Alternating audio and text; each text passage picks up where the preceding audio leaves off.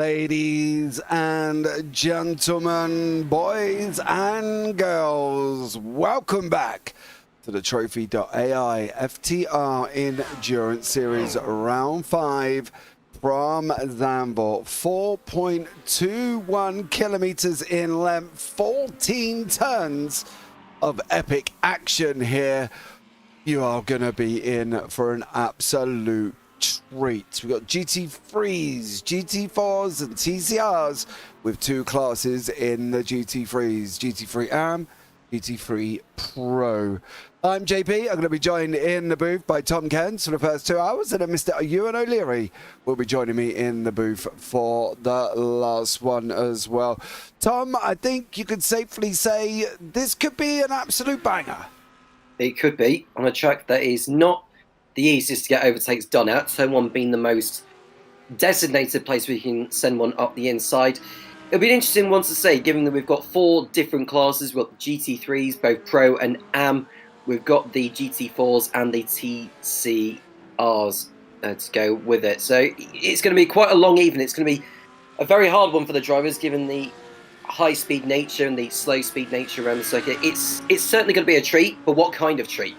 Well, that is it at this moment in time. We are just coming to the end of qualifying. We've got about 2.5 minutes there on the left-hand side. You can see the overall qualifying positions. Let's bring them up in their groups. It's McFarlane currently in the TCRs that took pole position. Dan McFarlane for Sim Racing Grid Phoenix.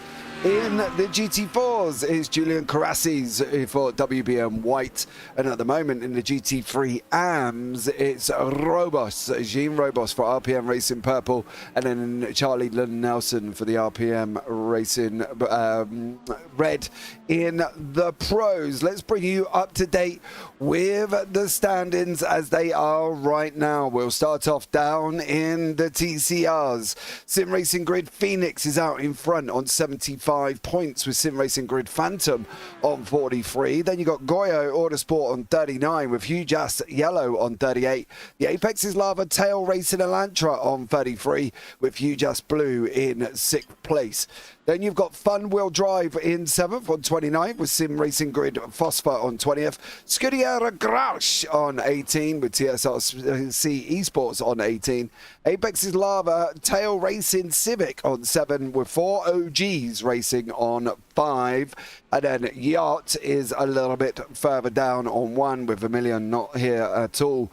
In the GT4s is WBM White out in front by 1 point over Talk Freak Racing TeamSpeak with Hugh Jas Gold on 49.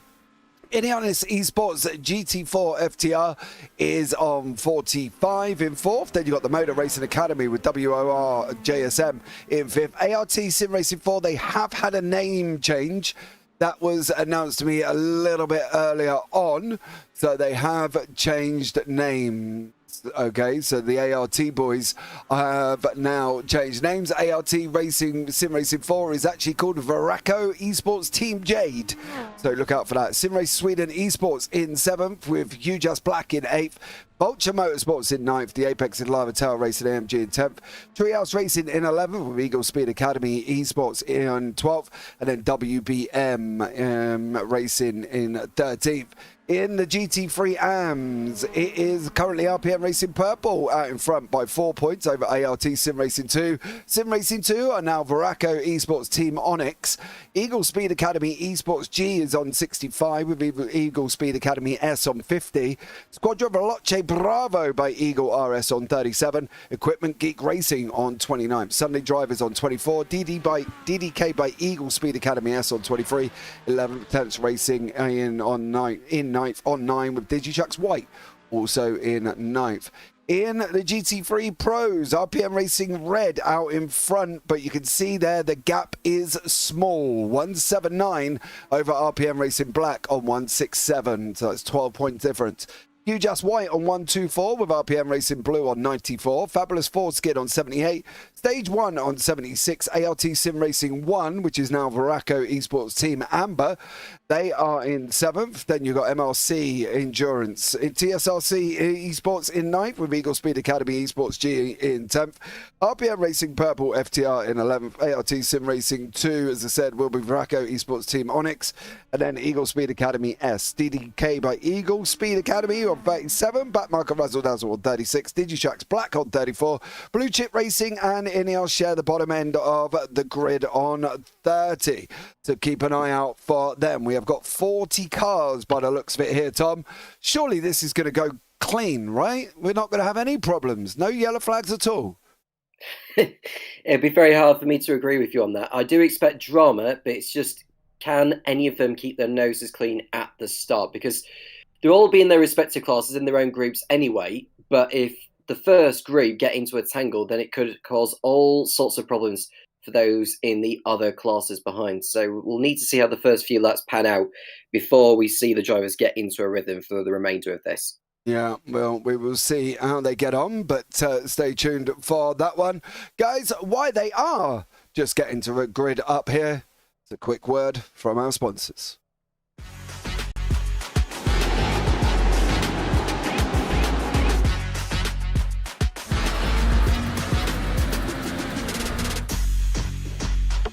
For the upcoming right-hander, brake 30 meters later and ease off the pressure.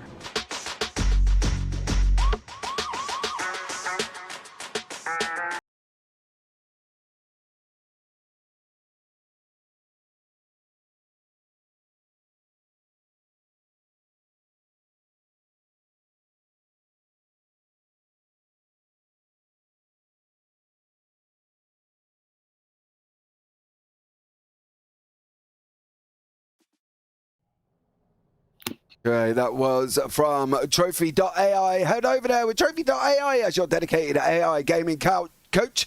You'll get better, faster, and have more fun playing the games that you love. So you can go check it out at Trophi.ai. It's well worth doing. And it should bring you and make you quicker, which is what we all want here in the world of sim racing. Let's bring you up the grid for this race. Charlie Nielsen, RPM Racing Red, FTR in first place, with Angelina Lawis in second place for Vraco Esports Team Amber. Jean Robos, RPM Racing Purple, great run from the AM there in third. Yasiel Yunis in fourth, Richard Corfort in fifth. Then you got Sergio Gomez from Ineos Esports in sixth. Tom Weston for DDK by Eagle in 7th. Then Rutger Herbosch from Vraco Esports Team Onyx in 8th. Jack Wyburn from MRC in 9th. Samurai Goro in 10th. Kurt Verstraeten in 11th. And Alex Marsh King sits in 12th place. Leading on from that one, Glenn Grondolas in Digishax in 13th, Ryan Woosley by DDK by Eagle in 14th, Stefan Le Guen, Kevin Deckers, Chris Van Gut, David Van Slambrook, Preston Michaels, and Brian Fratian in 20th. Then we go into the GT4s. It's Julian Crasses, Evan Krautfield in second, David Barraclough in third, with Cass Brinkenhausen in 24th place. Jorge Carrera in 25th, then Antonio Alvarez in 26th, with Aaron Verguan in 27th, and Justin Michaela in 28th, with Brian LeBlanc bringing up the GT4 rears. Dal McFarlane took the pole in TCRs, with Matthew Mueller in 31st place, alongside him in second, with Michael Hansvik in third. Then you got Tom Davidson in fourth, Michael de Almeida in 34th, in fifth in class, Robert Sharp in 35th place, and Anthony Harrison in 36th.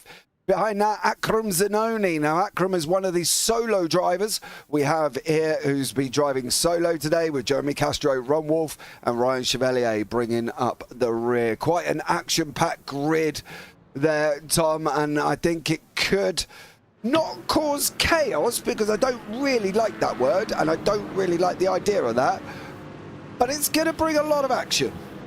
Well, it's going to bring a lot of action. How does drama sound? Would you say drama sounds a little bit better than chaos? Would you say? It almost reminds me of an episode of EastEnders. I've got to be honest. Is that there's always drama in EastEnders. Somebody's beating somebody who's gone and had an argument with somebody. I just think that we're just going to have a lot of action, a lot of fast-flowing action, and I think this could be one of them races where we're going to sit back and think, Okay, we only may have got through that with 2 yellow flags, and I think that's not a bad run at all, because this series, multi-class, different speeds across 3 classes, really, in hindsight, you know, there's always a chance it's going to be action-packed, and I think that's what we're going to be looking out for. Action-packed, maybe a little bit of drama, a little bit of EastEnders, but we'll see over the next 4 hours. It's worth noting as well that there is a safety car feature in this championship. We could well get a safety car at some point. You can just see what the safety car looks like there, just in front of Nilsson's car at the head of the field. There is that to factor in, and that could play a role in strategy for a lot of these drivers. Yeah, you can see these guys heading around the circuit at this moment, and they are coming through turn number 8. Keep an eye out for this and see how they get on here as they head through turn number 8 on its way through block 9, and then before we go into block 10. Well, ladies and gentlemen, all I can say for you really is get your drinks, get your popcorn, sit back, relax. I've got my coffee machine on tap, I've got my water and my Coke and everything else. I've even got my old Figaro biscuits ready to dip in my coffee to enjoy this one for the next 4 hours here. So just hold on, because it is going to happen. If you could put your money on any major overtaking point here, Tom, where would you put it? It goes back to what I was saying, turn 1. Tarson's the place to do it. Got to be in it. It's got to be that run out of 14. But what me and Tom say is not what always these guys say. That is why we are up here in the booth and not down on the race circuit. Let's face it, you wouldn't really want me on the race circuit anyway. But hey, let's see what happens. On the run up into Kumo now. Before we go, one more sweeping corner through Aaron Leindyke, and then we're going to be up and running. Start zone, they all are aware where the start zone has been specified. It is literally down the start-finish straight from the pit entry line on the right-hand side down to the main start line there as well. So they've all been warned about where they can and cannot go. This BMW, the time on the left-hand side will set to 4 minutes, but the BMW, I would think, should start to go in, and Charlie Nilsson sitting there on that pole position, RPM Racing Red. Here we go, ladies and gentlemen. The start zone is from here all the way down to the line. He's already gone. Lund Nilsson has bolted away right at the beginning. He has got the whole shot down into turn 1. You can see the GT4s in the background. RPM Racing Purple sitting in right beside him as well. Let's pick up on the GT4 start. Julian Karassis has chosen to hold him a little bit longer here. Down over the line they go. It's green, green, green in the GT4s. WBM White leading the way down into turn 1. Krautfeld sitting in second. Barraclough looking at coming up into third place, with Karls Brinkhausen sitting there in 4th. In the TCRs, Dan McFarlane holding them longer and longer. Again, another one that goes to hold on that run down into turn 1. Here we go now for Dan McFarlane. Takes that whole shot down into turn 1. Matthew Mueller, Sim Racing Grid Phantom, sitting in second place. No major changes there whatsoever, and a great job from all them guys. But Charlie Lund Nilsson here, Tom, did what he had to do. He got away at the beginning. He had to get away, and he did just that. Blasting off the grid, absolutely perfecting that start there, did Nilsson, and he leads the field away as they come out the corner of turn 10, box 10, as it's otherwise known as, and they'll be heading towards the chicane. He's built up quite a lead already, which is what he'll have dreamt of at the beginning of this. Yeah, absolutely. He would not have wanted to be in that pack. He would have been wanting to get away and head off as quickly as he can for the RPM Racing Red FTR over the Vraco Esports team in amber, with Angelo Laurus at the hands of that Audi. We got 3 Audis at the front. Yeshel Yunis, RPM Racing Blue, is that third one. Before we go, RPM Racing Purple, RPM Racing Black, and at the moment RPM Racing here dominating 4 of the top 5 positions, Tom. Absolutely so, and they are showing why they are towards the top end of the standings as well. I think we are going to be in for a long race, there's no question about it. It's when they come in to swap drivers, can their teammates pick up, continue the pace for when they get in the car? I think that's going to be really interesting to see. If someone builds a gap out in front, Will that gap stay as it is, increase, or will it decrease when their teammates are in the cars later on? See, that's the problem. You never know. You can't answer that question because you never know what's going to happen. Most of these are experienced drivers, right? I can tell you now, the front lot that are in these cars right now at this moment in time, there is literally the lowest IR is 1.7. That is still considerably more than mine. Stretford Fields are at the top, 3.5k in GT3 Pro, 2.6 in AM, 3.3 in GT4, and 3.3 in TCRs. None of these guys in this series are slouches. They would not be silly enough to deal with that. They will literally get in the car and they will go out and smash it. Some of these guys have probably been practicing every single day, and I think at the end of the day, that is what is needed at Zandvoort. Do they practice traffic management? They can't. They've got no choice. There is no being able to practice that. But at the same time, they are able to start, getting used to having the car, getting used to being on the racetrack, that tough turns that are here at Zandvoort as well. So, we would hope, should we say, that they shouldn't have that issue. Well, let's hope not. And you can see the likes of Lavers and Eunice on home turf doing fine jobs for their respective teams at the moment. We are looking at Kavers, who's running in second place for Veraco Esports team. So they head through the most undulating part of the racetrack. We have seen accidents there over the years, not just across the F1 race weekend, but in other categories as well. It's very easy to get it wrong through there, but he seems to have got through there no problem whatsoever. And like you say, a lot of these will have practiced long beforehand, both single lap pace and for the majority of it on race fuel runs, to get a feel how the car behaves around this racetrack as well. And now we are looking at one of the... It's the leader of the GT4. It is the leader of the GT4, Julian Carassis, who's out in front here. I've got to be honest with you, he's 2.6 seconds out in front already. Absolutely amazing. Got off the line, flew away. See you later, adios. He's left everybody else to battle away, including Jorge Carrera, who is currently up the rear end of Cas Brinkenhausen for Veraco Esports team Jade, and is putting him under pressure at the same time. What are we thinking? You got 4 hours. Okay, what are we thinking here? Are we thinking, okay, let's go and try and move up as high as we can in the first stint, go careering through everybody, jeopardize making it out that we're going to just go full banshee? Or are we sitting back thinking, we can consolidate and I could try and pick up places where I can?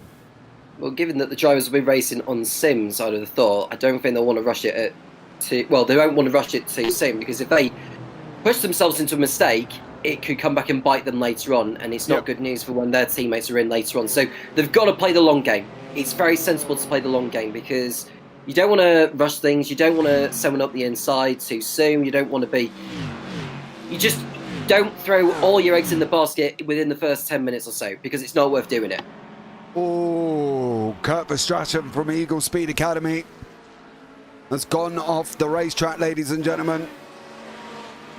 Oh man, he's in a Porsche, that's going to snap. Let's see what happens. There we go, snap, round. Man, that Porsche just does whatever it likes. If you have not got that set up, he almost needs to pick half of that sand up. He's just gone through and chuck it in the rear end to keep it on the floor, I can tell you that much. Evan Krautfield, Tal racing side by side at the moment with David Barraclough. This is the battle for second place in the GT4s. These guys going at it early here, Tom. They're not hanging around in the GT4s, but all the while they're doing this, Carassis and WBM White, 3.9 seconds now. They're slowly escaping. Yeah, absolutely, and they are pulling away as the race continues to progress. So the WBM White car is in the lead of GT4s. You've got the sim racing grid of Phoenix, the 323 entry. It's a Hyundai as well, in the hands of Dan McFarlane, who is ahead there, not far ahead. In fact, it's only less than a second clear over the sister car of Phantom, Matthew Mueller, if I've pronounced that correctly, a Canadian, Mueller, who is also in a Hyundai 324. It's still early days at the moment. You can just see the pro cars, the GT3 Pros, are closing in now on the TCRs already, which could make things a little bit more interesting, even at this early stage. Yeah, we've just lasted all of nearly 5 laps here.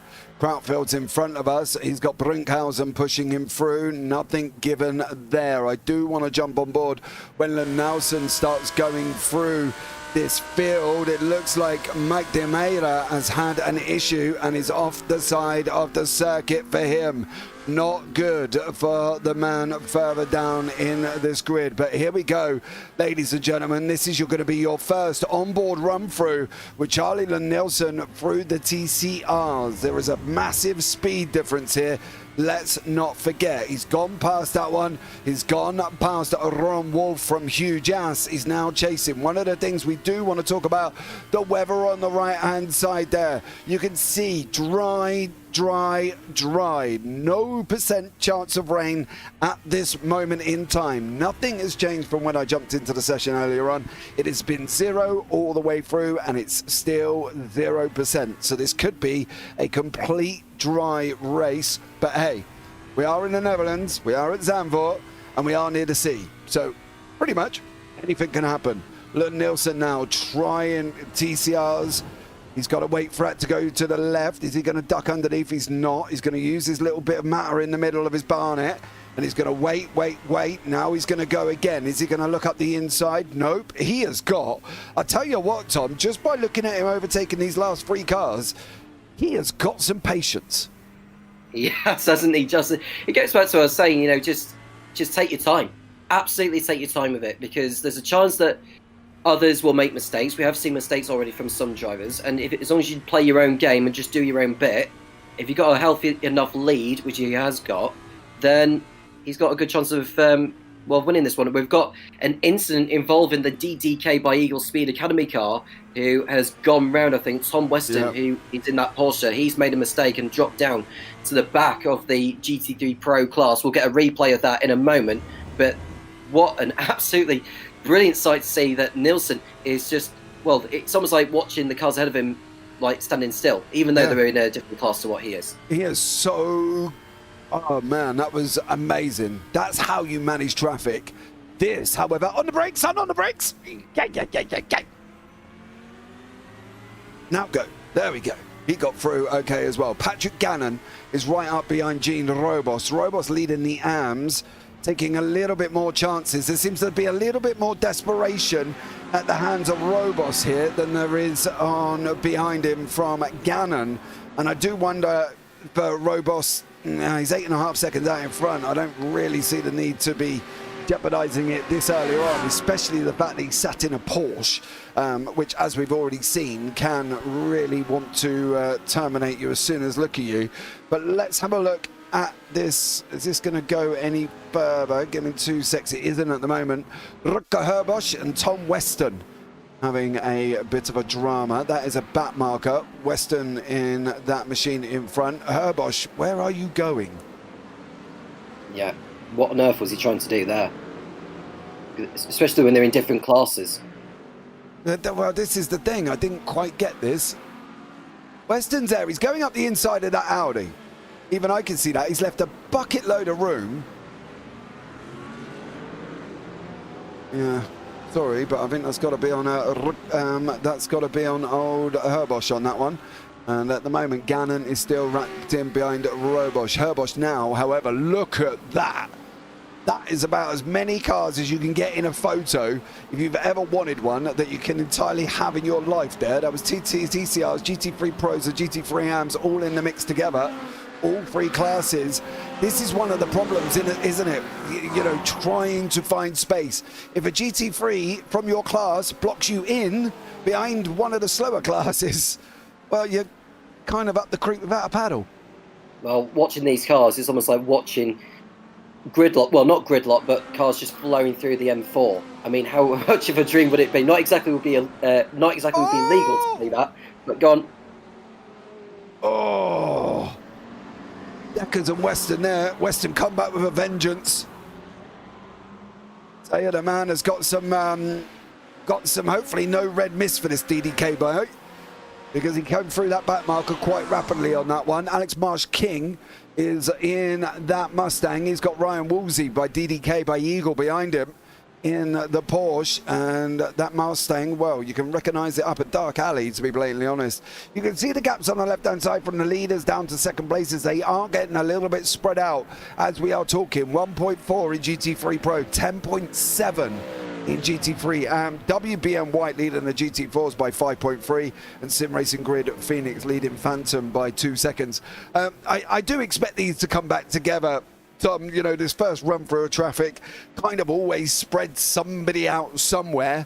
And let's not forget, in the GT4s, we've got Barraclough and Krautfield going literally hammer and tong, which has allowed Carassis to escape down the road. So I think, although the gaps are a bit frightening this early on after 10 laps, I think we should see that all start closing back on as the race progresses. I couldn't agree more. And looking at Barraclough there, he's focusing more on just keeping the likes of Krovold and Brinkhus and Correa behind for the time being. You can see how close they are, but that's not the leader. The leader is Julian Carstens, who is another 5 seconds up the road. He's absolutely pulling away. He's not bothered about what's going on behind him. He's just focusing on what's ahead of him. And to be fair, he's not having to deal with any traffic. So this is going to be a different race for the leader of the GT4 class compared to the GT3 Pros, who are just trying to navigate through the traffic, as Nilsson has been doing successfully so far. Yeah, Robos has still got Gannon tucked in right behind him, leading of GT3 AM for the RPM Racing Purple, out in front by 11 seconds. I don't really know what to say about Jean Robos. Brian LeBlanc, however, has had some form of drama. I have had a notification he has crashed in that huge ass black GT4. Oh man, you're on the power too early. Back end's coming round. Here we go. On the curb. See you later. Ow.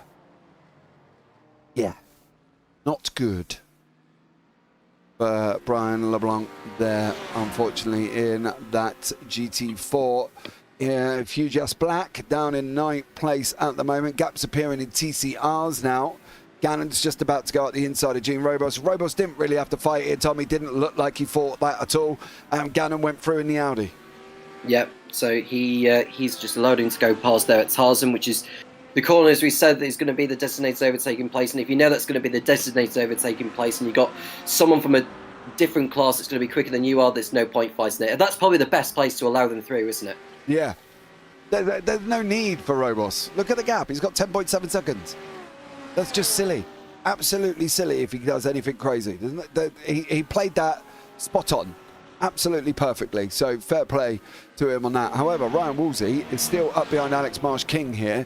This is the man in second. One of the things I want to pick up on is we've had the new particle model come in now. What's it been, 4 weeks, 5 weeks? You see it there on the right hand side. Zandvoort is a very sandy area of a circuit. You've got the runoffs, you've got the grass, you've got the gravel, you've got everything in and around you. If they start spitting that up, as you can see there, that line, it's going to be closing in on the racing line, isn't it? Which could cause a lot of these cars to go round. Yeah, you would think so. I mean, turn one, as you say, there's a lot of runoff area if you get it all wrong, but everywhere else is pretty much just saturated with gravel. Now, interestingly, a year or two ago when Formula 1 raced in Zandvoort, it was like resin gravel that they used there, and it's used to sort of try and minimise the amount of gravel being kicked up onto the racing circuit. You can just see how much gravel there is almost on pretty much on the racing line, it has to be said, on the exit of turn 13. That could cause problems later on. But resin gravel is designed to prevent basically as much gravel getting onto the racetrack, essentially. So if you go over it, it's like glue. You know, it stops the gravel from being kicked up. So what, it sticks to your tyres? Is that what we're saying? They're going to drag it on anyway? I don't see how they can stop it coming on. Unless, of course, they've made it like almost thick, RE Lego kind of stuff that sticks together and it don't move. Well, is that what we're saying? Is that what the resin gravel? I've never heard of resin gravel, Tom. So you are literally teaching an old man new tricks. So is that what resin gravel is? It sticks together, it clumps, it stays where it should be. Yeah, that's where it is. But the cars can absolutely go over it, no problem, because, you know, tyres are made out of something that's different to what gravel is. But essentially, if you've got normal gravel touching it, the resin gravel is designed to stop it from rolling onto the racetrack as much.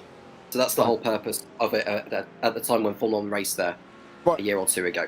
That's cool. I hope that clears everything out. Well, it clears it up for me because, as I said, I'm teaching an old man new tricks on that one. Glenn Grunderson, Glenn Grundelars has also had a little bit of a drama, and he is there. Unfortunately, he's in a Corvette, which does involve generally a rear end wanting to join the front, and, well, give me a crystal ball. I'll call you next week's lottery numbers, because that's exactly what happened there as well from Grundelars, unfortunately. Just one of them things. Again, the likes of the Corvette, the Porsche, the GT3 Merc, which we haven't got any of them, you know, thankfully, do have this tendency to go round off the back end. Yep. Well, there is a McLaren in the field, as far as I know. The 83 Stage 1 racing car of David Van Slambroek, who was running in 9th position in the GT3 Pro class. Looking to see how far he is off the car ahead. I think the gap is something like 6.5 seconds to this car. So he's got a bit of ground to make up as we see one of the GT4 cars go through there. That's the Belgian of Vergover. I think you picked up on something. Which, yeah, that's what I wanted to get, was Krautfeld has made a mistake. He has made a mistake because he was in 3rd. He is now down to the bottom, and this is his mistake. So was this on his own, or was there a participation medal? No, it was on his own. Oh, Evan Grass on the banking. And unfortunately brings on a bucket load of gravel with him and then loses an absolute chunk of positions. That man is not going to be chuffed with that. He's a past champion of another series, and unfortunately one simple touch of the grass and it's just gone round. So easily done. Can't really express how easily it is done there. You just lose a bit of where you are on the track, and that is unfortunately what happens. That's 2 drivers who have had tank slappers at that corner in this race so far. I wonder how many more we're going to get of it, which could, well, be a talking point for later on, James, for when Ewan comes on, is how many drivers are going to make mistakes at that very corner just through no influence of the car in front or behind. Yeah, that's the problem. And it is just a simple alignment of the car. That's the problem with it. The left hand, I've done it. I've literally done it. You lose where you are. You think you've got the balance, and then you go out, and before you know it, you're too far over. You've hit a little bit of that grass. Your back end's turned around and said, "Whoa, hold on, son. I'm a road tyre here. You know, pavement, tarmac, anything else like that. Stick me on this slippery stuff." And that is where you're going to end up, out in that big lump of gravel on the left-hand side there. On board with Stefan Le Guen currently, and he is chasing down Rutger Herbosch. This is a battle for the final podium spot in the GT3 AM. So these guys have got all to play for here. Gaps appearing out in front in the GT3 Pro. You see at the moment just topping 4 seconds. 7.4 for GT4, 1.3 for TCRs. So they are starting to spread a little bit more than obviously we would like this earlier on. Chris Van Gut with Van Slambroek. They are nose to tail, and Van Slambroek there, as you said, is in that McLaren for the GT3 Pro. Yeah, so the nose to tail now. You could just see Van Goet's behind his compatriot coming through turn 13 through the Ari Lyondike corner.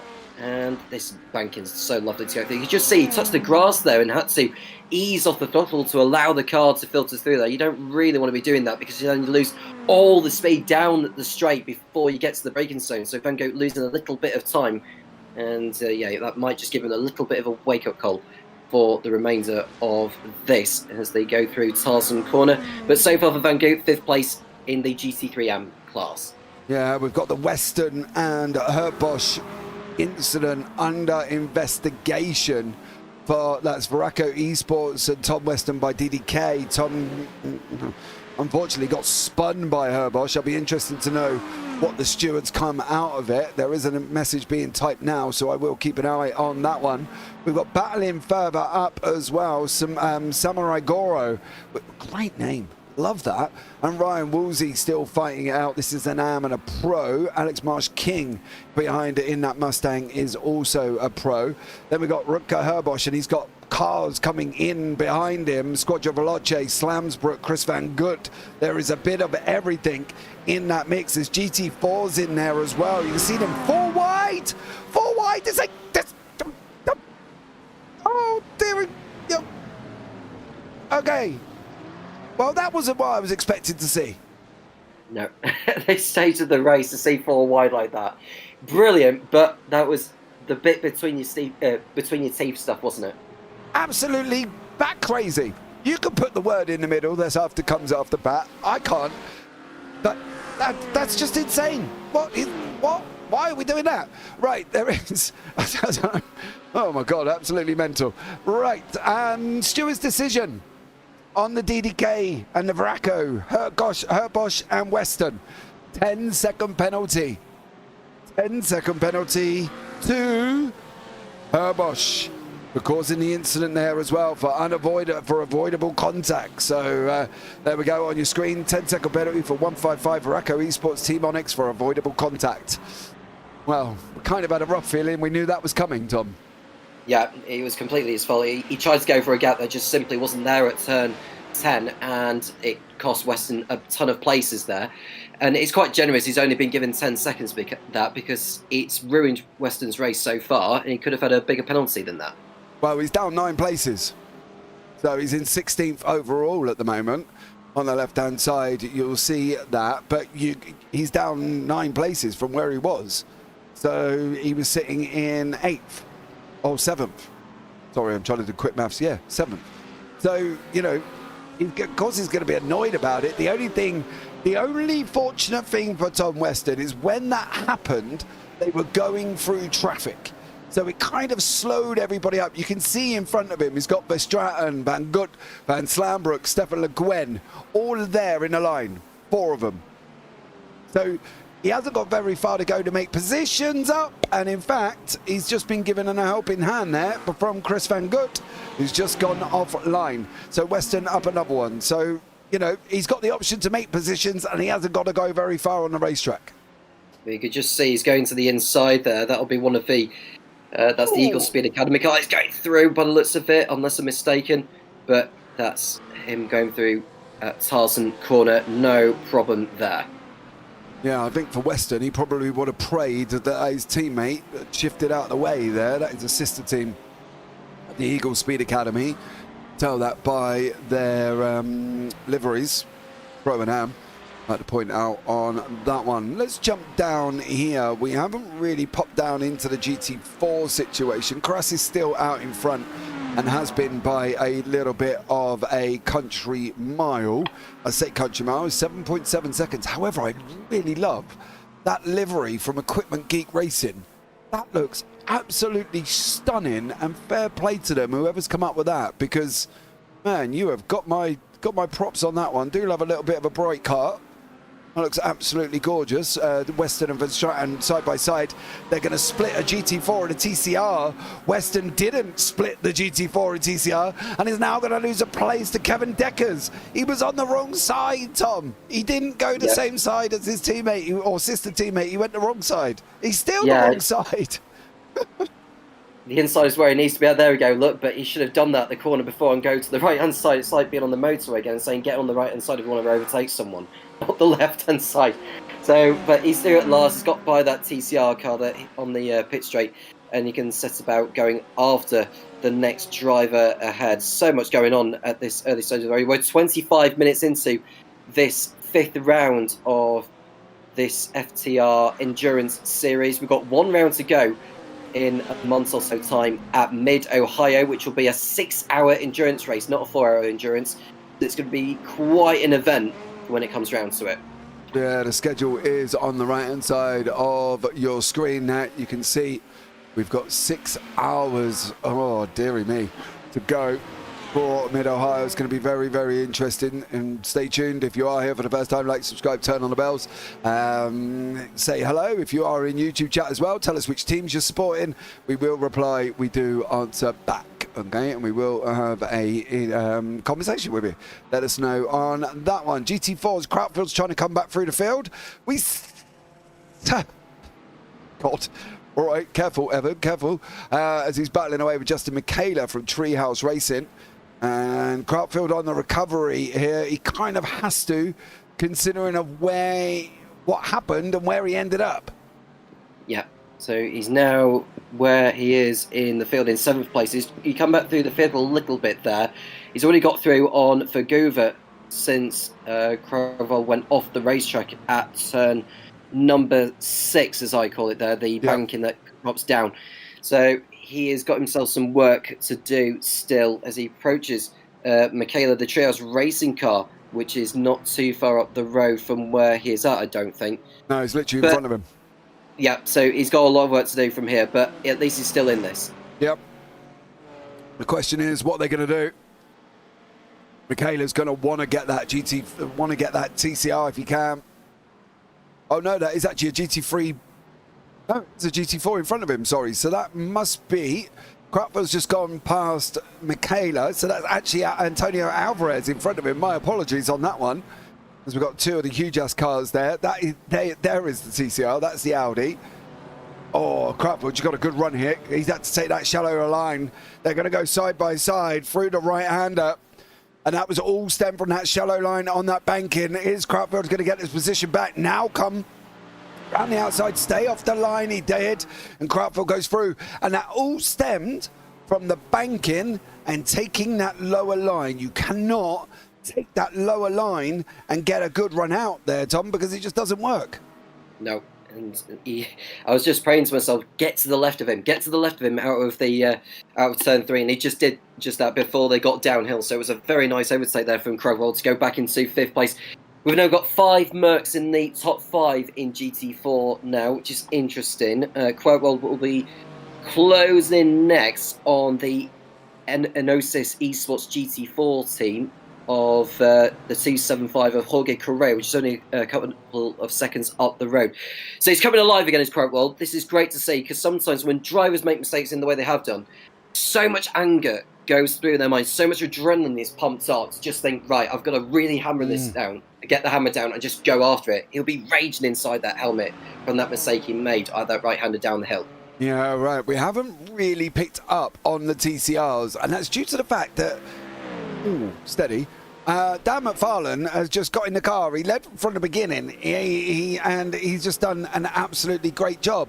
Matthew Mueller is tucked in behind him. He's got Mikael Hansvik in behind that. So these guys are now starting to get close to each other, which is what we said. They become very spread out during traffic. That's partly due to the fact that you're letting cars through, like we can see on the screen. Then you've got to get back up to the guy you're fighting with, and then by that point, somebody else is coming through, and you don't really get an opportunity. I think TCR is probably one of the hardest classes to drive in a multi-class, because you are always looking over your shoulder. It's like you almost got to have a head like an owl that spins in multiple directions, because you've always got somebody coming at you once the faster cars. Well, for this case, it was 5 laps in. Yeah. Well, they were quite a bit behind, weren't they, before they started? So it was always going to be very, very quick before the leaders of GT3 Pro were going to get onto the rear of them.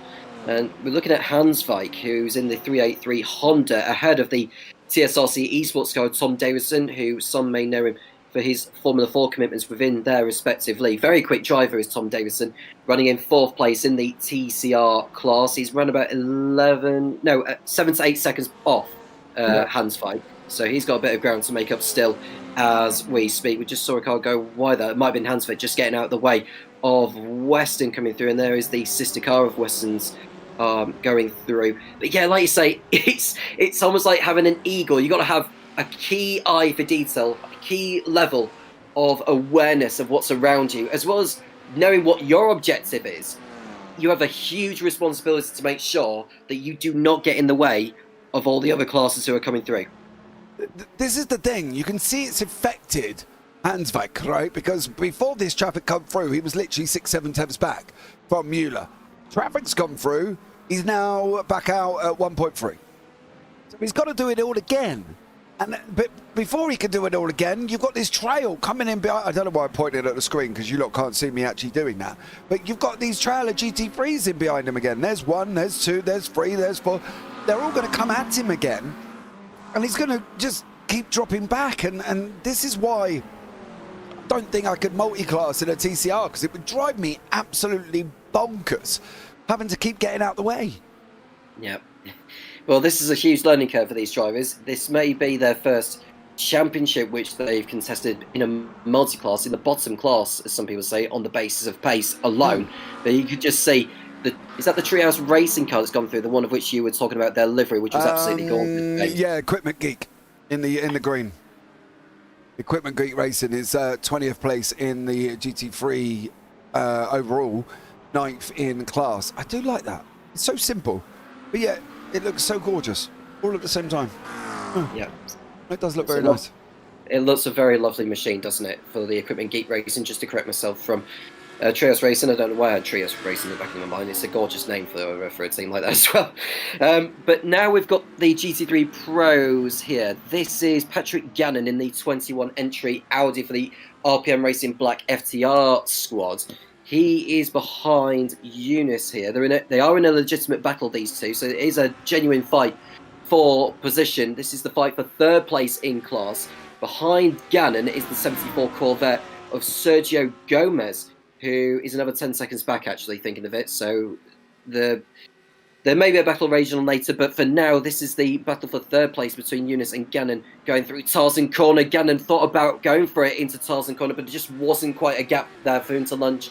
And now they're having to deal with traffic. Yeah, and the worst thing is as well, these are all sister teams. RPM Racing Blue, RPM Racing Black, blue, black and purple. Purple's just there in the background. That's the leader of the GT3 AMS, that's Gene Robos. But you've got Gannon, and we saw him go past Robos earlier, and Robos didn't fight it. He just allowed him to go through.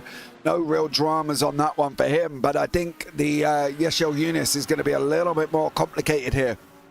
And they're going to end up, well, hopefully not making contact, but at the same time, it is going to be a little bit of a battle. So this is up in third place overall. RPM Racing Blue FTR, Black FTR, and of course you've got the purple sister team in the AMS tucked in behind these of Gene Robos. The worst thing you want to do, surely, is make contact with your teammates. Yeah, absolutely so. It doesn't do the sponsors any good or the team overall any good if you tangle on circuit. Gene Robos is doing a super job so far in the RPM Racing Blue, Racing Purple FTR in 5th place overall. He's done a super job. He's just in front of Sergio Gomez. Gomez being another, how far is he off him at the moment? He's 8 seconds off Rubos. So Rubos, you have to say, has done a brilliant job of it so far. A long way clear over his nearest rival, Ryan Woolsey, who's in the DDK by Eagle Speed Academy team. You have to say that Rubos has not put a foot wrong. No.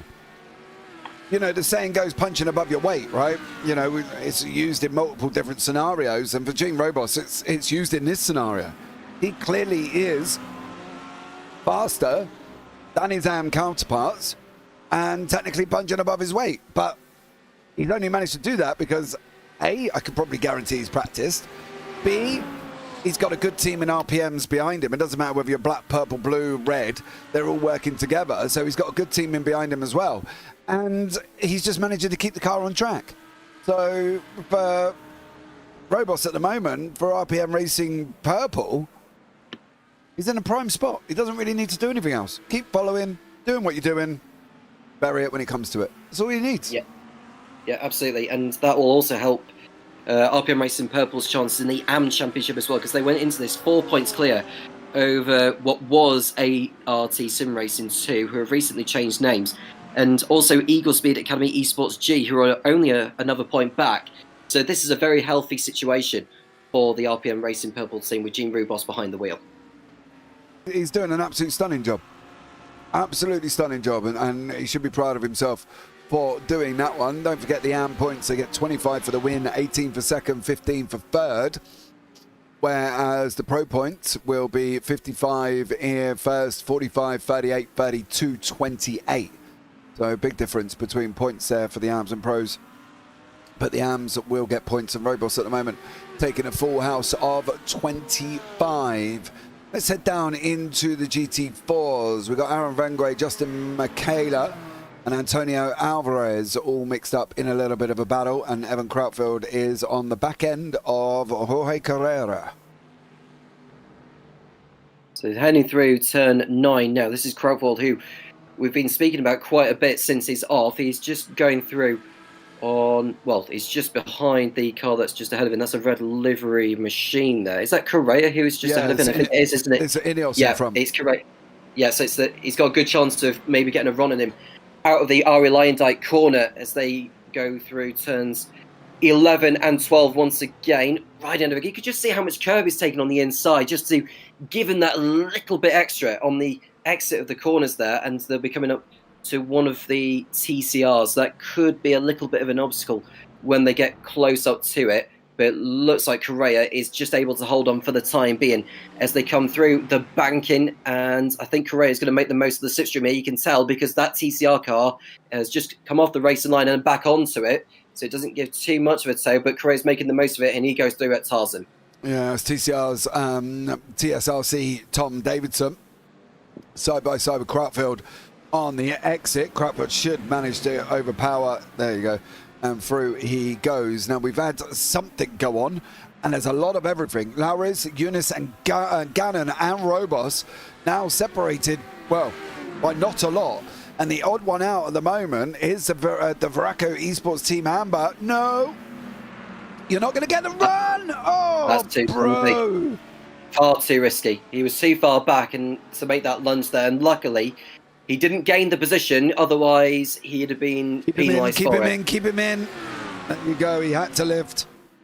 He had to lift Eunice because he was locked in behind that TCR. You can see Gannon's been stuck behind the TCR as well. But I can tell you one thing: Eunice going into that turn, man, that was a jeopardy. That was a son. You've still got 3 hours 20 minutes. What are you up to? Do you know what I mean? Yeah. And he was very lucky to keep going there. Otherwise, that would have been Constantina. That would have been a Constantina collision and probably a safety car had that come off very, very disastrously there for Eunice. It would have compromised the team's race and their chances in the championship. Yeah, and that would have been 4 cars, and 3 of them were from the same team. Well, team, sister team, whichever way you want to put it. You know, RPM Racing Blue, Black and Purple all would have been involved in that because they would have decorated both sides of the circuit. There we go. Brian Woolsey, how does that look like? He has had a bit of a drama about a DDK by Eagle. Oh, no. It looks like connection, doesn't it? Oh, yeah, he does. Oh, okay, no offense. I'm going to end that because I don't want that killing anything. However, Crutfield and Carrera have just killed each other by the looks of it. Coming down. It looks like... Yeah, Correa looks like he's had a tap from behind.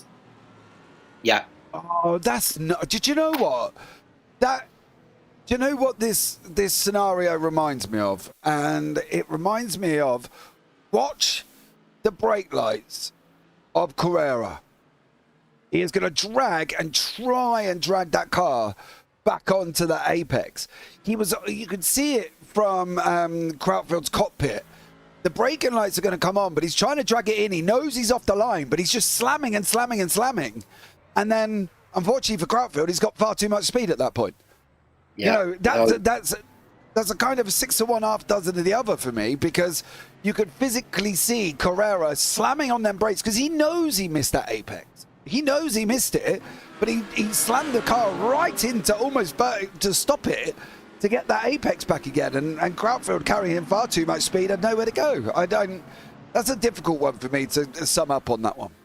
I don't agree with you, James, to be honest with you. I thought Crutfield was just too far back to get... Well, I think he had enough time, in all honesty. I think that incident was avoidable. I thought, you know, the car ahead of him, Correa it was, who was minding his own business trying to make the corner, and Crutfield just didn't read into it in time. Yeah. Well, we'll see what the stewards say, because I think, for me, that was round the other way. That was round the other way all day. I got to be honest. I think there was a heavy break-in from Carrera that literally slowed up the car. Glenn Grondolas, apart from the incident we have seen, has had another bit of a drama. But he's hit the curb. That's going to unsettle you. Yeah. You don't really want to be touching that curb too hard. Oh, dear me. That was sloppy. Sloppy. It'd be worth getting an onboard view of that, James, just to see how much curb he actually took there, because it did look like he took too much there. Oh, he bounced the sausage. Yeah, he's offline already. He's offline. That's another one chasing the apex, in my view. There's another one from my point of view. Like, you know, don't get me wrong, I'm a commentator. They don't have to listen to me, but I've done enough. He's chasing the apex again. He knows he's already there. Yeah. So that's just, I don't know. Veraco Esports Amber and RPM Racing Black FTR is under investigation. RPM Racing Black and Amber. That's Lowry and Gannon. But I think that might be the wrong way round. I don't think Gannon hit Lowry's. I think it might have been Eunice hit Lowry's. RPM Racing Blue, I think, might have been the issue there, Jeff, if you're listening. Just putting that out there. Because I think it was Eunice that hit the Veraco in front. But we'll see what comes of that one and see what happens here with this investigation. I'll keep an eye on it and see what comes out. But yeah, it should be an interesting situation there as well. Lots of incidents going on. Guys, if you are in YouTube chat, you've got any opinions, as I say, you don't have to listen to us. We are commentators. I drive a V8 GT Gen 3 on a Tuesday night for a bit of giggles. So, you know, don't take me seriously because I've got a really bad IR. But I can tell you one thing who hasn't at the moment is Mueller, who has got Dan McFarlane now right in front of him. So Mueller battled that back. That gap was out at about 1.8, 1.9, even touching 2 seconds here, Tom, and has now managed to pull it back on him. And Crautfield's been off again. Well, McFarlane had something like an 8-second lead on Mueller a long time ago. I think we're going to see a replay of someone having an off, James, by the sounds of it from your end. But it is a big battle raging now in the TCR, and we're going to see Crautfield. Is this going to be another tank supper, or is it Correa sending one up the inside that doesn't quite work? No, that's unfortunately, that is Crautfield running wide, trying to avoid a GT3 who went and took it there as well. No further action between Veraco and Racing Blue. There you go, they have corrected it. Well done, Jeff. Which was under investigation. They have no further action, racing incident. I do want to see what comes out of the Crautfield and also Carrera incident. I'll be interested to know on that one. And at the moment, Carrera's actually behind Crautfield. I think because Crautfield made it through. So we'll see what comes of it from that one. So keep an eye out and I will fill you in. First set of pit stops taking place. We have gone 45 minutes. Jaco Mikola has taken over the RPM Racing red car. Yeshil Eunice has handed the car over to Mark de Boer. Got a couple of changes for the RPM Racing red and blue. Early on, it's a bit early to make changes, isn't it? Well, it's 45 minutes in. It's a 4-hour event. But it'll be interesting to see how many minutes each driver chooses to do, because I highly doubt that all the teammates are going to get an equal amount of track time. What are they going to do? 45 minutes, hour and a half, 3 hours, 3:45. 5 stints of 45 minutes, give or take. Depends on how many teammates there are in their respective teams as well, James, because I don't think all the entries will have the same number of drivers within those entries as others have done. Yeah. Okay, well, let's see. A couple of drivers have not swapped. Albert's is still in his car. Samurai Goro's still in his car. Even Van der Linden has taken over the Stage 1 racing car. Tom Weston is still in the DDK car. Paul Hendricks taking over Sunday drivers. Brian Fratian is still in Equipment Geek Racing, and Glenn Grondolas is still in Digitrax Black. So no real major dramas taking place there. Gannon's, however, I was going to say was near Robos, but he's now just taken that lead for Patrick Gannon out in front. The first car that is going to have a chance of taking over some of these would be Mikola for the RPM Racing Red, but he does look a little bit far back. Oh! Ineos Esports GT4 and the Apex's Lava, which is the incident we saw, which me and you have disagreed on. It's actually a 10-second penalty for the Apex's Lava. Evan Crautfield got a 10-second penalty for avoidable contact. Yeah, so they've basically gone with what I said, because I thought Crautfield was too far back to stop himself from, what I'm trying to say is it was an avoidable collision. So my money would have been on Crautfield to get the penalty in the first place. Yeah, Garrett Lehrer has taken over the Treehouse Racing Machine, 10-second penalty. Gutted. Jeff, should have gone the other way. I thought it was just a heavy. I thought it was a heavy break. I really did. From my point of view, for Carrera, I thought that was a severe heavy break there.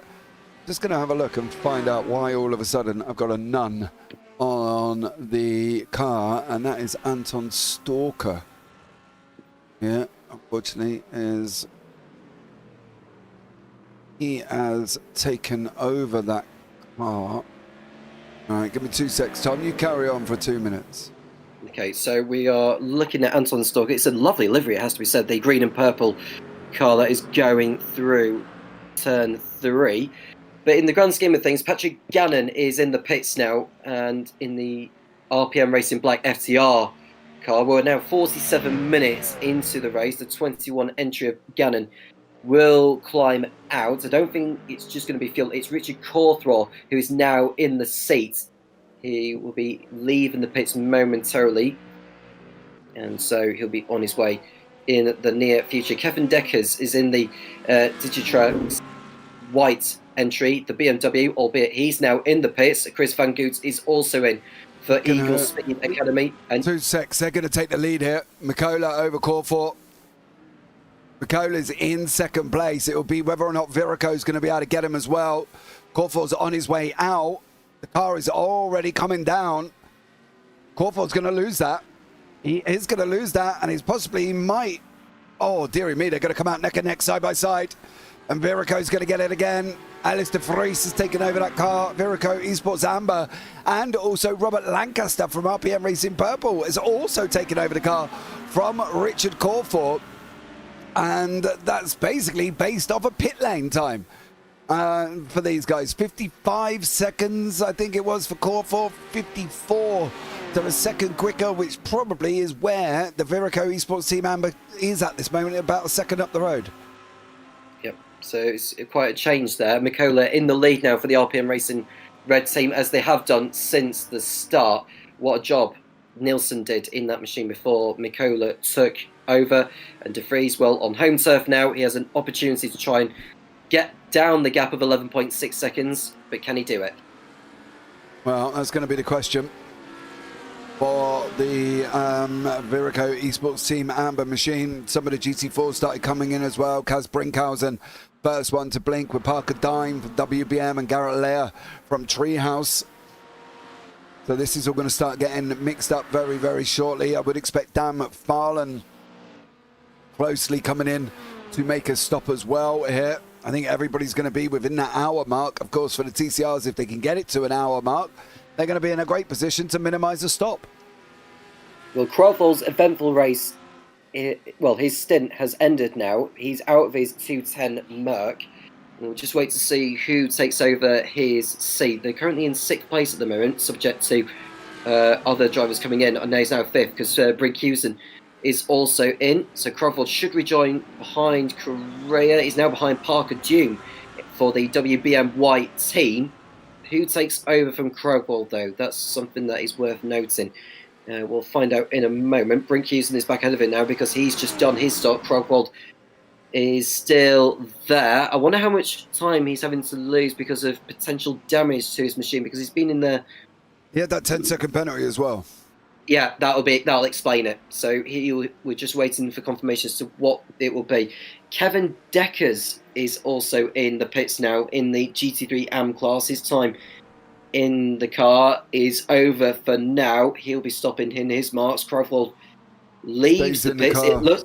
He's still in the car, isn't he? Yeah, he stays in the car, Krautfeld. So I think there's only 2 of them in that team, if I'm not mistaken.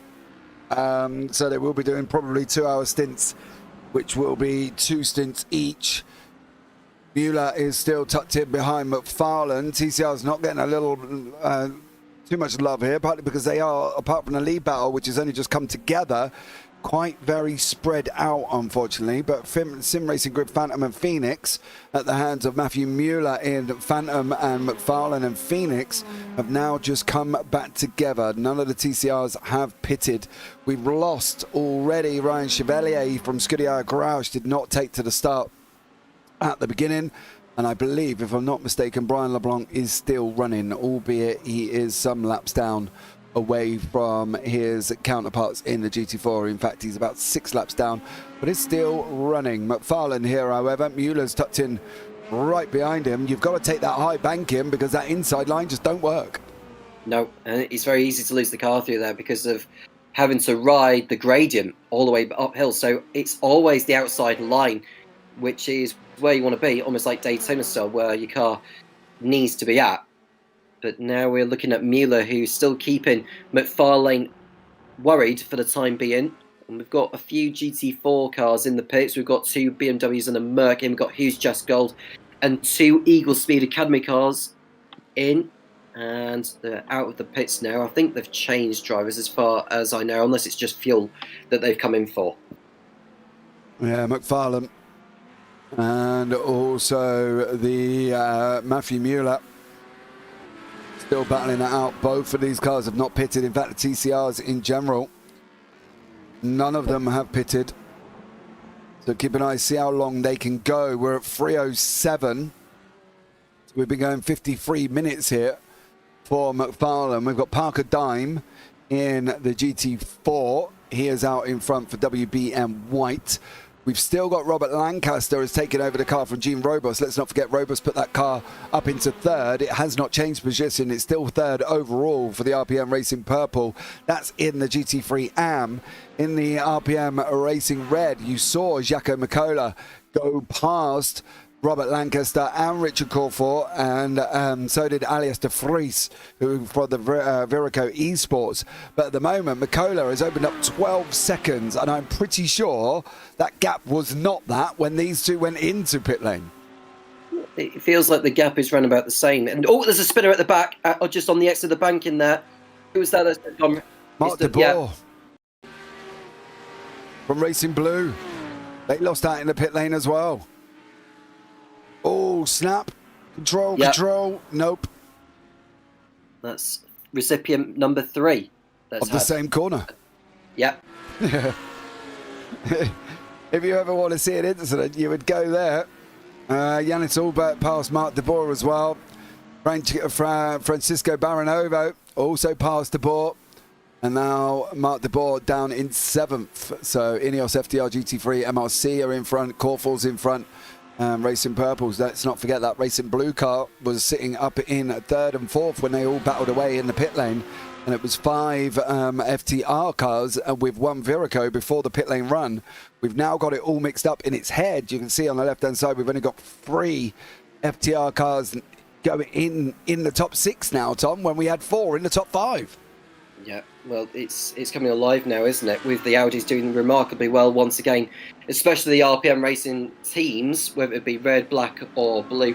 They've done a sensational job this season with the way things have gone, particularly RPM Racing Red, who have won the 2 races within the Iberian Peninsula, Portimao and Jerez, that is, where they've picked up wins out. And you can just see a battle in TCR. Oh, that's a leader. That is Dan McFarlane. That is our leader of TCRs. And that in front of us was a huge ass white. And that is Samurai Goro. Or Goro. Let me know, Samurai, which way round. I do love your first name. I wish I had my mum named me Samurai. That would be awesome. Literally went up the inside there of McFarlane, and, well, there was nearly drama. However, the drama is the fact that now Mueller has closed in even closer on McFarlane. So McFarlane now is going to have to try and open up a gap if he can once more. Yeah, well, this goes back to what we were saying about having to move out of the way of traffic. Well, luckily for them, as they go through turn number 8, there's not too many cars behind them which they'll need to move out of the way yet. So they've got a bit of time to have a battle. Mueller up the inside of McFarlane for the lead of TCR. It looks like Mueller has completed the job there. Sensational move. Yeah, Mueller got that done. And that was literally because the door was left open for McFarlane. We'll have another look back at it and see if we can jump on to the JPB chopper. You can see the door open, that different line. It gives you a different line. And Mueller's like, well, you're going to give me that much room, mate. I'm having it. The difference is in this left-hander, McFarlane could have done the same thing. Because, you know, the way the corner's open, it gives you so many different lines. But it almost reminds me of the loop at Silverstone. You can either take it really tight, or you can take it wide, but the problem when you taking it wide is you expect something like that to happen when you get dived up the inside. Yeah, absolutely. And that was what McFarlane would have been thinking as well. But he decided that he didn't want to lose too much time battling with Mueller when there are other cars he needs to be thinking about. Because had they been fighting, it would have allowed the Honda of Hansvik for the Apex is Lava racing team to close in, because they're only about 5 seconds off those pair. I think that's the thing. You sometimes wonder, what the brain wants to do, but the foot doesn't want to quite do it. The brain wants you to slow down, not fight, open up gaps, keep it going.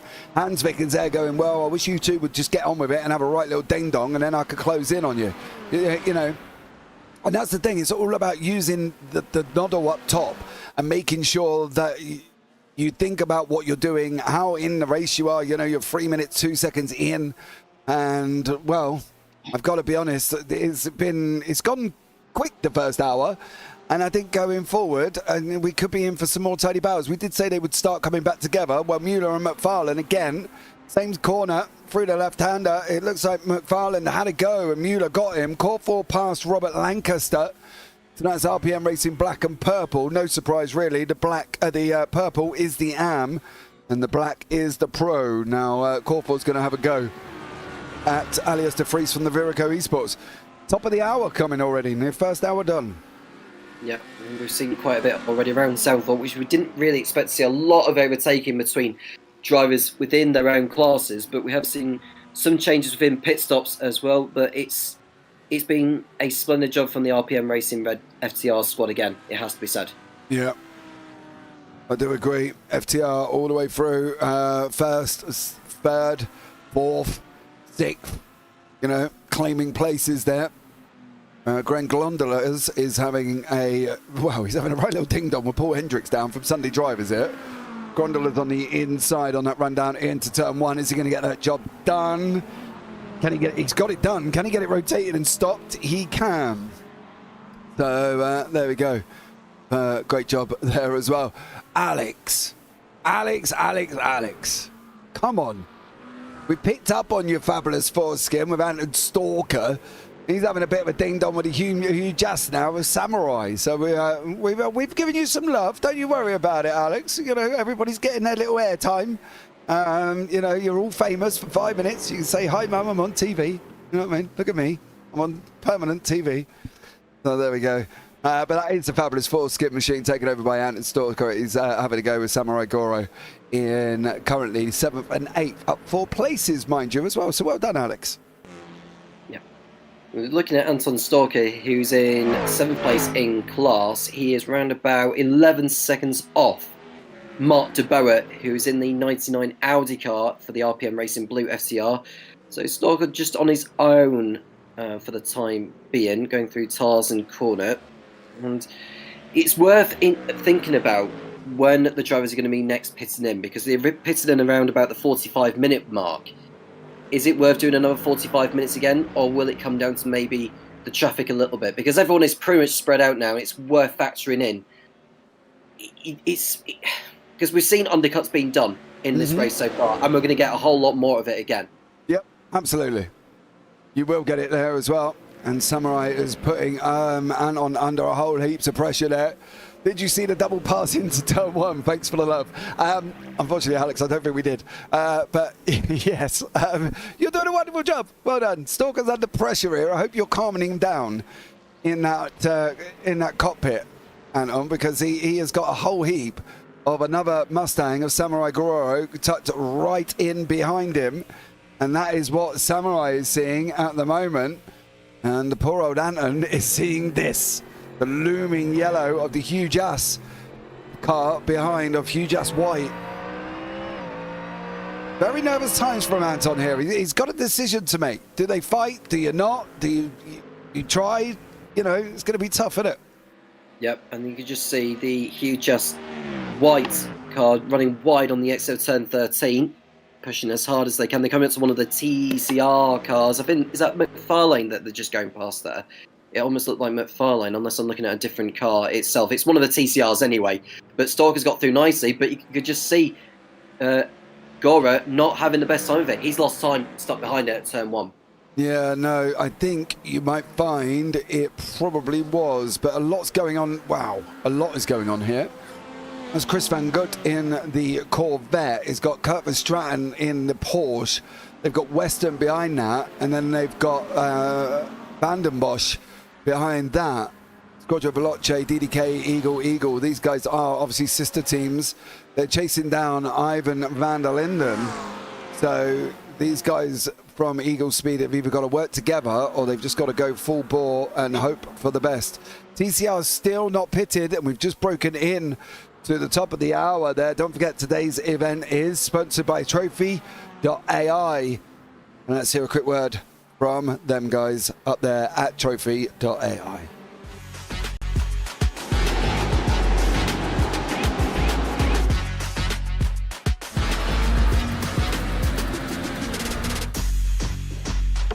For the upcoming right-hander, brake 30 meters later and ease off the pressure.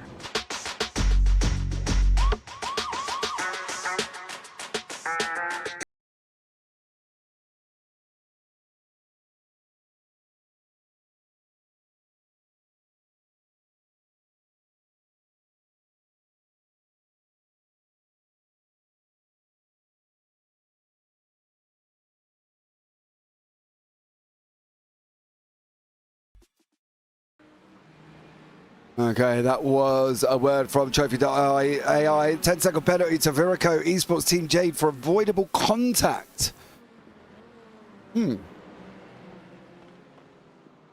Okay, you've got me confused on that one, but go and check out Trophi.ai as your dedicated AI gaming coach. You'll get better, faster, and have more fun playing the games that you love. So a big shout out to Trophi.ai for that one. I'm interested to find out where that is actually. That was actually a GT4 scenario. Well, that's what I want to see. Yeah, give me a minute and let me try and find out. 59. Looking at the gap of Brinkhusen, he's 7 seconds behind Gruber and he's further ahead of Alvarez. Is that for a collision involving one of the BMWs, I wonder? That's what we want to see. But we've not seen the incident itself. I don't know if there's... We've seen the correction on the... Was it? No, it can't have been this one. No, that's the... That's Paul Hendricks having a little bit of a ding-dong with Brian Fratian. Well, that's just crazy. Ooh. That is, wow. That's a slam dunk on Fratty on that one. I'm trying to think where this would actually... Let's see if there's any actual other dramas that have taken place. In the meantime, involving that car is Cass, isn't it? What have you been up to, Cass? You done any dramas? Well, whilst you find where that is, James, Mikola's lead is 13 seconds. So he's, in actual fact, it feels like his pace compared to Nilsson's has been faster. He's setting times in the 1 minute 34s compared to 1 minute 33s. I think Nilsson had set earlier before he came in. This is a replay of Brinkhusen through turn 1. Is this a collision? I don't really think it is. That's where he overtook Krautfeld. That's the only thing he's been involved in, by what I can see. So I can't see anything else, unfortunately, with Brinkhausen on it. So I'm sorry, guys. I can't really tell you what that was for. If I can get a lap number, please, stewards, that would be absolutely amazing. I might be able to go back and have a look at that. But whatever Brinkhausen's done, he's been a naughty boy, and he's got to serve a 10-second penalty for avoidable contact. So there you go. If it gets too slow for the broadcast fun challenge, jump on board of any car and use all the corner names off the track. Well, we've got a battle for second place in GT3 Pro J's because we've had a changes of position. De Vries was in front of Cawthron, and then Cawthron got in front, and De Vries has retaliated and got back through again. So the battle for second is coming alive. Yeah, it definitely is. Richard Cawthron there, sitting in second place. He hit GT3 Sunday Driver on lap 34. Okay, mate, I'll try and see if I can find that. Thank you very much for that. Nothing's really shown up for me. So who is currently in that Sunday Driver machine? Paul Hendricks. You can just see De Vries and Cawthor going through TCRs there. They've navigated through them rather well, and I would imagine that Cawthor is going to send one up the inside, providing he gets a strong exit out of Ari Leyendijk, and it depends on what De Vries does coming out of here. And we should, in a moment, see what happened to Brinkhuizen in his... This is the only thing I can find with Hendricks having a crash. Well, he's gone through that. Yeah, I think that is worth investigating because he got through... That was him. No, oh, so it was under... Yeah. That never showed up as Cass had made that mistake. On that incident, it was not him that showed up on my timing software. However, it does look like Chris Van Gook and Even van der Linden. This was a battle in the GT3s. They're trying to clear a GT4. They're almost 3 wide. That is... I don't really know what to say because there's certain points I really do want to sit here and go, what are we thinking about at this moment in time? He's backed into traffic. We've got a car on our inside going 3, trying to go 4. That's like trying to squeeze ham, cheese, egg, potato all in a sandwich. It's ridiculous. Thinking of it, James, it was inflicted by Van Goot because he ran into the rear of the car in front of him and then just spun him round, and as he reversed, someone else had to take evasive action and go onto the grass. Yeah, it seems that there was a lot of craziness. I don't get the need for that, but there we go, that's just me. On board with Cawthor again. I'm a very cautious driver. This is probably why I never win. Corner before the bowl. Yeah, Chris, we found it. Thank you very much for that one. This is probably why I never win, because I may be a little bit too cautious in my own rights, but at the end of the day, I'd rather survive and score points than end up back down the order because I've done something absolutely crazy. Muller and McFarlane still not in pit lane. They've been 1 hour and 9 minutes. In fact, most of the TCRs, Damon Mitchell is the first one to come into pit lane in the TCR. That's on 1 hour and 9 minutes. The other guys are still not taking it out. So they've got to be, what's that, 1, 2, 3... it should be 3 stops for the TCRs, I think. But we'll see what happens between Cawthor and De Vries, Viraco Esports and RPM Racing Black. They're continuing to do their bit here. Mikael Hansvik in pit lane. He is in there as well. Damon Mitchell on the way out. Is Mikael handing off to anybody? Nope, car's up on his jacks. Robert Sharp, teammate, coming in behind him for the sister Elantra team. That's the Elantra and Civic in together, but all the while Cawthor and De Vries has now brought Lancaster back into this mix, and Lancaster's there, Tom. Yeah, Lancaster right there indeed. Lancaster, who's the leader of the GT3M, having a strong race again. In fact, all the RPM Racing FTR cars are doing well, but this is a different class for Lancaster compared to the pros, and he's fighting it out with them more or less. It could be good to see where they are overall, James, because it feels to me like the RPM Racing Blue cars have had a really strong race. Like, as you can see, 4th place overall and mixing it in with the big guns. And they haven't really moved from where they qualified. Robots put them in 3rd. They're down 1. Cawthor's up 2 for the Blacks, but that's about it. You know, there's really no major gains or losses throughout any of the classes. I think the highest gain is 4 places. That goes to Gilles Villepart in the DDK by Eagle.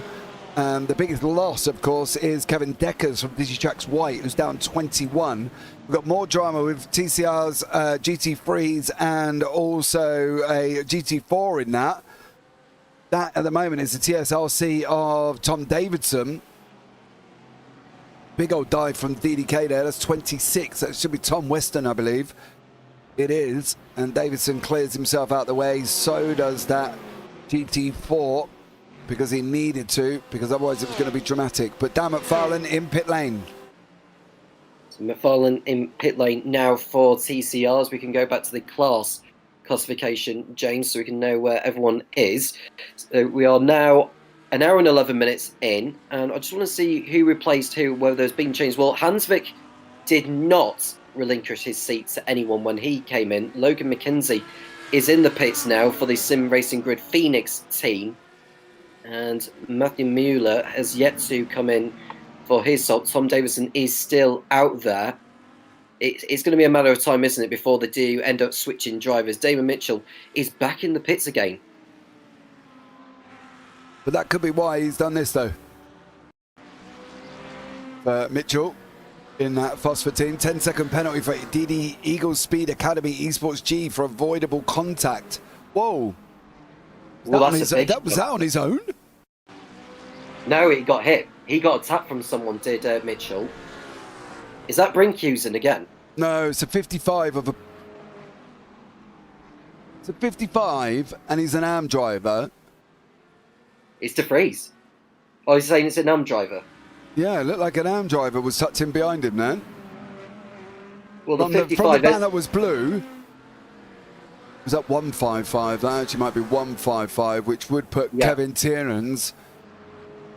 Oh, yeah. Yeah, it was Kevin Tiernans. I would expect a penalty for that, unfortunately. Now, yeah, I would as well, to be blatantly honest. The incident we saw earlier on with Chris Van Gut and even Van der Linden, Chris has actually copped the penalty for that, the 166. Yeah. It goes back to what I was saying, James, because he ran into the car ahead of him, that yellow and black livery machine there, and just the second contact was when he brought him round, and as he reversed, the car behind him had to go onto the grass.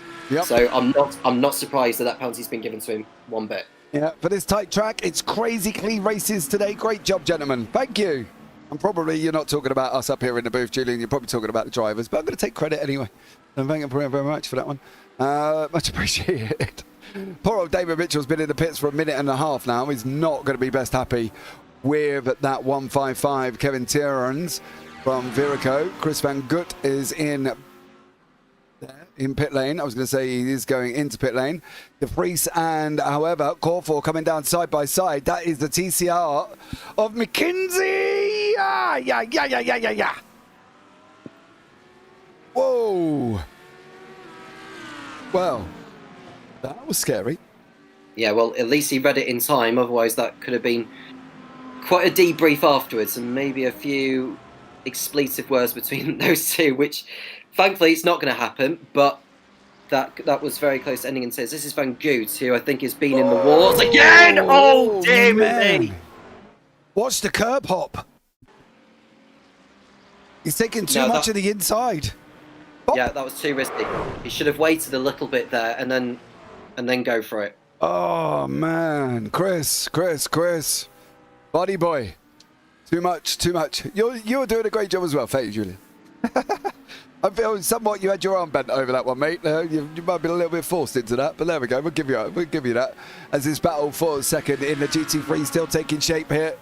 And it's the Viraco Esports Team Amber and the RPM Racing Black FTR still battling it out, Tom. And at the moment, for the RPM of Corfor, just not been able to make it through.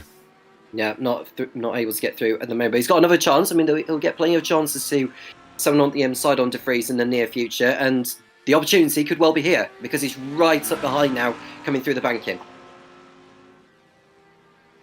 On that run down into turn one now.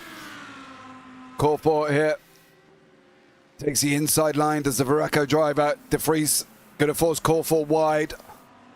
Surely he's going to try. Nah, you left him room. Force him onto the downhill or the bank. You've got to force him to the bottom. Force him to the bottom. And he should be able to carry. No, he was slow. How did he not make that high banking work? And unfortunately for De Vries, he's losing that position to Corfor. I would have thought he would have kept that with that banking like that. I'm not so sure. He had to leave room on the exit of turn one there. I think he could have done all of what he did there. I think that's the best he did, but it's just the fact that Corfor got a very good drive out of one and used the momentum of that to get alongside through turns 2 and 3 and get a genuine pass done. A very, very good move from Corfor to go up into second place to make it an RPM Racing 1 and 2. Yeah, I do want to look back at something. I need to find the driver I actually want to look it back at from, because if I'm not mistaken, that's the 275 machine of Roman Fair. Watch this. If I'm not mistaken, this is going to be about as close as we're possibly going to get here without actually getting taken out. Yeah! Wow. Is that the same instance? What happened to Yeah. Van Goot earlier? Yeah, that was the same one. And you could just see he literally nearly loses it. That was, well, about as close as you're ever going to get in an incident on that one, Tom, I think. Yeah. Well, at least he lives to fight another day. I won't go too much further than that, but at least he's got through safe and sound, unlike Van Goot, who came straight back into the pit lane, and that their race is heavily compromised, unfortunately. De Vries still there with Cawthorne, but it's going to come down to the pit stops again, because we saw when they came in, it was around about the 45-minute mark, and they've been in the car for about just over half an hour. The second round of pit stops are going to be a very interesting talking point in this race. Yeah, you got 28, 29 and 30. So that's the mix on the front. You've got Mikola on 28, Cawthorne 30, Alias De Vries on 29. So that's the kind of mix on where they are in there. The same with the GT4s, 28, 29, 30. TCRs, 40, 42. So TCR's a little bit further on than the GT3s on theirs. But you are right, it is going to be very soon. Yeah. Well, whilst we've been talking about the top three, because Mikola, the last time we saw of him, or last time we spoke about him, it was about 13 seconds up the road. The gap is now 18 seconds. And I think, to be honest, it feels to me like the pace of his is better than what Nilsson's has done. When I say pace, I mean average pace, not just, single lap pace. He may not have set the best lap of the race so far in that machine, but given the sustainability of the pace since he hopped into the car in place of Nilsson, he's done it. I think he's done better than what Nilsson did earlier in regards to just pulling away from everyone else. Yeah, you see Julian in YouTube chat, Code Brown 10 times. I agree. Absolutely agree with you. For Ineos on that one, for missing that Chris Van Goot incident. So we've got Kieran Sharp taking over the car from Tom Davidson. Mikael Hansvik is still in the Apex is Lava machine. So this is still battling out TCR's. GT4's gone a little bit quiet at the moment. Alvarez from Hugh Jass is chasing down Cass Brinkhauser from Virico. They're about as close as they can be. Timmermans and Van den Bosch are close together. Van Straten and Philip Arts is also close together a little bit further up. But this battle in TCRs is for the last podium position. It is Sharp ahead of Hansvik. Hansvik's still in the car since the start of this race. He's been in the pits already, but he stayed in the car when he came in. So I can't imagine he'll be in there for too much longer before he has to give the seat up to his teammate. Sharp doing a good job getting through ahead of him. And how far is he off Bertolucci? Because Bertolucci's in the car now. He's been in the car. How long has he been in there? For about... I'm just trying to find the length of time he's been in the seat for. But it can't be that long. You could just see that... Is that Brinkhusen that's gone through? Or is that Tiernan's who's just gone through? Yeah, Bertolucci's just taken over the car. He weren't in the car at the beginning. For Ian Bertolucci. So... See these guys now. That's Hansvik. Ivan van der Linden has just been... No, I was going to say he hasn't just been overtaken by TCR. These two guys are still having a bit of a battle down in the TCRs there at the same time. Alvarez now has got Aaron Van Gogh from Eagle Speed Academy tucked up right behind him in the GT4s. We're looking at the GT4 coming towards turn 11. That is the Belgian of Aaron Verguver for the Eagle Speed Academy esports team. He's got the sister car behind him, albeit about 9 seconds off. You can see that he's coming alive a little bit. Parker Dewin, I think he's been in the WBM for... How long has he been in there for now? Because he took over from Julian. Julian's in YouTube chat. Okay. Well, that explains it then. Brinkhusen's in third place behind Gruber, determined to make up for lost time, because he came in for that penalty, didn't he, shortly after he was given that for the incident at turn 2, which had put one of the TCRs in the barrier. Damon Mitchell it was. And yeah, you could just see them almost navigating their way through again. Forgive will need to move out of the way of what looks like... Is that a GT3 AM that's just behind him there? I think it could Hendricks. Well be. Hendricks, yeah. Down in the bottom right-hand corner, it gives you the list. And Vagwan Hendricks in behind, and Mikola your leader closing in on these guys as well. Yes, Julian, we've seen you in YouTube chat. You've just jumped out the WBM car. However, trying to go around the outside there of that GT4 is not possibly going to be the most sensible map. But Aaron Vergran is, is not making it the most easiest for that GT3 to get through. Hansvik and Sharp are still close together. Gaps starting to appear all over the front. Anton Stalker and Samurai Goro still neck and neck in the GT3 Pros. This is battle for 7th and 8th. This is Fabulous Ford Skin and Hugh Jas White as they continue to fight out here as well. Gaps really appearing now. This is a little bit scary for me. 2 hours 37 minutes in, and now we've got quite a lot of gaps appearing. Yeah, we are seeing a lot of gaps, and we are past the third way mark in this race. We're still another 2 hours and 37 minutes remaining here in Zandvoort, the penultimate round of the endurance series of FTR. The last round being in mid-Ohio, which will be a 6-hour endurance event for those of you just tuning in and wanting to know where the last round will be. It's going to be an intensifying affair, and a lot more mistakes could still happen there, and more could still happen here. We're seeing a few drivers getting tank slappers through turn 6, or turn 7 rather, and we could well see a few more of it before the race is over. We've got potential another round of pit stops to come involving the GT3 Pro drivers. It was around about the 45-minute one where the first set of drivers came in before they switched over, and we're not too far away from a second change. So we'll be looking to see how much Mikola can build the lead before he comes in. I think the gap's come down actually from what was 18 seconds a number of laps ago to down to just 15. Yeah, but it is still RPM Racing Red out in front as the times have settled down. Hansvik and TSRC of Mr. Kieran Sharp side by side. Hansvik's going to look at taking in a different line in the corner. Is he going to be able to get the run? Sharp should have the tighter line going into the next left-hander. He does. And Sharp manages to hold on to the position. But that is the same scenario as we've talked about previously with different lines at different corners here. And they're the two corners that you can take that different line on.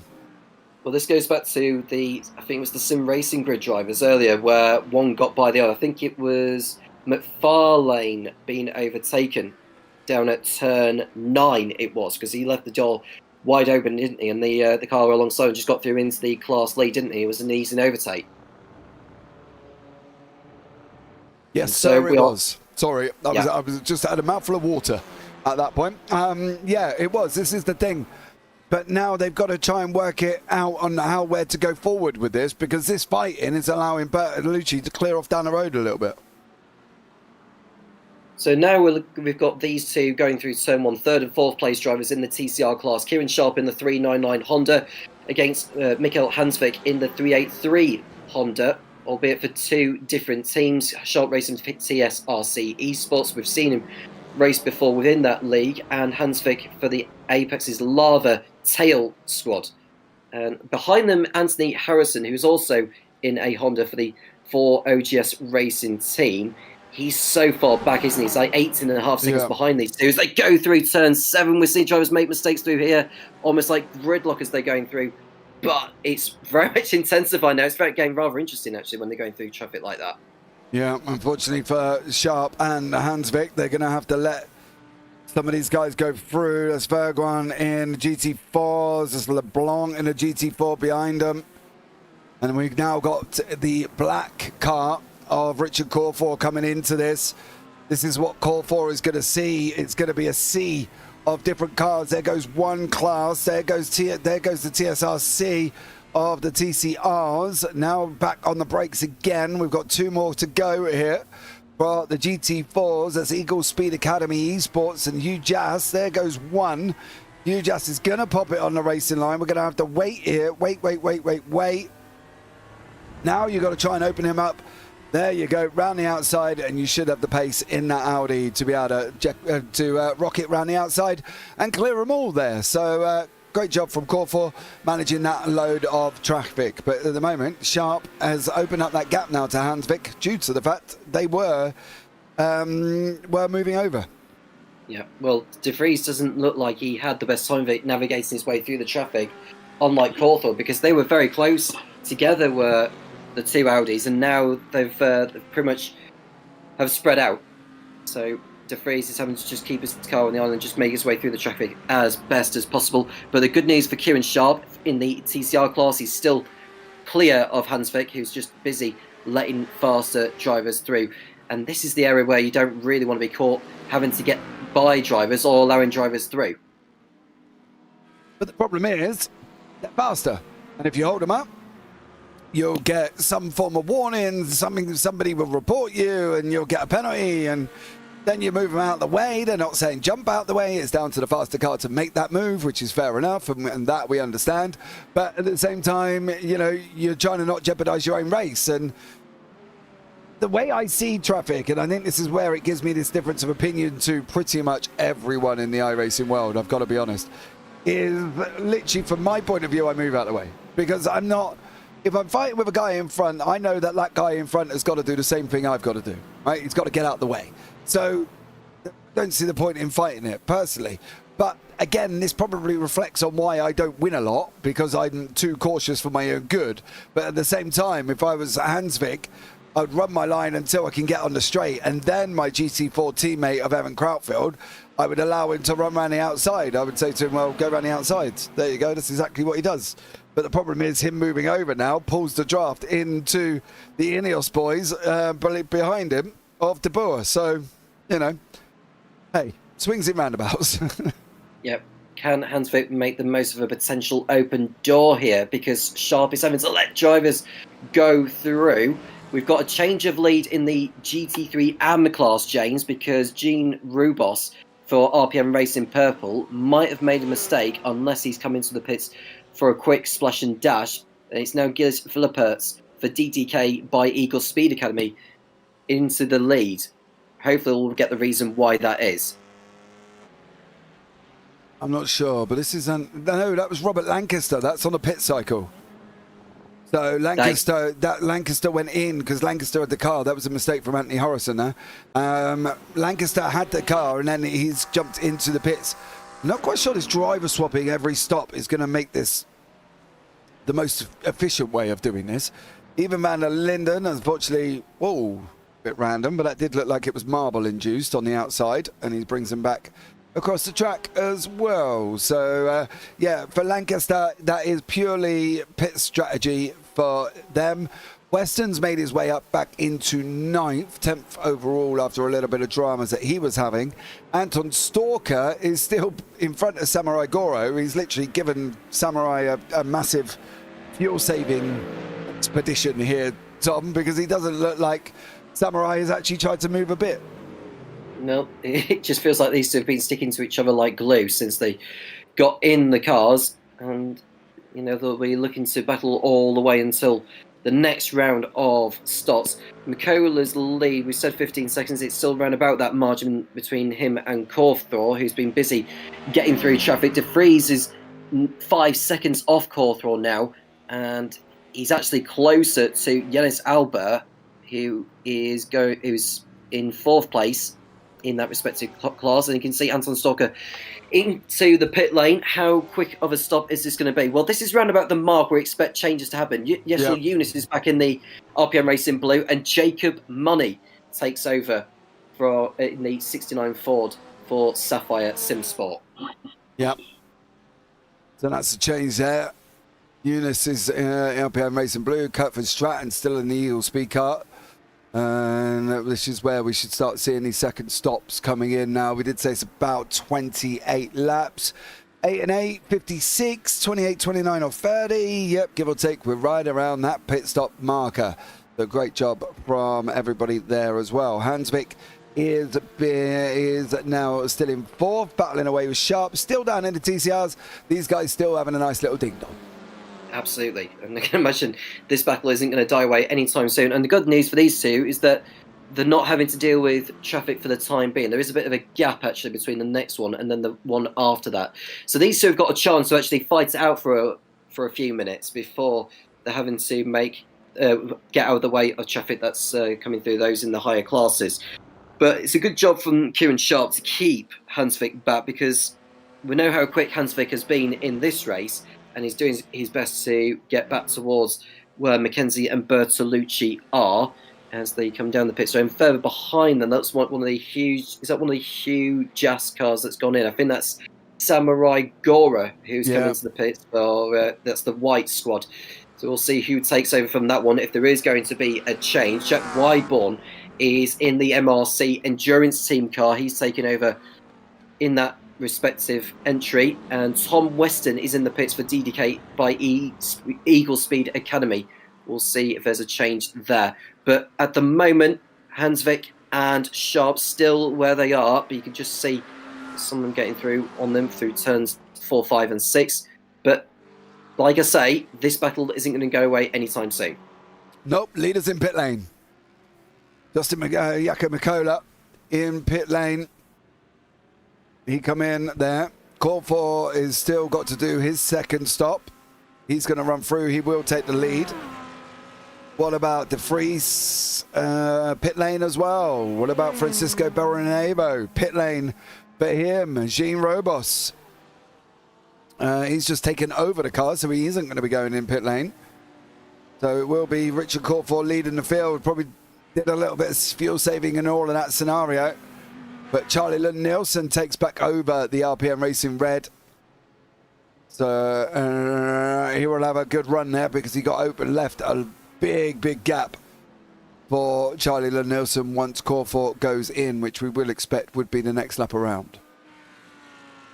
Corfor stays out then. He's going to try and reduce the arrears between him and the RPM Racing Red team. Bearing in mind they are technically within the same squad names, you want to put it, or the big family of RPM Racing. FTR, Nielsen back in the car after a brilliant stint that he had before he came in. But I have to say, Mikola stepped it up from when he jumped in, didn't he? Yeah, he flew. Absolutely flew. It was mighty. So, you know, there aren't superlatives to say when you've got, from Mikola, you've handed the car over to Charlie Lund Nielsen, who is also now flying. How do you stop a car? How do you stop a team like this? You can't. They're too quick. They're absolutely amazing. And that's been the situation all the way through. Hansvik has been separated by Deckers here in the BMW away from Kieran Sharp in the TCRs. RPM Racing Black now. Corfor's now in. So it is where Lund Nielsen is. He's just coming into the left-hander of Hans Ernstbach. Before we go into Kumo, then Ari Larendijk. You've got to take the inside, mate. You want to get on your bike a little bit here. And Gannon is in the car. He's going to be in the car in the stop for about another 20 seconds. And by that time, the RPM Racing of Charlie Lund Nielsen, RPM Racing Red, FTR will be well on his bike and probably another good 12 to 15 seconds down the road, Tom. Great move from the RPM Racing Red boys. It's almost like Nielsen's warming himself up for the navigation sort of phase of the race where he's just basically overtaking drivers for fun. He's almost like he's just ready for it, trying to get himself ready for the long run. But it's been a solid job from RPM Racing Red, there's no doubt about that. And Patrick Gannon is back in the seat for RPM Racing Black as well. Samurai Gora, interestingly, is still in the huge ass white machine. They're running in P7 in Pro. And Jean Brubos, who took over from Rob Lancaster, RPM Racing Purple FTR are now back in the lead in the class there. So no dramas for them. They've had a convincing time of it. Yeah, absolutely. A great job from all of these drivers, really. If you're still out there, you're still driving and you're still surviving, well, you've done an amazing job. Brett Bering's taking over the DDK car. That's from Tom Weston. He's chasing down Kurt Verstraden from the Eagle Speed Academy S, and that's his AM counterpart. They have been close together previously. So great job from them at the same time. Glenn Grondelaz is still around. He's chasing down David Van Slambrook. And he's taken over. I think Slambrook took over from Ivan van der Linde. Hey, James and Wingman. Stint done, gutted. I got shunted in the early. Yeah, I did see that, mate. We did see that, actually. You almost got shunted in a free wide incident as well. Quite lucky you avoided that one, Mr. Weston. So, yeah. Did see a couple of them, mate. Did see a couple of them. Poor old Tom Weston there. Not that you were ever, on camera, Tom, of course, and we didn't purposely go and look for things that you got yourself into, but yeah, we did see a couple of your incidents. So fair play on that one. Great racing though, 2 hours 23 on the clock. Still action all the way through, Tom, and I think there's going to be even more as this race develops. Yep, and I don't think there's any sign of change in the weather, because when we were discussing about the weather earlier on in the broadcast, whilst there was no chance of rain, according to the stats, the clouds looked very ominous. So I wonder if there's any change, which I would probably say there isn't. No, there isn't. Still 0% chance. 0% chance. Yeah, from your sister team, I did see that, mate. But both of you going 3 wide, trying to go up the inside of this Stage 1 racing machine driven by Ivan at the time. So, 3 into 1, not always going to work. And so, as we saw it was a little bit scary and hairy for a lot of people out there. Gannon, however, Gene Robos back in 3rd place again in the AMS for the GT3, RPM Racing Purple. I don't really know what we can say about them either. He's swift, isn't he? Yeah, isn't he just? And he's just overtaking drivers for fun, isn't he? He's overtaking the GT4 to his right there before they get to Ari Lyondike. The gap they've got over Philip Hertz for DDK by Eagle Speed Academy is 8 seconds. So he's got enough in hand. And the rival behind him is going to have to navigate the traffic that he's just gone through. Yeah, Angelo Lauras has just taken over that Virico car back again. I'm surprised there's been no safety cars. No. Dude, to be fair, the incidents have either been solo or only a couple of little knockbacks like what you had or what some of the other drivers have had. Do you know what I mean? They haven't been really major, have they? I think the major one was Chris Van Gut, who nearly killed Ineos in the process of taking a curb. I don't know if you might have seen that one. But yeah, it looked a little bit dramatic. What did we miss on lap 49 with Clean Klaus? Oh no, this is the actual. No, this isn't the incident, but he clearly did something. Round he goes. Is that a tank supper, James? Would you say it might be worth getting an onboard on the steering wheel? Probably. To be fair, it's the same corner that we've seen quite a lot of them take, isn't it? Downhill into turn 7. Yep. Snap right, snap left, and unfortunately, round he went. So so there was a couple of moments where people nearly killed each other, but that was about it. Nothing really too dramatic. As Robos has got Gannon in front, and he's now Robos here could do a proper number on the Virico team. He could defend harder than a Jose Mourinho football team right about now.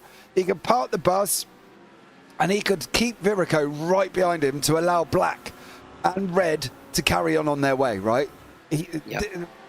Whether or not he will now, but I can guarantee the boys in FTR are saying to Robos, defend him and keep him there, because you don't have to let him go.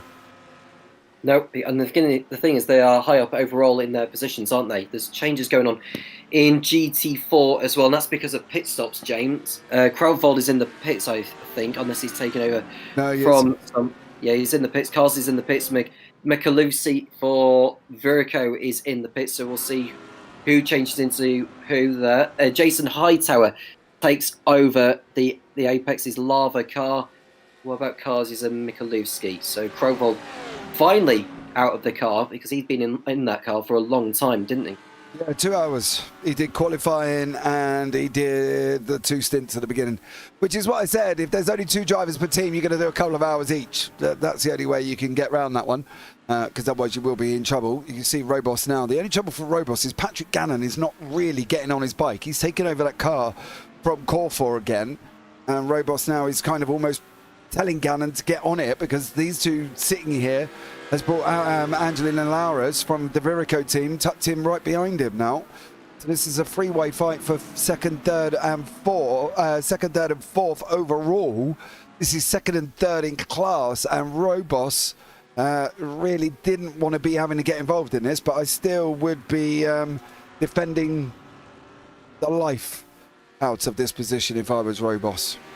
Yeah, well, Robos's gap over Philip Hertz is currently, if I can find where the gap is less than 8 seconds. So if he wants to hold up the Virico car behind, he can do, but he won't want to lose too much time. I would hold him up. And that's purely because teammates, I would hold him up as well. That would be what I would do. Now, again, don't take my word for it, because I'm not, in the car. I'm not amazing. But I would look at holding him up as much as I possibly can. Just me. I don't know what you would do. Yeah, well, I'd probably do the same as well, but I wouldn't want to back off too much, because Rubos has got his own race to run, as well as his teammates, or the sister car ahead of him, trying to catch up to Nielsen once more. And looking at the gap now, it's 21 seconds. So Gannon at the moment is not fighting with anyone apart from the Virico car that is just behind the sister RPM Racing purple machine. I think the win is out of the question for Gannon unless Nielsen makes an absolute hash of it on his second stint. Ooh, brave words. Brave words. Never count anyone out, as I've always learned. But, yeah, we'll see. Jorge Carrera takes back over the Ineos machine, GT4. As we said, Hightower is in the Apex car. They're going to come out side by side. Hightower should have the run on the left-hand side. He does. He takes back that 6th place from Carrera. Don't forget, it was Krautfield and Carrera who had their own little bit of a ding-dong earlier on. So, yeah, Krautfield and Carrera had that little bit of a ding-dong. No further action from Simrid Grigg Phosphor and Virico Esports Team Onyx. That was the incident where that TCR got put in the wall. I am surprised about that. I am surprised as well. I thought Brinkhusen got penalised for it. Or at least I would have thought he would have done. No, that was the one with the Virico. Was it Virico? Yeah, that was Anthony Harrison. This one. I believe it was. No, that was Harrison on its own. Where is that? Damon Mitchell. Because we went, oh, Mitchell's back in pit lane again. Let's have a look back. No, this was Mitchell. Here. That's the one I was alluding to earlier. Yeah, that was the one they've said no further action. That is really interesting. Quite surprised by that, to be fair. I thought that might have been a bit of a slam dunk on that eSports Onyx machine, but I guess not. They've gone no further action at all. So, at the moment, though, Robos now, what are you going to do? You are going to defend. You are going to defend as well. Robos did what I thought he was going to do. Defend. Don't give that inside up. Oh, he gave the outside up instead. Is he going to be able to get the exit out of 2? Robos needs to fight here. You need to get your gloves on, son. Pull them up, stick them in your pocket. Get your Superman pants on. And unfortunately, he still goes through Angelo Lauras. Now, but Robos, he's got to stay with him now. We can't afford to let him get away. Put him under pressure, get him to lose some time. Give your boys at the front a bit of a break. Surprise him is what I would do. Surprise him by going back through on turn 9 or something. I mean, he's got enough of a margin over Philip Hertz, who's just behind, somewhere 7 seconds. I just maybe distract him. I just distract him for now. You reckon? Yeah. So distract him, do some dummies, and then he'll lose time. And that will give the buffer to the RPM Racing black car ahead, which he needs for later.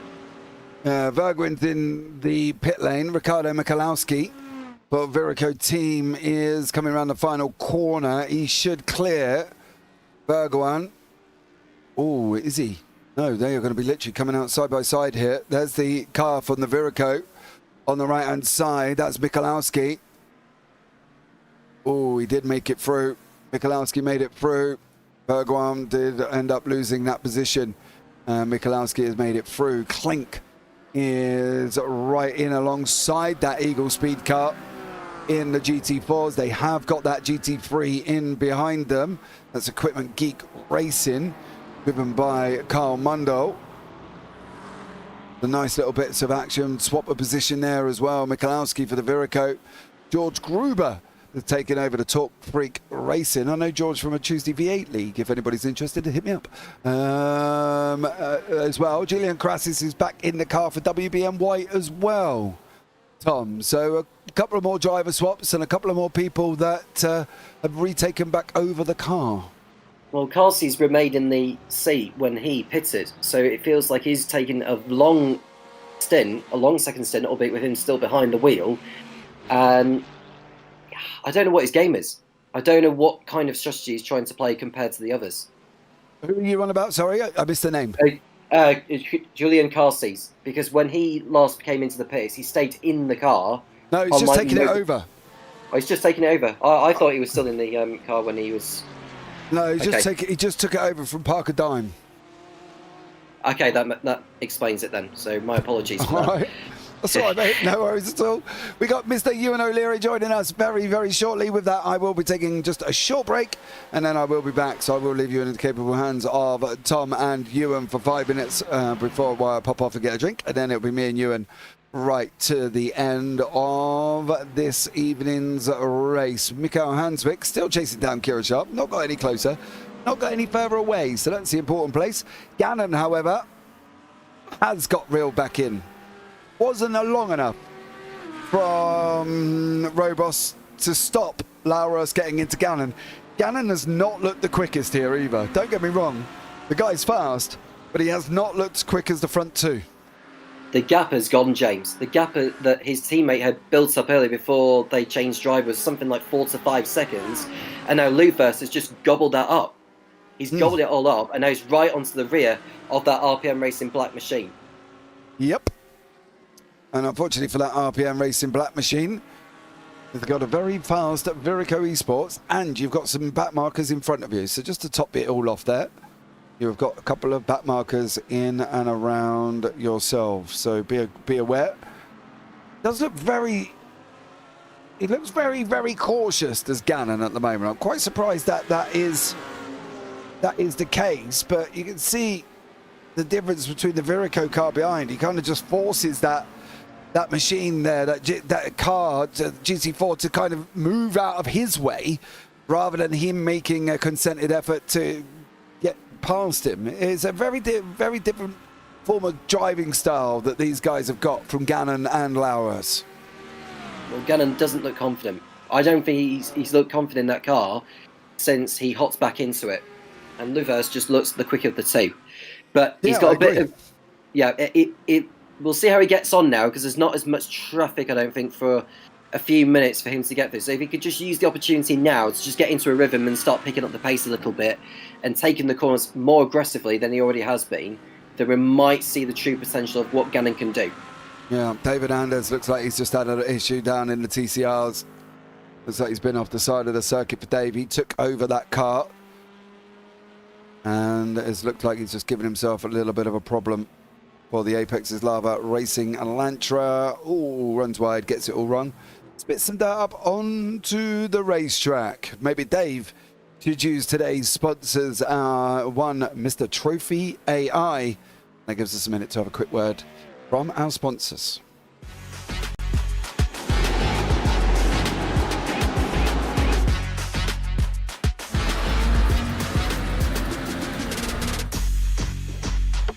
For the upcoming right-hander, brake 30 meters later and ease off the pressure.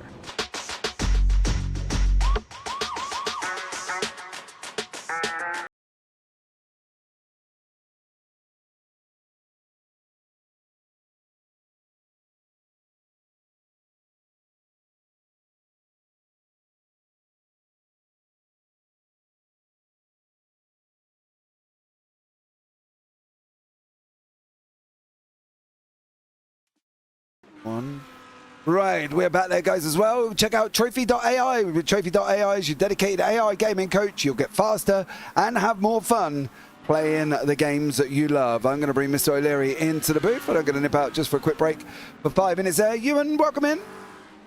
Thank you. Good afternoon, or good evening, I should say, now 8 o'clock. Yeah, looking forward to stepping in for the last couple of hours of this race, and it has been very interesting indeed so far. It's been very clean, I've got to say, compared to what a lot of people might have expected at the start of a race at Zandvoort when it's got 3 classes and all sorts going on. But yeah, it's been a nice clean race so far.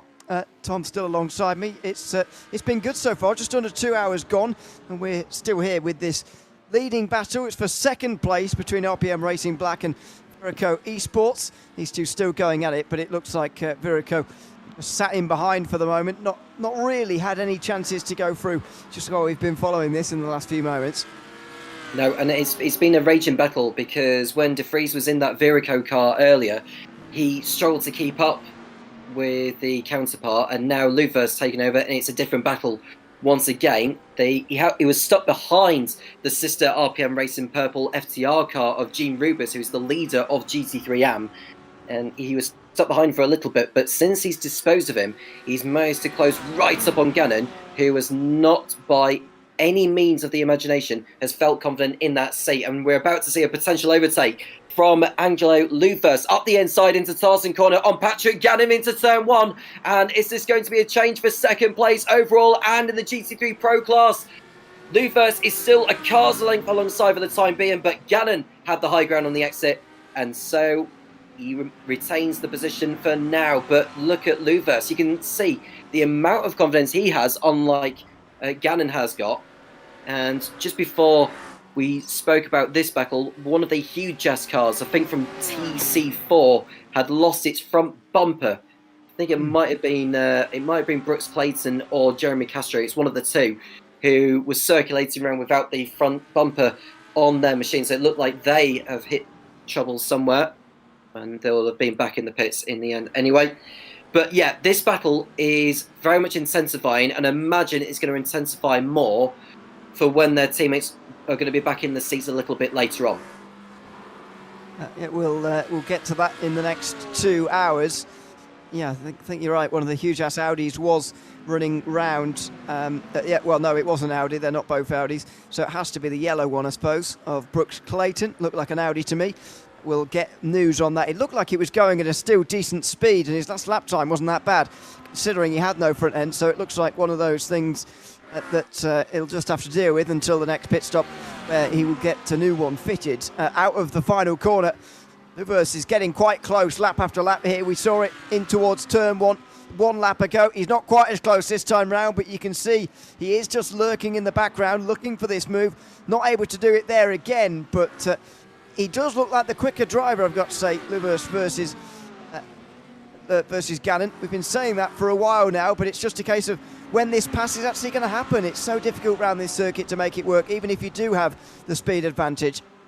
Gannon ran wide on the exit of turn 3, and the outside line of turn 3 is where you want to get the best exit from. And Gannon, despite putting a wheel on the grass, is able to hold on for the time being. Rubos is still there just behind Luvers, just to keep him company for the time being and just distract him a little bit. But you can see that they're coming up to back markers now. This is I think that's a GT3 AM car, which they're closing in. It's a white livery machine. Can't quite tell who it is yet, but we'll find out sooner rather than later. But I don't think it's going to be too long before Gannon makes amends, although that's another, I think that's a GT4 that they're going through before turn 11. And how does Luvers navigate through? He navigates through sweet and sound, despite riding the curves quite heavily, more than he would have liked to have done. But it's coming alive again, certainly in this race. Not exactly for the lead right now, because Nilsson's margin is over 25 seconds on everyone else. His pace was strong at the beginning, and his teammate, who was in that car, the Finn Mikola, I thought his pace was even better, and now Nilsson is just able to sustain it. Yep. He's getting a big lead now, and it's only stretching out, actually, as well. Although last lap he did encounter a bit more traffic, these guys, and so just dropped back a little bit, and margin just tightened a little bit. It's either the Equipment Geek Racing or the Sunday Drivers McLaren, by the way, that's just up ahead of them. They've got a 10-second penalty to the 177 Digitrax car. That is in 8th place currently, the last running of the GT3 AMs, actually the last running of the GT3s in its entirety. They're over 5 laps, nearly 6 laps off of any other car, and so they are just circulating purely for points at this stage, and they will get some if they get to the line, but unfortunately that's a 10-second penalty for them to deal with in the next portion of the race. We are just a few minutes away from 2 hours remaining in this one. It is the penultimate round in the Trophi.ai FTR Event Sports Car Championship from Zandvoort. It's the penultimate round, as I say, 4 weeks away from the final round at Mid-Ohio. That's going to be a 6-hour race. Be very, very exciting indeed. So many of these tracks not used to having long multi-class endurance races, but that's the beauty of this GT series. It's taking us to places you wouldn't otherwise normally get. And Lubers here is on home soil here at Zandvoort. Rare occasion to have multi-class racing here, as the Sunday drivers McLaren of Paul Hendricks just gets in the way there of RPM Racing Black. It's going to be a problem now. We're getting into the part of the race where GT3 traffic is going to be in the way, and it will be a factor for the remainder. The longer we stay green, it will be a factor here. It feels like Gannon has picked up the pace finally, Ewan, and he's pulling away from Luvers and the leader of GT3 Rubos, who is coming back into the fray of giving Luvers a hard time of it. And going back to what you were saying about going to circuits where you wouldn't normally see a multi-class field racing. We saw it at Belle Isle, and that was quite a I don't like using the word crash fest, but there was a lot of action which had contributed to a lot of safety cars, including the safety car right at the end of the race that took it to the checkered flag. But we've had no safety cars here today. Very few retirements so far from the 40 that have entered this race. Ryan Chevalier, in fact, for the Scuderia Grouch team, didn't even take the start. Brian LeBlanc have been in the wars at the start of the race. They're 10 laps off the leader, and Killian Claes, I don't think, is running any longer in his 166 Corvette. But we are looking at the field, and yeah, you can just see how busy the traffic is becoming now for the GT3 pros. I think we've actually had another recent retirement actually in TCR. At Sim Racing Bridge Phosphor have been the latest retirement. That's the latest one to add a list of, I believe, about 5 now who have either not started or not finished, as the Viraco car is under a lot of pressure from one of the Porsches, and they're going on the defensive there. That's the GT3 AM leading car, by the way. So this is the battle for 2nd, 3rd and 4th overall, but the GT3 AM leaders are involved here, and RPM Racing Purple have been super strong so far, 50 seconds at the front of their class, and they're challenging for a podium overall. Yep. And that was very close to being not a collision, but it was a distraction. It was the distraction that the Viraco car wouldn't have wanted at this stage of the race, and that's allowing Gannon to shoot further and further up the distance. The gap is 1.5 seconds now between Gannon and Luvers, and Luvers has still got traffic. He's got 3 cars which he has to navigate through first before he gets onto the rear of Gannon. They're all in different classes as well, so that's going to make it even more tricky for the Viraco to get by, and that explains why. The pictures tell you everything you need to know.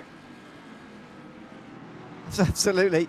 It is so busy out there around the middle part of this circuit. This is at turn 10. They've just gone round now. Now the short straight. It's side by side. This McLaren really getting in the way of this battle right now. He's having a look at the inside. Luvers. Oh, it's not worked. He's kept his nose alongside. He's got into contact. He's going to lose his podium place as a result of that, I'm afraid, both in the overall GT3s and in GT3 Pro as well. He's down to 4th place in class and 5th overall as he tried to get down the inside of the McLaren. Disaster for the Viraco Esports team Amber squad, and we need to see a replay of it again, but it was totally inflicted by the Viraco because he was too far back, distracted, and felt like he had to be getting that move done as soon as possible, and it totally backfired him. Wow. McLaren just comes onto the circuit straight in front of him as well. He's lost his front end. He's lost his front, and there's a bit of afters going on here. The two of them are weaving around. You can see they're looking at each other in the mirrors. McLaren's almost defending now.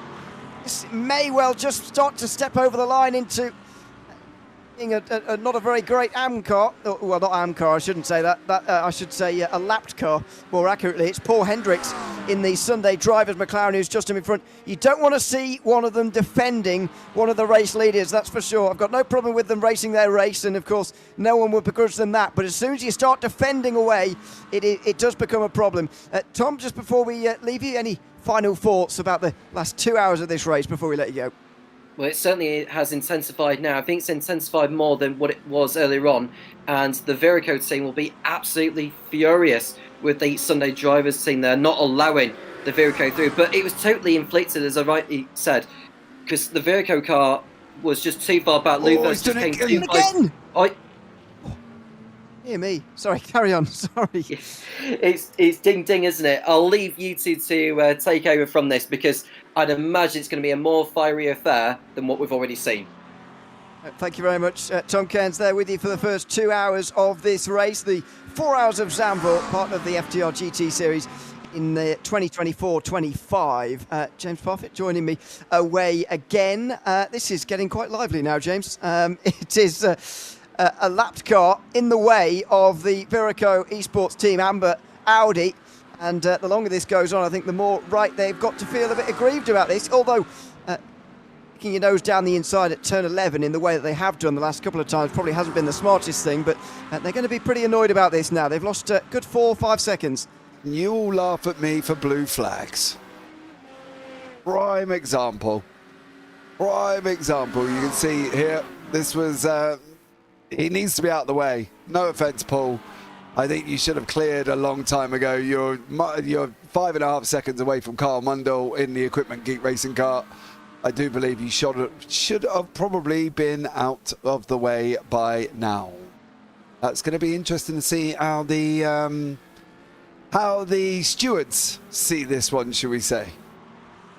Yes, I'm just having a look through the decisions at the moment. We've not got any notification to say so. I mean, it's so difficult because I actually agree on this occasion that we have seen from Hendricks a little bit of defending from a lapped car, which you really shouldn't do. And now there's a stack up hit through turn 11 and 12. He's going to be down the inside here, surely, is Luvest. He's got Jack Wyborn right behind him as well, although the TCR just about staying on the inside line. Now they rub through the final corner. Now Hendricks stays high, but look at this. Wyborn's going to have a great run as a result of this for 4th place. He's just going to be letting off now as Luvest goes into the right-hand side just to defend on the way down towards turn 1. Here goes Wyborn. He's on the outside. He's going to cut in. Oh, they just touch each other on the way into turn 1. On the inside line, Verico is going to have the advantage. Yes, they do. And the MRC Endurance team can't quite get through. That's Jack Wyborn in the yellow, black and green, who was trying to make his way past there. Couldn't quite do it. As the two now are clear from lap traffic and they can fight for 4th place on their own. Yeah, and you can see now Hendricks is away out of the way of that situation. Wyborn had the opportunity. Could he have been a little bit braver with it, do we think? Well, we'll see if he can stay with the Verico of Angelo Lauers. I'll be interested to see what comes out of the steward's office regarding that blue flag moment and whether or not he should have moved out of the way. Let us know in YouTube chat and what you think, whether or not Paul Hendricks there in the Sunday Drivers Machine. I think the problem was the initial contact that caused the drama then rattled Hendricks to the point of where he saw a little bit of red flag and just kind of thought, well, I'm not going to let you through. And he didn't. And he made it as difficult as possible. You can't... Yeah, that's the I agree, yeah. There was a point earlier on after that had happened where, you know, he was starting to defend. And before that, actually, he was just being a normal lap car, to be honest, doing what you're told to do. Be predictable, run your own race. You're just as entitled to be on the racetrack as everybody else, and all of that jazz. But as soon as that contact happened, I think the red mist did descend a little bit, and he did start to defend. You could tell he was looking in his mirrors at the Audi behind on occasions, and you can't be weaving around defending from lead lap cars. So eventually he's been dispatched with. But I mean, who can blame him for getting a bit riled up about being hit in the rear twice by the same car at the same corner? As much as we can talk about the lap car, do they get out of the way or not, whatever, you've got to make your pass cleanly as a car on the lead lap. And I'm afraid that Verico made 2 pretty rash moves into turn 11 in these last few laps. Yeah, and come out losing it. Look, it's got no front bumper on the car. It is under investigation. I will say that now. It is popped up in the steward's announcements that it is under investigation. There is also a TCR without any bumper on his car at the moment. That is... Who is that? That's Clayton. Brooks Clayton in the huge ash yellow has somehow lost a bumper.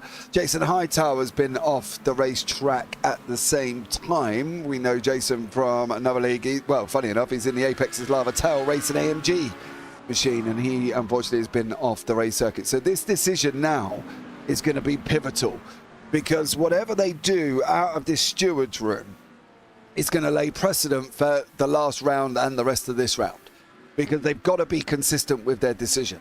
So if they're going to make this decision that it was Hendricks' fault by not getting out the way, they've got to be consistent at Mid-Ohio for the 6 hours.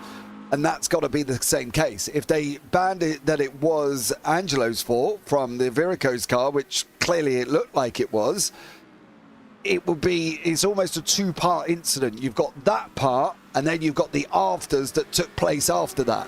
So I don't think this is going to be a completely open-shut decision.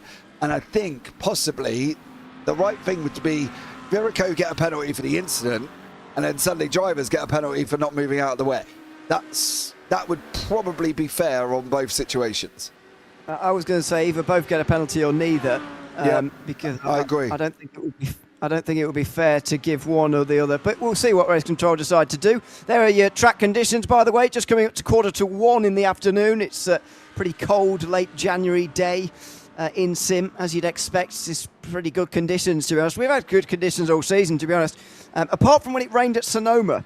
Correct me if I'm wrong, I think that's the only time we've had rain this season, and that was a little bit less nice. That was quite a difficult start to that race. But other than that, it's been dry, it's been cool, it's been good for these temperatures, good for these tyres, I should say. Jack Wyburn again having a look at turn 11, although what he's seen up ahead of him through this corner, I wouldn't be surprised if he's a bit put off going for a move there, since he's seen what happens. On board we go with the Audi. The Virico car will go down the inside of a TSRC TCR, and he'll just get caught behind the Honda, and so he'll need a couple of laps to rebuild that margin again. Yeah, but that car in front has got no bumper on it. Now, sometimes we sit back and they lose the front end and they go, well, okay, it doesn't really affect the balance, it doesn't really affect the driving of the car, so they carry on like he has carried on. So it might not be affecting his car that much, but I don't believe it's probably going to take a couple of laps for Wyburn to get onto him. However, his team are going to be screaming at him, I would have thought, that if he does manage to get the gap back down, which he clearly has done, to get this overtake done. Because I think if he gets this overtake done, he will start making a gap forward and start opening up that gap over that Virico car. Now, the interesting thing is, at the same time, another driver from the Virico team has been in with race control. So this announcement that comes out, well, this is going to lay the precedents down. This is going to be either, as you say, penalty for both or penalty for none, because they can't seem to be favouring. It does look like there's been a couple of incidents further back. Kurt Verstraeten has had a moment in the Eagle Speed Academy S machine. Oh, no, teammates. No. Oh, dear. No. Teammates had a bit of a mix-up with the Tower Racing and Elantra boys there. That was Dave Hernandez caused that one. And then Breck Bearings has got, unfortunately, well, this was the involvement in it. And you can see there Hernandez, I don't know with that. That was a bit of a late move. Hernandez didn't really have time to react to that. I don't think that's on Hernandez for me. I think what the Porsche was trying to do was dive down the inside of the TCR, but also leave space for their teammate to slip through on the inside at once. I think they'd probably be better served to do one of those at once as they get quite close towards turn one there. They'll continue to be separated, unfortunately. This battle for fourth place will wait for them to get together again soon. But yeah, I think he was trying to leave space on the inside for his teammate as well as overtaking Hernandez, and he probably could have just done one at a time there. He didn't need to try and do both at once. So I don't think that was on Hernandez personally, but again, we'll see what race control decide to do. They might decide to do nothing, because after all, it was the Porsche that, and only the Porsche that actually went around. It didn't look like Dave Hernandez got any damage as a result of that contact. No, I don't think he did. I think he just managed to get sort of slightly knocked and then carried on from there. So Dave Hernandez should be able to manage back on. Jack on board with Wyburn. Lost a little bit of time due to that traffic that we've just seen. But again, it doesn't seem to take Wyburn very long to get this gap back down again. So yeah, I think for the MRC team, if he can get that gap back down, I think the MRC will be wanting him to make that move as soon as possible. Yep. If he can. I want to talk about championships just a little bit, actually, while we've got a bit of a moment to do so. just under 1 hour 50 to go in this race. We're on lap 83, by the way. We're rattling through them because it's such a short circuit. At the moment, RPM Racing Red are leading the race, and they're also leading the championship by just 12 points ahead of RPM Racing Black. So there is Charlie Lund-Nielsen, not seen him for a while, but he's still leading comfortably. He would extend his leading margin to 22 points if things stay as they are. So that's the red team over the black team. And Hujas White are in third place. Now, they're down in seventh at the moment in this race. They started the day 55 points behind. They needed to finish ahead of RPM Racing Red or their championship charge is over. Unfortunately, they're a long way off the red car at the moment, just over a minute down. They've absolutely got to stay on the lead lap at this stage in the race and hope for a safety car. Yep. But we haven't had one all race. So, it is unbelievable because a lot of incidents have been ones that we've just watched. Been a couple of cars involved, or somebody on their own. We had a spectacular one from Chris Van Gut earlier on, who deteriorated quite rapidly. No decision on the incident for the Amber and Sunday drivers, but the Tail Race and Elantra and the Eagle Speed is under investigation, so we'll have to wait for both decisions, but nothing coming out regarding the first incident first. Ooh, Race Control got a big moment here. This is a big moment in the championship regarding which way they're going to do that. As far as other championships go, by the way, the number 69 start to appear blue because someone from an AM team has probably got into that Ford. So that's going to cause that. Oh dear, where's he gone? The Hujas White car is disconnected.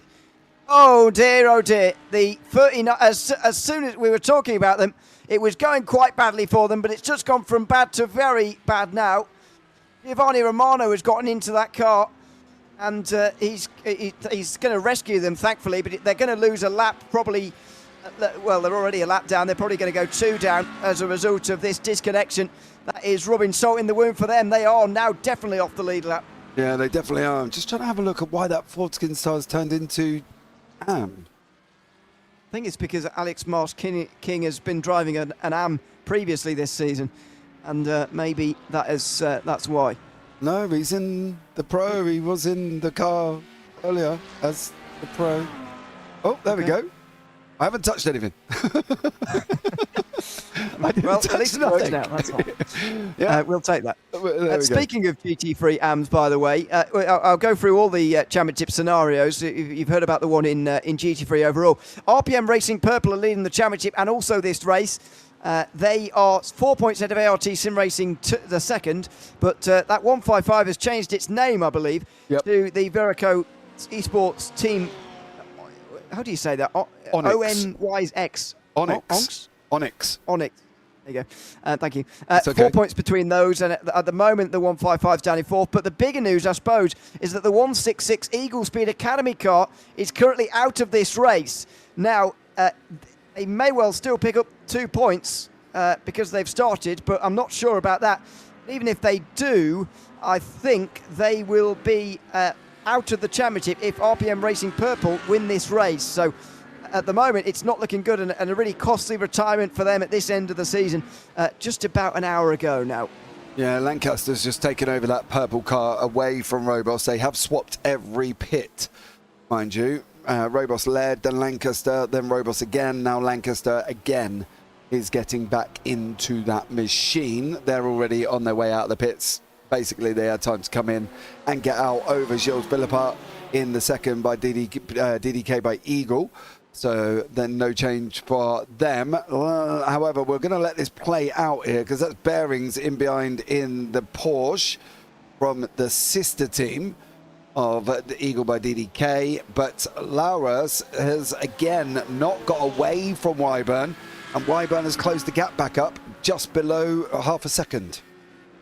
Still plenty going on. I'll let that continue to play on your screen while I'll tell you about GT4. WBM White are leading the championship and also this race. So, by the way, all of the 4 of the championship leaders are also leading their respective classes in the race. It's just by 1 point, though, over Talk Freak Racing, who are currently in second place as well. So the gap would extend to 8 points as things stand, and they would pretty much be the only 2 involved in the championship fight at the final round as well. As the MRC Endurance team come into the pit lane, I'd imagine this still means 2 stops after this one in GT3.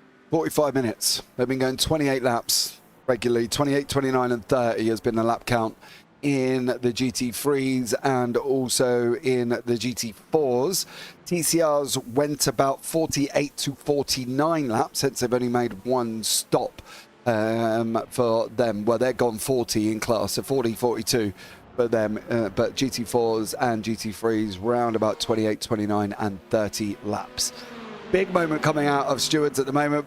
Logan McKenzie, however, is leading Ian Bertolucci. This is Phoenix and Phantom from the sim racing grid. That is Samurai Goro gone through there. And at the moment, Bertolucci is staying where he is. No movements in the front of the TCRs. And if Phoenix finish in this top 2, then they will be champions tonight, even with a round to go. So this is pretty important. Bertolucci there gets very close to the back end of the Phoenix car just up ahead. He's going to tuck below his teammates here. Surprising to see the 2 Hyundais going wheel to wheel here in the way that they are, but it does look like Bertolucci wants to take this lead, doesn't it? And at the moment, he is putting the pressure on the teammates, very surprisingly. Yep. But I think they're sensible about it. This is the thing. Bertolucci's no slouch, right? He's been in all the rounds by what I can remember. So he's no slouch in this. He knows that he can stay with Logan McKenzie and they both don't have to do anything silly. They're extending the gap by 13.5 seconds at the moment to Kieran Sharp in TSRC. So there's nothing really major he needs to worry about. He's just got to be sensible as a front steady. Not the most easiest way of going through. It looks like we've got a bit of a gaggle taking shape here. Oh, we have. Oh, he had to get back over there. The MRC Endurance team there, and is that? Yeah, I think it looks like them anyway. In the Audi. Yeah, Wyburn's still in the car. There we go. Stayed in. So another 45 minutes ahead for him. In case he's not been with the series before, by the way, the fuel is limited to a percentage, which puts the GT3s at about 45 minutes per stint. And there you can see some of the others coming in as well. Though Wyburn's in again. Wyburn's in again. The MRC Endurance team have just been in, and now they are making their way down to pit lane on another occasion here. This is surprising. Yeah, I'm not quite sure what the problem is there for MLC. Is this going to be a swap, or is this going to be a penalty, or have they copped something that we don't know? Is it a speeding? It can't be a drive-through. I can't answer the question, unfortunately. Jaakko Mikola is back in the car for RPM Racing Red, taking over from Charlie Nielsen. So RPM Red have swapped. Black's taken the lead, but Gannon has not looked comfortable throughout this race. Right, are you ready for this Stewart's decision for the Virico team? 10-second penalty to Virico Esports for avoidable contact. Final warning for sending non-permitted messages to drivers in sim. So they've been naughty in sim. No instances of blocking was seen from Sunday drivers during the incident. Reminder to all teams, per iRacing rules, blue flags are advisory only. No teams are required to make room for lapping cars. Massive moment. Massive. Huge. It just means for blue flags, you don't have to get out of the way. You don't have to make an effort to get out of the way. No. And so... well, that's the way that most people have been driving this season so far, so I don't think too much will change, to be honest with you. But yeah, penalty for Virico, and it sounds like to me that they've been sending messages to Sunday drivers afterwards. Yep. Which is definitely not allowed. 10 seconds to Eagle Speed Academy, meanwhile, for avoidable contact with the Elantra, the Tail Racing Elantra. I think that's probably the right call, to be honest. They should have been much further to the left-hand side and up over the curb. There's your notification on the bottom of your screen. So the 188 will be in to serve that. They've just been in, haven't they? They've just served it as well. Yeah, that's for the contact with Sunday drivers. Sorry, I was talking about Eagle Speed Academy. Yeah, they've just got a 10-second. Sorry, I'm just waiting for them to come up on the screen. But yeah, 10-second penalty for Eagle Speed Academy. You are right, for avoidable contact. was the one we saw with David Annard, so that's fine. That, which was what we kind of figured out was coming for both of them at the same time. GT4s, however, have come back together. Alex Klenk and Aaron Vergois from Eagle Speed Academy Esports have just come back together for the GT4 fight. Third, that might be interrupted by pit stops that are going on at the moment. There's a lot of activity down on pit lane. There's the Eagle Speed Academy car in the background, I think, to serve a penalty.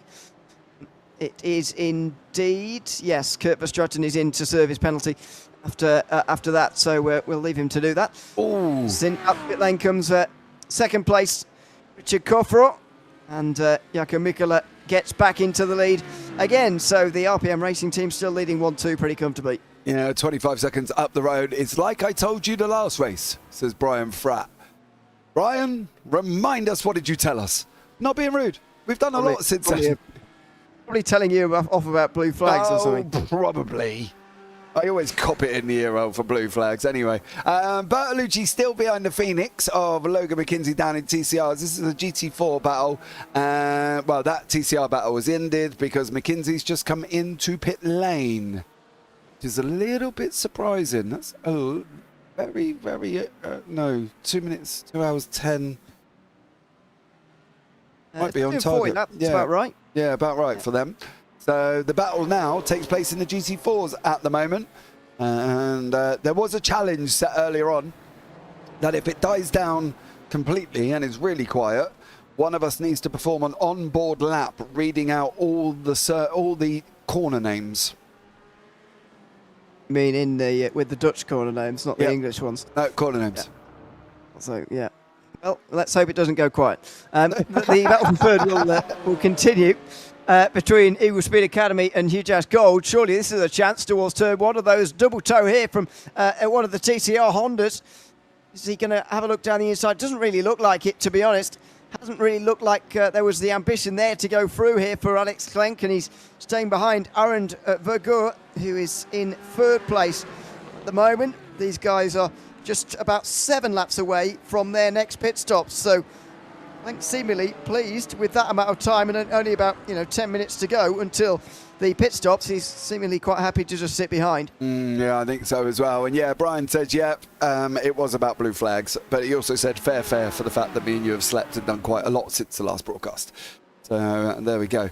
But yeah, I hey, everybody has their own. That's all I'm going to say. Moving blue on. Flag. What? At home. Mate, I wave a blue flag in me all way to get me kids out of the way. Out of the way, coming through. Coming through, children, please. Yeah. Dad wants a cereal first in the morning. Move out of the way. You can imagine I would probably do that. By the way, it has been, in case you're not, as I say, not watched the series last year, it has been quite a long time since the last round. Anyway, the last round was on the 7th of December. So we've obviously had the we didn't race early on in January because New Year and whatever was ongoing. So we waited a few more weeks than normal, and in 4 weeks' time we'll be having our finale at Mid-Ohio. That is a 6-hour race. I believe we start 2 hours early as well, don't we? For Yep. that, or do we start 1 hour early? Have I misremembered that? 1 hour early, I believe. Yes. Yep, I thought so. So yeah, three wide.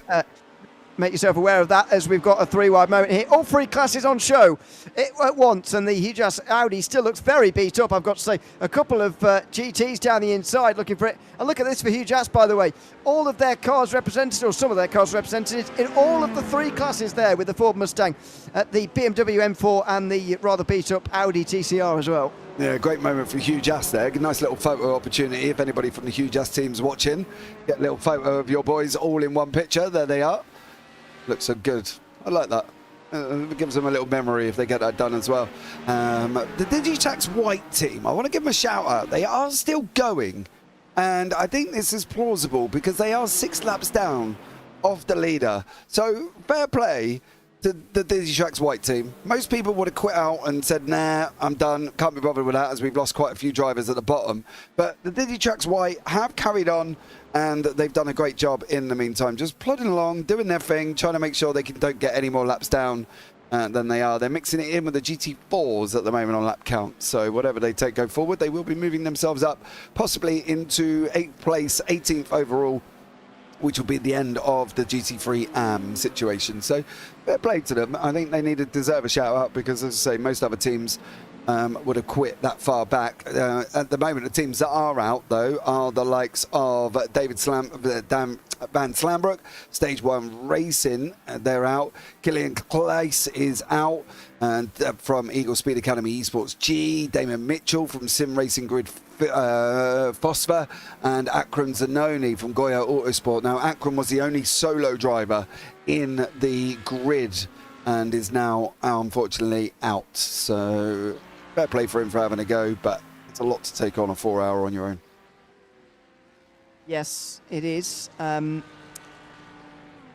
many is that out then in that case? 3 in TCR from the 11 that we had at the beginning. No GT4s out, but we do have 2 GT3s out. So what's that? 5 overall so far from this one, from the 40 that started this race. We are down to 35. But I've got to say, that does sound like a lot. I don't think at any point here it's felt overcrowded, actually, at Zandvoort. We've got a nice number of starters here at 40, and you can see that by the amount of cars that are still in the race. And it doesn't feel ridiculously overcrowded and too busy. No, it doesn't, and they seem to be, there's gaps appearing. You can see gaps there on the track map on the right-hand side, and you can plan your pit stop around that. And you would be able to get out in fresh air if you planned it properly. So, to be fair, they've actually done really well. To only have 5 out is well, nothing really to write home about, you know, and it's no dramas. And, of course, we've had no safety cars, which has been great. Because I can't remember where we was, but we had 5, I think it was, at one of them, wasn't it? In yeah, and Belle Isle was another one. Belle Isle wasn't so bad for I've got for yellows. 5. I've got 3 safety cars. Is it 3 at Belle Isle? I've got 3 if I remember correctly. Yeah, I think that's about right. I think Jerez, though, we had lots more. I think Jerez was a very messy race. Sort of weirdly, really. It was almost like they all got through Belle Isle and sort of breathed a sigh of relief and forgot how to do it, unfortunately, which it was very weird. It was back in November, that race. You can still watch it back on the JP YouTube channel if you'd like to. All the broadcasts are still up there. You will have to scroll down quite a long way, though. So just search bar it instead. Well, it's a quick point. Yeah, go to the playlists. That would be, that's a good point. Yeah, go to the playlist. Go FTR playlist. Yeah, that's. Don't scroll through all the videos. You'll be there all day. Yeah, well, yeah. There's been a lot of streams since then. That's for sure. Now, the reason I didn't think of that initially is because normally people are terrible at adding the right ones to the playlist, and you always get missing races and stuff. But no, I'm on it here, mate. I know you are, but you're in the minority there. Oh well, there you go. I'm proud of myself. Hey, check me out. Another. Exactly. They're normally terrible. Yeah, another notch there for us on my belt buckle or something else we're good at there. Brett Behrens has just gone past Thomas Van and Bosch. Comes into turn 1. They're chasing down Jack Wyburn for whatever reason, pitted twice. It'd be good if anybody is listening from MLC, if you can give me a reason why Wyburn pitted twice, or I will go out and do some investigating, actually. Let's see if I can find somebody. We will try and figure that one out. So, still just over an hour and a half to go in this race. We're just to tick to 90 minutes remaining, and we're an hour and a half away from our first caution-free race of the season, if I'm not mistaken. I didn't do the race at Portimao, so I could be mistaken. No, you are right. And how surprising is that as well? I know we talk about this a lot, but of the circuits you'd expect to see multi-class racing on, there aren't many on this calendar. There's some real left field circuit. I think that's a great thing. I've said that many times, but you wouldn't have thought at the start of the season Zandvoort would be a caution-free race. It's been remarkable, really, but that's exactly what we've got at the moment, and hopefully that does hold for the last hour and a half. Yeah, hopefully it will. As I said, the incidents haven't been too... I'm not going to say too dramatic, because we did see... I think the most dramatic one was Chris Van Gogh's one, and the Ineos car, how it missed him. I don't really know. It was millimetres between them. But they've all been sort of single or double. So, and I think it sort of hasn't been 3, 4, 5 car pile-up that's actually needed to to have a safety car, so maybe that might be the case. Jack slipped finger on pit limiter, and they had a speeding penalty. That must have been on the way out. Yeah. I'm going to just check on that, but I do believe that they may have been on the way out. I'm just They have to have been. Yeah. If it was on the way in, you'd do it in the box when you're doing your stop anyway. So yeah, it has to be on the way out. That's a real shame. These things do happen though, from time to time. It sounds very silly, and sometimes when you're listening to those kind of things, you think, oh well, I would never do that myself. That's very silly. But actually, then you end up in the race yourself, and you can make these mistakes. It's very, very easy to do. As we go on board with the DDD by Eagle Speed Academy car right behind the Audi we've just been talking about for MRC. The reason why we were following, by the way, the Squadra Veloce Bravo car, the 145 at 146 just a minute ago as well, though, is because they're in an overall battle here. So MRC Endurance team are 7th in the class, but they are 9th overall, ahead of DDK, who are 10th. Then it is Squadra Veloce, who are in 11th. So I know it's slightly confusing on the tower on the left-hand side, but they score points by class, after all. That's your overall. Just to explain, the GT3 score points as an overall. The GT3 AMs had their own subcategory anyway, and the GT4s and TCRs also have their own subcategories. So it's a little bit confusing, but effectively the GT3 Pros score points on an overall basis, which means that these positions are important for these two cars, the Audi and the Porsche. They need to make sure the Ferrari doesn't overtake them, because while it doesn't benefit the 146, it does hurt these two. Yeah, absolutely. And they want to make sure they can keep Behrens behind them. I don't think Behrens has quite got the pace, no offence. Breck whatsoever. Confirmed from Yannis Albert, yes, it was on the way out for the MRC. Andrew Pike, however, is tucked up for the lead of TCRs behind Matthew Mueller for Sim Racing Grid Phantom. They've got the FTR Racing Red going. Yes, he is going to make it, going past them. And this is all three leaders in TCR, Mueller, Pike and Johansson for the Phoenix Phantom and TSRC. So all three of these are battling it out for the win here in TCRs.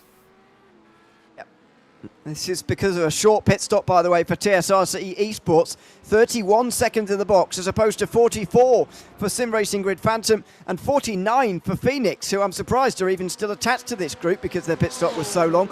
But it just shows it is so interesting in TCR because you can do so many different things in the pit stop to shorten it up, especially in a race like this where the fuel windows don't quite match up with the length of the race, and that's a good thing, by the way. It sounds like a criticism, but it's a good thing for strategy interest throughout one of these races. But you get the feeling TSRC could be finding themselves in a bit of a sandwich situation pretty soon. Looks like David Johansson is very, very quick indeed. He caught by multiple seconds on that last lap. Pike did a 49.3. There must have been an error. Now all of a sudden he's under a lot of pressure. Yeah, you can see him closing in, Johansson. Pike's going to have to try and defend, I think would be the most easiest way. Let the GT3s go round the outside, see if they can slow up Johansson at any point. Nothing really worrying about there. Pike's going to get through. Oh, so take a breath there, because I thought that was going to... There you go, that might help him. That Ferrari of Behrens diving up the inside in the Phoenix car. And now Behrens, I'm saying that, it cleared Pike the following corner. It's a shame Pike couldn't quite hold on for one more corner, and then that might have made him a little bit more comfortable. But the gap's back out to about half a second, and Johansson closing in at a rate of knots. So Pike is in the car with Tom Davison, Kieran Sharp and himself. So good team in behind him for the TCRs, for the TSRC boys. I don't think... Andrew Pike was racing last night, was he, in TCR? TSRC, sorry? Yes. I can't quite remember, but was he? Yeah. Okay. Yeah, maybe he was. I can't. I've slept since then, as we know. So, but the reason I bring it up is because there's a couple of racing leagues who are in the TCR class, like TSRC Esports, that's made up of a team. Oh, it's down the inside here. Meanwhile, go Phoenix, and that's going to be second place. That had been coming, we've got to say. And finally now, David Johansson does indeed get through ahead of the TSRC Esports car. Yeah, he was, because he had ears on the car. Oh yes, of course, yeah. Wow, my memory's bad. Yeah. I know, and I'm the old one. That was a memorable thing from last night as well. But anyway, the reason I bring it up is because, say, TSRC, a racing league, as is the Apex's Lava team. I think it's just a little, not odd, but slightly unique. And you don't often see this, that a couple of almost league racing cars, almost a team made up of people who run leagues in the same class. 3 of them in this class, which is a lot more than you'd normally see. It is. But I think it's good to show that these guys are obviously, noticing that there's other leagues out there. I know Tail have come in this season. I don't think they've taken part in any other season by what I can remember. And they've come in this season, and of course both of them appear. This one and Tail appear on the JPB YouTube channel. So it's great to have that swap over, and I think more and more people should do it. There's leagues out there that you can see and that you can get yourself involved with, and if you've got time, get yourself involved with them. Like OGRL, look how it started off on the JPBU channel when it was all American, and now we've got Europeans all involved in that because they've seen it and they've got themselves involved. Stop, hold, fail to serve penalty. Digitrax White upgraded to a 10-second stop and hold. Well, they were 6 laps down and they were having a good old go, but now they're going to be a little bit further. Oh dear. Okay. Question is, what penalty did they actually... 7, yeah. They got a 10-second penalty 45 minutes ago for avoidable contact with the Treehouse Racing GT4. And I suspect they didn't serve it properly because it said upgraded to a 10-second penalty there. That's the same as what they had before, as far as I can see in the log of the steward's announcements. So I suspect they may have stopped for some time, but not 10 seconds, although I'm not... That could be complete rubbish. I don't know that. But they may have just not served it as well. But you've got to be on top of things a little bit more than that. Mm-hmm. Yeah. You've got to have... They must have spotters and everything else who turned around and said, wait. Sorry, I was just breathing out. I just wanted to see what that FTR blue car was going to do. Okay, he makes it through without any problems. Yeah, they would have had spotters surely telling them, right, you've been in there for 8 seconds, whatever, count, innit? Got fingers. And if that has been the error, then, well, go and serve another one, wouldn't they? Yep, absolutely. And so that will be to a little bit later on. Meanwhile, into the turns 11 and 12 come these 2 BMWs. This is part of the GT4 battle again. I'm not sure these 2 have stopped yet, unless I've missed them. Oh no, I have missed them, excuse me. They're on their outlaps right now. That's why they're back together again. I thought that Alex Klenk was waiting for the pit stops, really, to make his move, and then afterwards he would go and push on, but he hasn't really done that. He's still either stuck behind the Eagle Speed Academy car, or he doesn't want to pass them. Yeah, he went in with them. They went in at exactly the same time and come out at exactly the same time, which seems to be a little bit anticlimactical, I would have thought, because it might have been easier trying to do something different, but no, in they went and out they went. So yeah, they've come in and gone out together. So these guys is now just on track battling. Digitrax White still out on track. Fair play to them. They've had penalties, they've had incidents, and they're still going. So big shout out to them guys for that one. This is the closest battle on the racetrack at the moment, is this GT4 fight, but it's not looking battling, if you get what I mean. They're not looking aggressive in the car makeup here for the huge ass, are they? They're certainly not. The Talk Freak Racing car, by the way, had a very long stop last time round. I wonder whether they got a speeding penalty, because David Barraclough was 1 minute 27 in the pit box, and that could be championship defining, by the way, because of WBM Racing's drop week. Oh dear, as they get very close here through turn 10. Because of the drop week, you need to be within 10 points of them going into the final round to stand any chance at all. And at the moment, the Talk Freak car has got the only chance of doing that, as long as they finish second with WBM winning. So at the moment, Talk Freak Racing are a good 30 seconds behind where they need to be. WBM White, I believe, are in championship winning position. Well, yeah. But WBM White have been so strong today. The team of Karasis they've been so strong, that team. Oh my God, I've forgotten who else was in the blinking team. already. Oh, my brain is as bad as yours at the moment. And they've done really, really well. There's not a lot we can say about when you're 40 seconds ahead in your class. It kind of just sums up the fact of how well you've actually done. Yeah, it certainly does. As a lot of the class leaders can say at the moment, only in TCR is it below 20 seconds as things stand in any of the classes. So it's been a good job from most of the class leaders here, most of whom are championship leaders as well. In fact, all of whom are championship leaders at the moment coming into this race, and they certainly will be going out of this race as well if things stay as they are through the. This is they go now into the long right-hander. It's going to be Clank still right in behind the BMW. He's looking a little bit more aggressive than what he was before the pit stop, but getting anywhere close to a move here as one of the GT3 BMWs looks to come and pass them. He might have a chance on the inside here. The door was very much open there, and a great chance here for Alex Clank to come through. The GT3s will slip by on the left-hand side and get round the outside. Here comes Hugh Jazz Gold on the outside line, ripping round and through into third position. So Clank finally strikes when he wanted. Took his time, but he's finally done it. Yeah, he finally got through. It's been quite a while, shall we say, that these guys have been following each other in and out of the pit stops as well, but he has managed to clear it there. Eagle Speed Academy is going to start looking at coming back, preferably not while that beautiful liveried machine is next to you. The Equipment Geek race. I do love that. I did say that earlier on to Tom. It does look absolutely amazing as these guys close into the back of the TSRC Esports of Andrew Pike in that one. And then they're going to go around the outside. What is at the moment for Eagle Speed going to be able to do here? Aaron's not really going to be able to do a lot apart from force that TCR downwards so they can use the banking. Well, that's the place to be, up high through turn number 3. So I still really dislike the changes they made to this circuit, but that's long gone now. I used to prefer the old one, but never mind. Why? A lot more.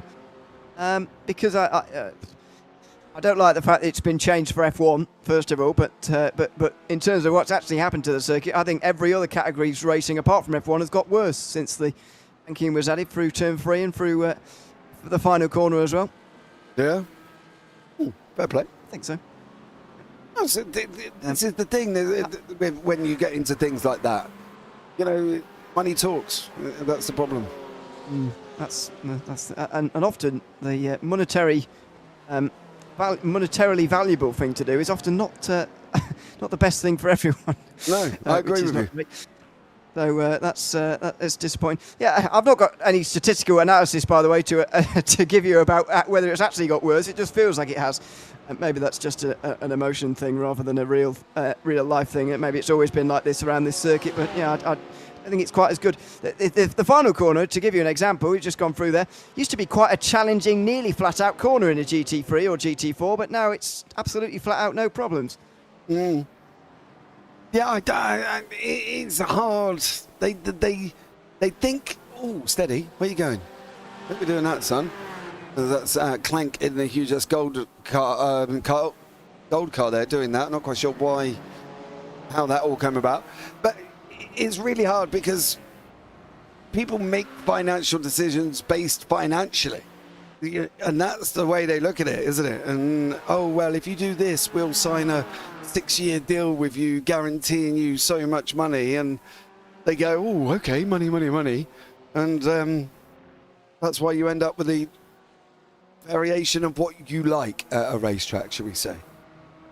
Well, sadly for Zandvoort, and if that was their plan, they've only been extended to 2026 so far on the F1 calendar, so I would say that's very much towards the short end of contract lengths when you look at the F1 calendar, although the F1 calendar does need to shorten a bit, but never mind.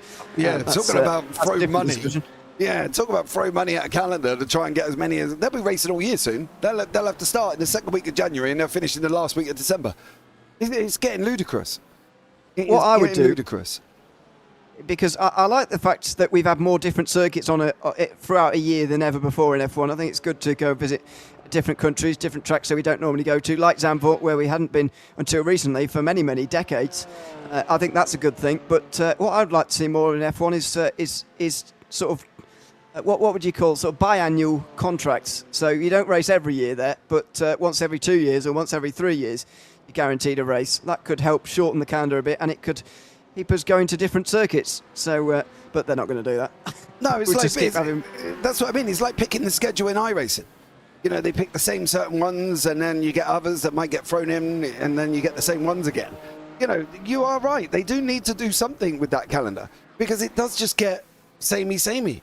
But you could have a 16 round calendar of different tracks, and then the following year you've got another 16 rounds of different tracks. So they're not always at the same place, which is what you're sort of saying with your bilateral and trilateral seasons, which works. And that's the thing, I think. But money talks. It's that dangle the carrot and feed the donkey, isn't it? You know what I mean?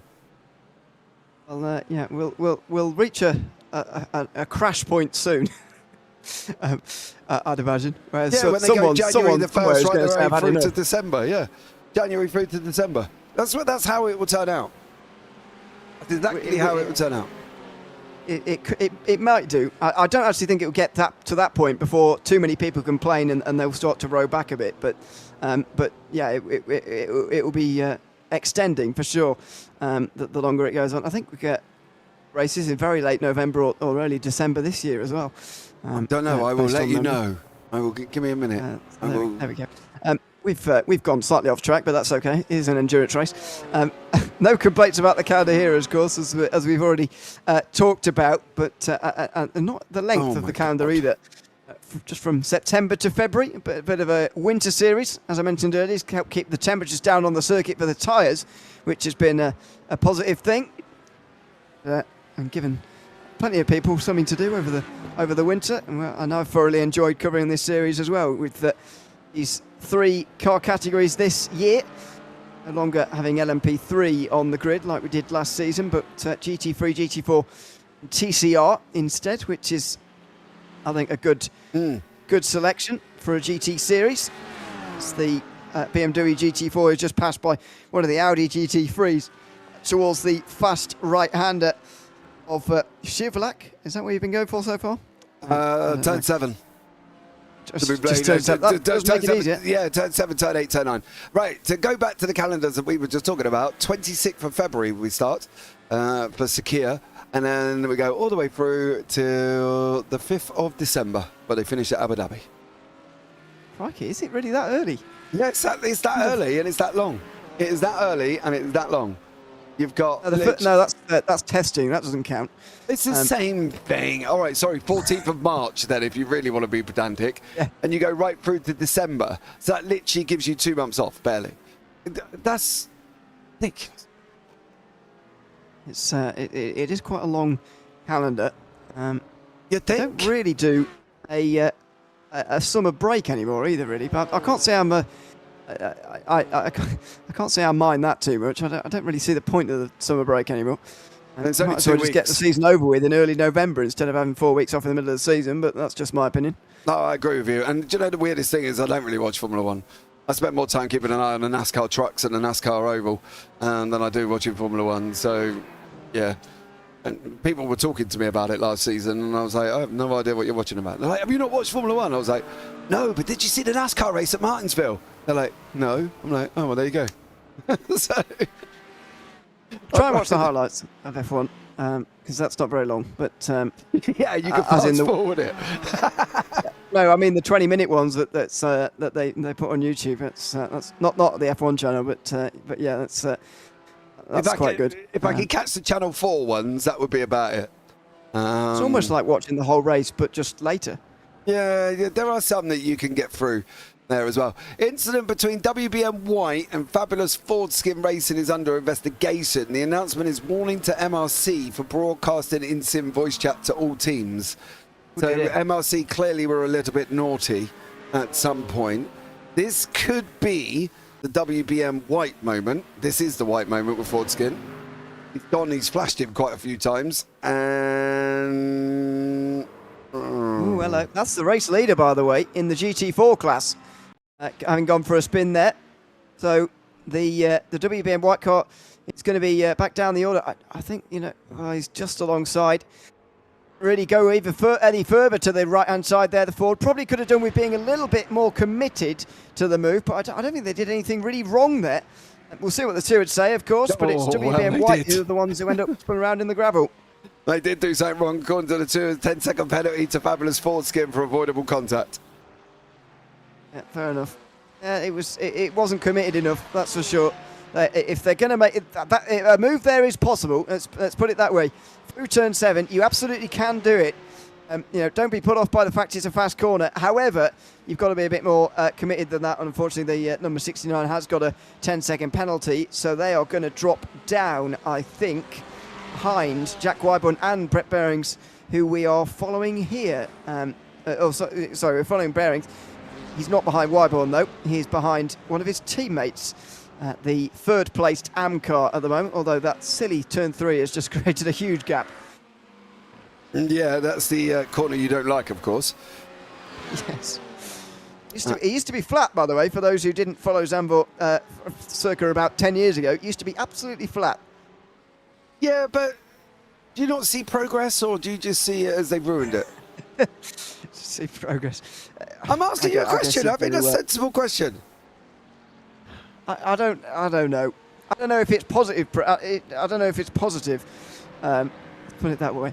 Well, that's fair enough. No, I understand. I think especially that corner.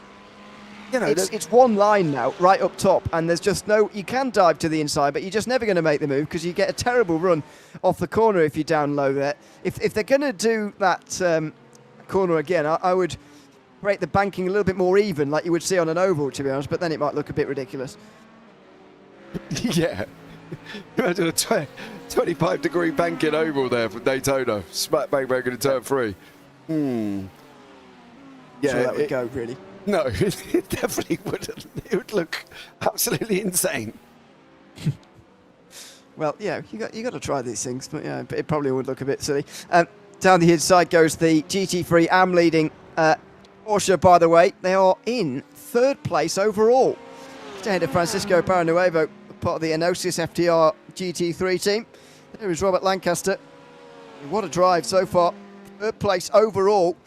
Only just under 30, or just over 30 seconds, I should say, off of the lead of the overall race. And I think if we go green to the end, they might well lap the entire GT3 AM field. There's only literally 4 cars left on that. And one of them is not very far in front here. Herbosch, you can see, is just up the road. Let me see if I can get that on gap. That would be nice. We'll see how far up the road he actually is, but I don't think he's very far. Where are we coming out of? Through turn 7 into 8. Oh, he's literally up the road. He's going into 9. We're coming out of 8. So yeah, not very long at all there. There he is. Not a big margin. And there's the leader there. No, not far back. Giovanni Romano is actually quite close to falling off the lead lap as well right now. Didn't quite realise how close he was too. In the Ford, he is currently 9th after that disconnection earlier on. A 2-minute pit stop as well for Giovanni Romano, so he's going to be pitting a little bit out of sequence with everybody else quite soon, actually. And he's going to fall off the lead lap then. But we've had such a long green flag run to start this race that often we talk about safety cars sort of saving people, especially if you're on the lead lap. But actually, in all of the classes, there aren't going to be many people on the lead lap if we get a caution. Yeah, no, there ain't. To be fair, there's only going to be a couple down there. GT4 moved down further on. David Johansson is back with Matthew Mueller. This is Phantom and Phoenix in the TCRs, sorry. But yeah, you're right. There is not going to be many at all. That's going to be that one lap down scenario. Well, you can see at the moment we've got 13th to 7th. Well, here's my question about this, actually. You can see on the left-hand side who's on the lead lap. Only 6 overall.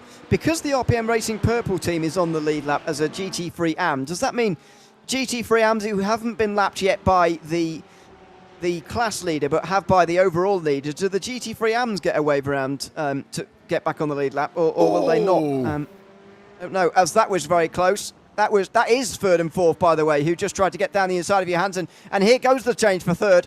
There goes Barronuevo around the outside through 8 and into 9. He's going to get the position. That was a misjudgment, really, from RPM Racing Purple. Yeah, it was. Barronuevo really kind of just showed them how to do that then and said, right, you've got to do it like this. That was Robert Lancaster taking over from Gene Robos on that. Answers to your question regarding the AM cars. Oh, there's a bumper lane there. Whose is that? There is. Oh. There's been an incident between Hujas Yellow and Digitrax White. I wonder whether that's related. Well, Chris Sofa has been off. He's in Sunday drivers. Oh, bro, you're too high. The curb there. Yep. Oh, good save. That was quite close to finding yourself in the wall at quite a high speed. Now, this is what's happened in terms of where the bumpers come from. A bit wide. Oh, the teammates. Oh, no. The GT4 299 got into the outside wall straight in front of their own teammates there for Eagle Speed Academy. I know there's a lot of them, but even so, that's pretty unfortunate. One of the Porsches getting involved. It was that one, wasn't it? It was Brett Bearings, who is now 10th overall. And I'm sure his bumper come off. Was it the rear bumper of the GT4? I'll answer that question, to be completely honest with you, Bo Lyric. Hold on. Yes. There you go. Yes, it was. He hasn't got one. Right, Hightower's been off the side again here. I'm a little bit worried for Jason Hightower. There's not normal mistake making. Oh, you could see he was sliding on the way in there. Oh, and they've got another one. Goes wide. Digitrax White. It's got 2 penalties in one go. Oh dear. 177, by the way. That's for avoidable contact on Hujas Yellow. Have we seen that one yet? That happened with about an hour and 8 to go, something like that, about 5 minutes to go.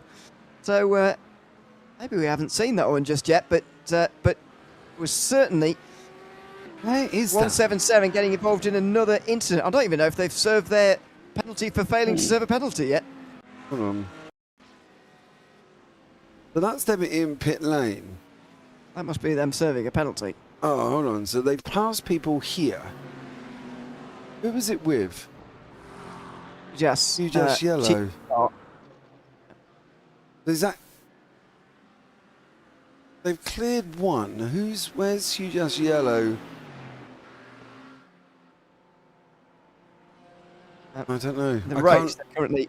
Oh, there's 2 Hujas Yellows now. All of a sudden. I don't know where that's come from.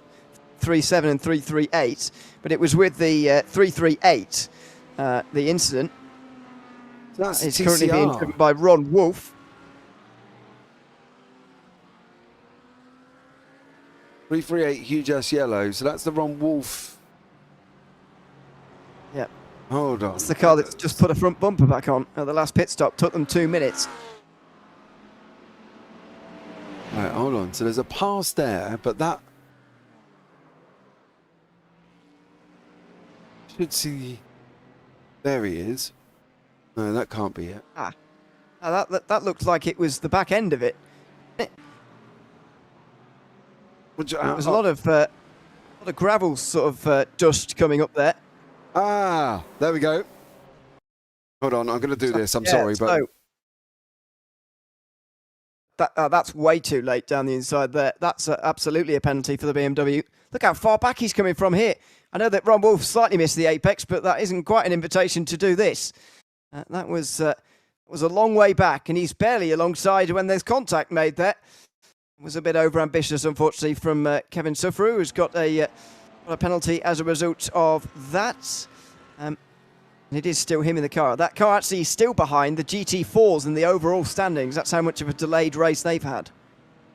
Yeah, they are. They're also, they may end up copping a worse penalty here.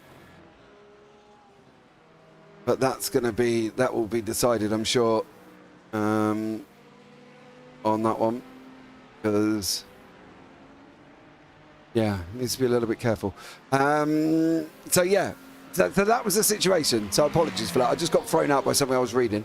So that was their situation there as well, which is put them down even further. They look like they might be out now. Yes, they are out. It does look like it. Yep. Finally they've given it up. The 188 also looking like it might be out the race as well. That is the Eagle Speed Academy car. At the moment is looking like it's out the race. It was being driven by Kurt Verstraeten until pretty recently, and all of a sudden is looking out of this race as well. That's a real shame if that is the case. A couple of GT3 retirements in one go as we enter the final hour. It's the case, but doesn't seem to be a valid reason for it. It looks like he just drove into pit lane, and then they did have damage. That's the penalty box. Jumps out and goes.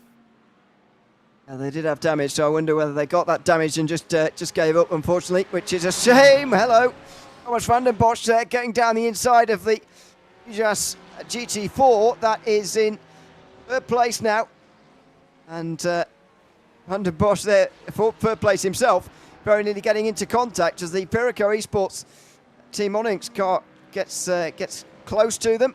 The battle for a podium place, and they're all suddenly a lot closer to RPM Racing Purple because they've made their last pit stop, their second last pit stop of the day.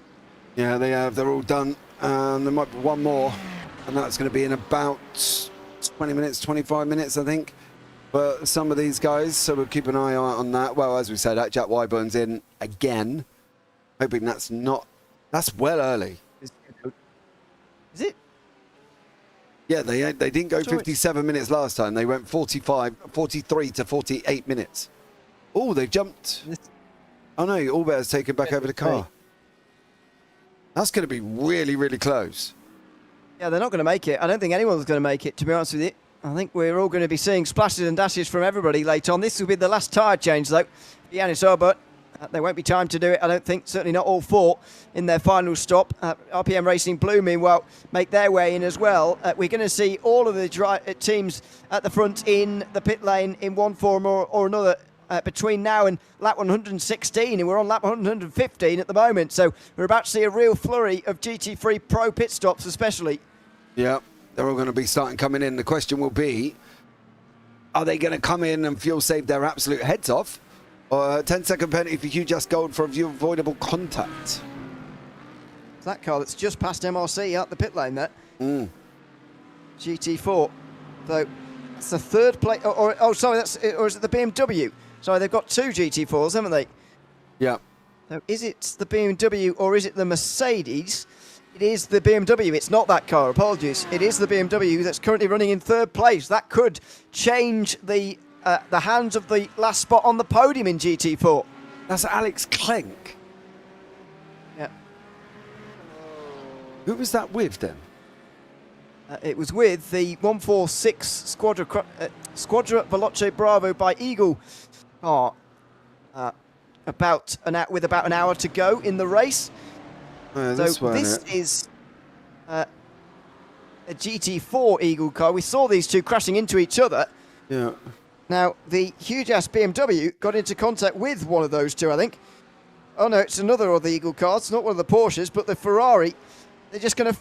Oh, yes. Man. Didn't quite give enough space to the Ferrari on the outside as it was trying to get past. Yeah, that was a little bit sloppy for that. But they got, 10-second penalty for the Hugh Just Gold. There we go. So that could cost them a podium, but with that incident for Eagle Speed Academy not so long ago, maybe they will be saved from losing that spot on the podium. We will wait and see on that front as Yesel Yunus now is under a bit of pressure from Jim Rubos. These two are RPM Racing drivers, but they are in different classes, just about off the lead lap. They're right ahead of the red car. There you can see it in the background, the black and red Audi. And the leader of this race about to put these two a lap down, and that just shows you how many cars are off the lead lap. That is 5th and 6th on your screen there, about to be lapped. Seems insane, doesn't it? But it's a short circuit, and it's been a quick race from those at the front. Justin instead, Yako, has done an absolutely stellar job. Charlie in the car has just absolutely flown with it. And we're going to have sister teams getting lapped by the leader. How far is he going to go? He might even get the Viraco. Yeah, maybe actually. Because that's only not too far off literally... the road either. No. Don't forget that the red car still has to make their pit stop in this cycle, and especially the RPM Racing purple Porsche has already made their stop, so they might well not get there. But Viraco haven't made their stop either, so it's going to be quite close for them. As Enosis come in from third place, Paranuevo gets out of that car, and Sergio Gomez will be taking that one to the finish in the final 54 minutes. Jaco Mikola now making his way through turns 10, 11, I think will be into pit lane this time round. He's doing his 30th lap right now. This is further than I thought he was going to go in the first place, so surely he's going to be in at the end of this one. If he carries on, it will be quite remarkable. Surely he'll be pulling to the right-hand side and making his way down, and he certainly does. So a few more people going to be let off the hook as far as being lapped goes. Yeah, they survived. Let's just put it that way. They've survived. Giovanni Romano and Carl Mundell. This is for a battle on track. This is for 12th and 13th, not class battle. Mundell is a AM, and Giovanni Romano is the pro. So Romano should be able to get this one done, I think, without any issues whatsoever. But never say never as we go into the last, well, near enough, the last 50 minutes. Yep. We have got not very long to go at all now. Just White work on the back of this McLaren.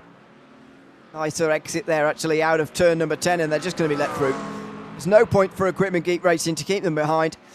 That was well, very, very generous, I've got to say. They've absolutely within their rights to defend there. It's a battle for 12th, but they decided not to. It doesn't cost, in case you're wondering why the AMs are so easy going as far as the pros passing them, as I mentioned earlier, it doesn't affect their points tally in the GT3 AMs, but it does affect the pros' points tally because they're scoring points on an overall basis.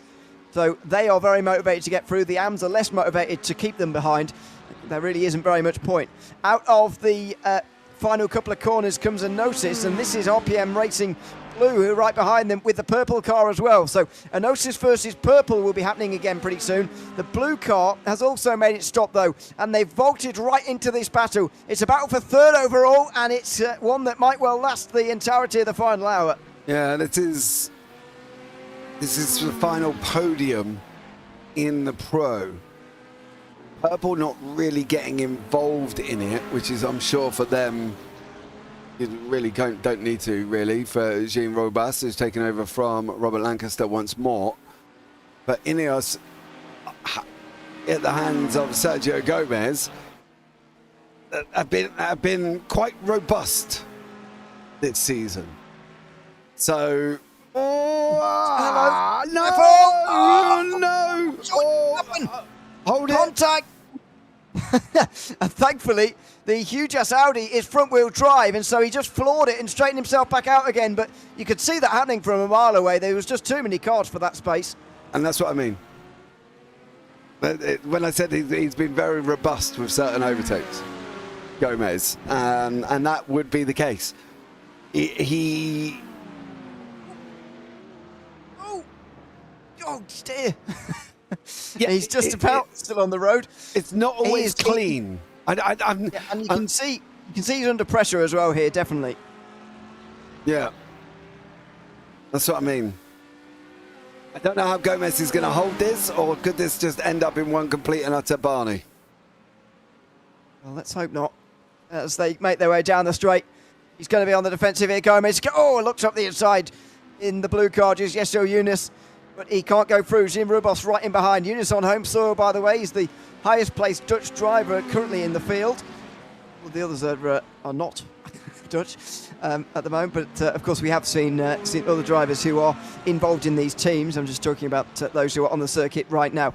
They're into a bit of traffic right now, by the way, and it will remain for quite some time. There's this huge-ass GT4 just up ahead of them here. There's also a GT4 battle that's just going around turn 8 at the moment. Be getting in the way of them at a later date.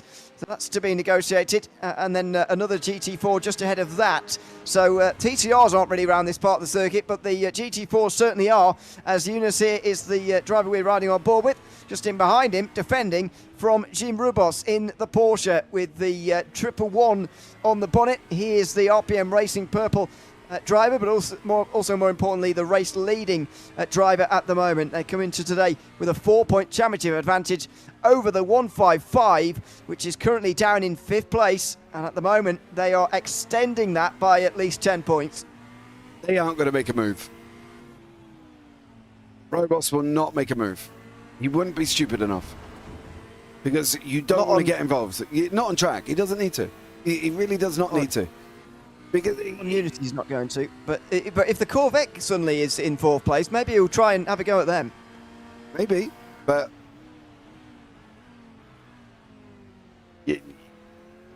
the analogy of pick your battles. You might win the fight, but are you going to win the war? So I wouldn't, knowing what we've seen, I wouldn't want to be getting involved with either one of these. Not this close to the end. Not this close to the end. It would make sense to stay behind them both, but as I say, are they going to try and help their teammates if they get the chance? We'll see, because they do have a big lead at the moment. They'll now get down the inside towards turn 8. Have a squeeze. No! Oh, wow! The Eagle Speed Academy car there just pulled in front of the RPM car, and Yeso Yunus probably not very pleased about that. They're more than entitled, of course, to try and make the corner themselves, the GT4s, absolutely, but the BMW there very nearly pulled right in front of the Audi, and that's just created a bit of a gap now in this battle for 3rd place. I am surprised that GT4 did that. I thought he might have not hold him up, but just made it a little bit more difficult, because obviously it's an Ineos GT4, right? So I am surprised that he kind of shifted himself out the way quite as quickly as that. Fair play to them, but yeah, I'm surprised by that. As they go past the Tower Racing Civic, currently in the hands of Patrick Elstrand. Continue to drive on once again, but we've got Eunice versus Gomez, Ineos FTR GT3 in the red and FTR blue, well, funny enough, in the blue. Indeed. I didn't really know what to say after that. I kind of just led myself down the garden path with that one. Well, it's not a silly thing to say, because often teams just call themselves different colours and then don't bother changing their liveries and just have the same identical looking cars, almost, with the same name. But these guys have probably gone for it, and I've got to say their cars look very good as well. They look like a team, but you can also tell them apart, which is a good thing. As the pit stops continue on, by the way, we are getting very close to the point now where you can stop and make it home, depending on which class that you're in. But in pretty much all of them now, as we get to 45 minutes to go, you can pit and get to the end. Yeah, GT4s are going to be the ones, I would have thought, but if anybody is going to pit on that one. Brian Fratian is in YouTube chat, says we're also fuel saving. Brian, just remind us what your team name is, buddy.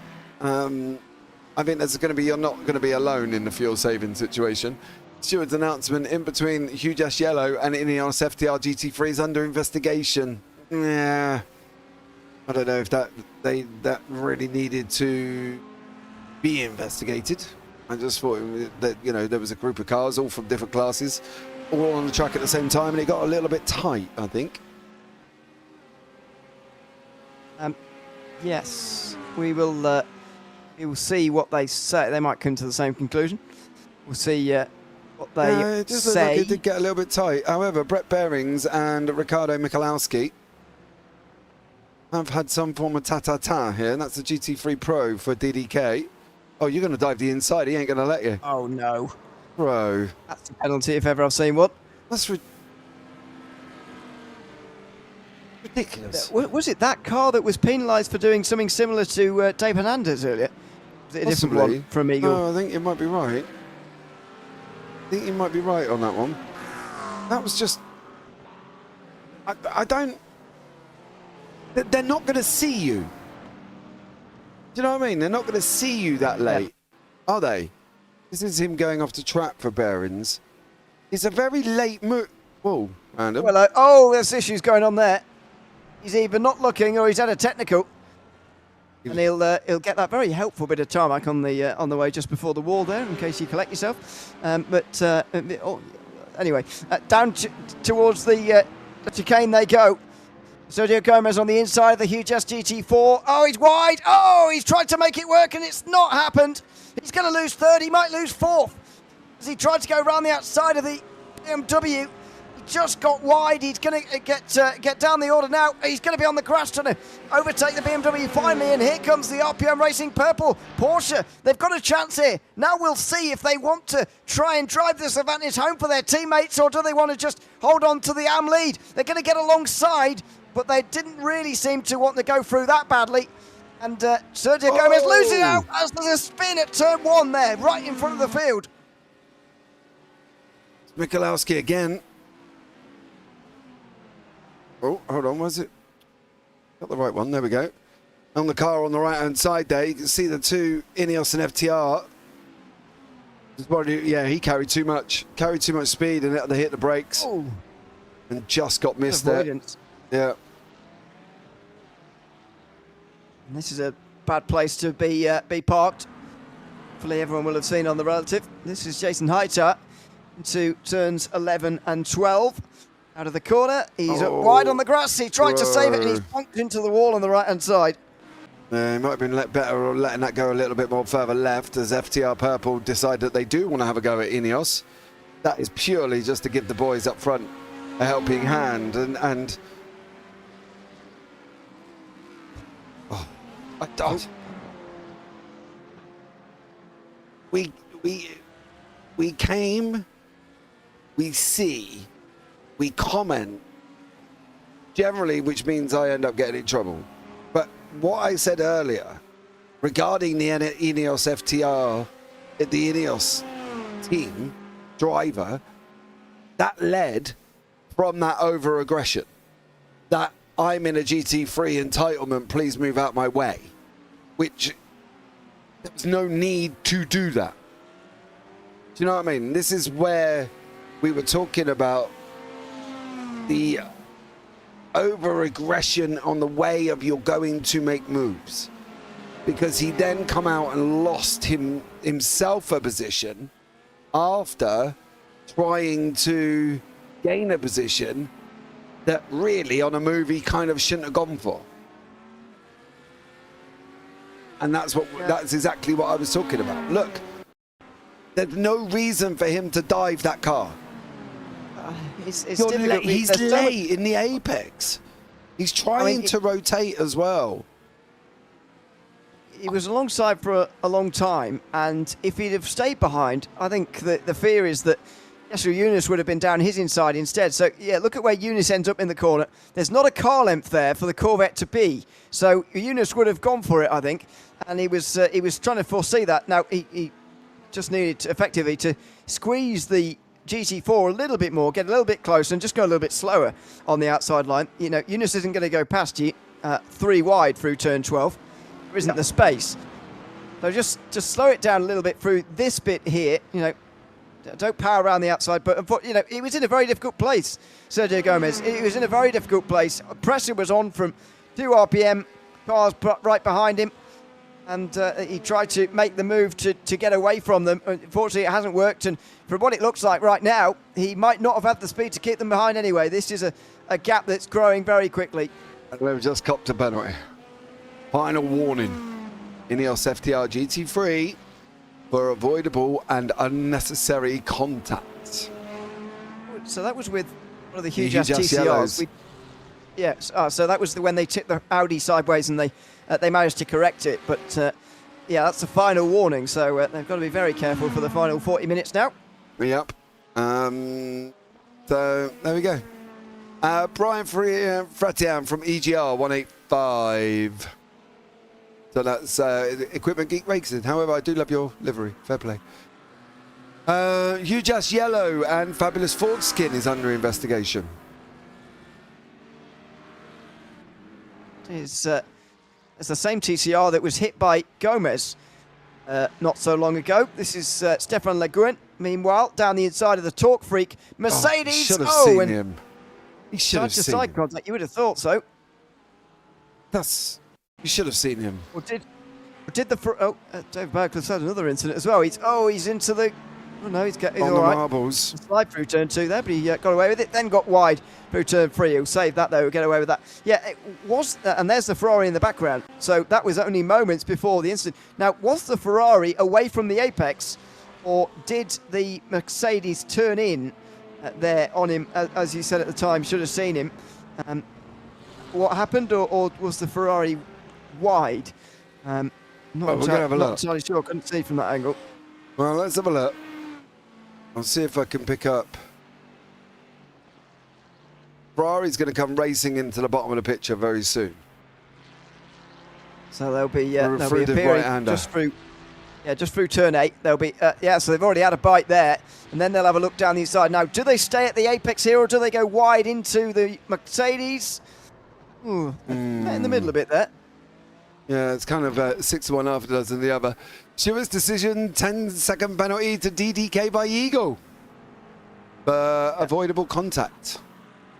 That was one we didn't pick up. There were so many decisions coming in at the same time. That's for the contact with the Viraco GT4 258. So is that the Michalowski car?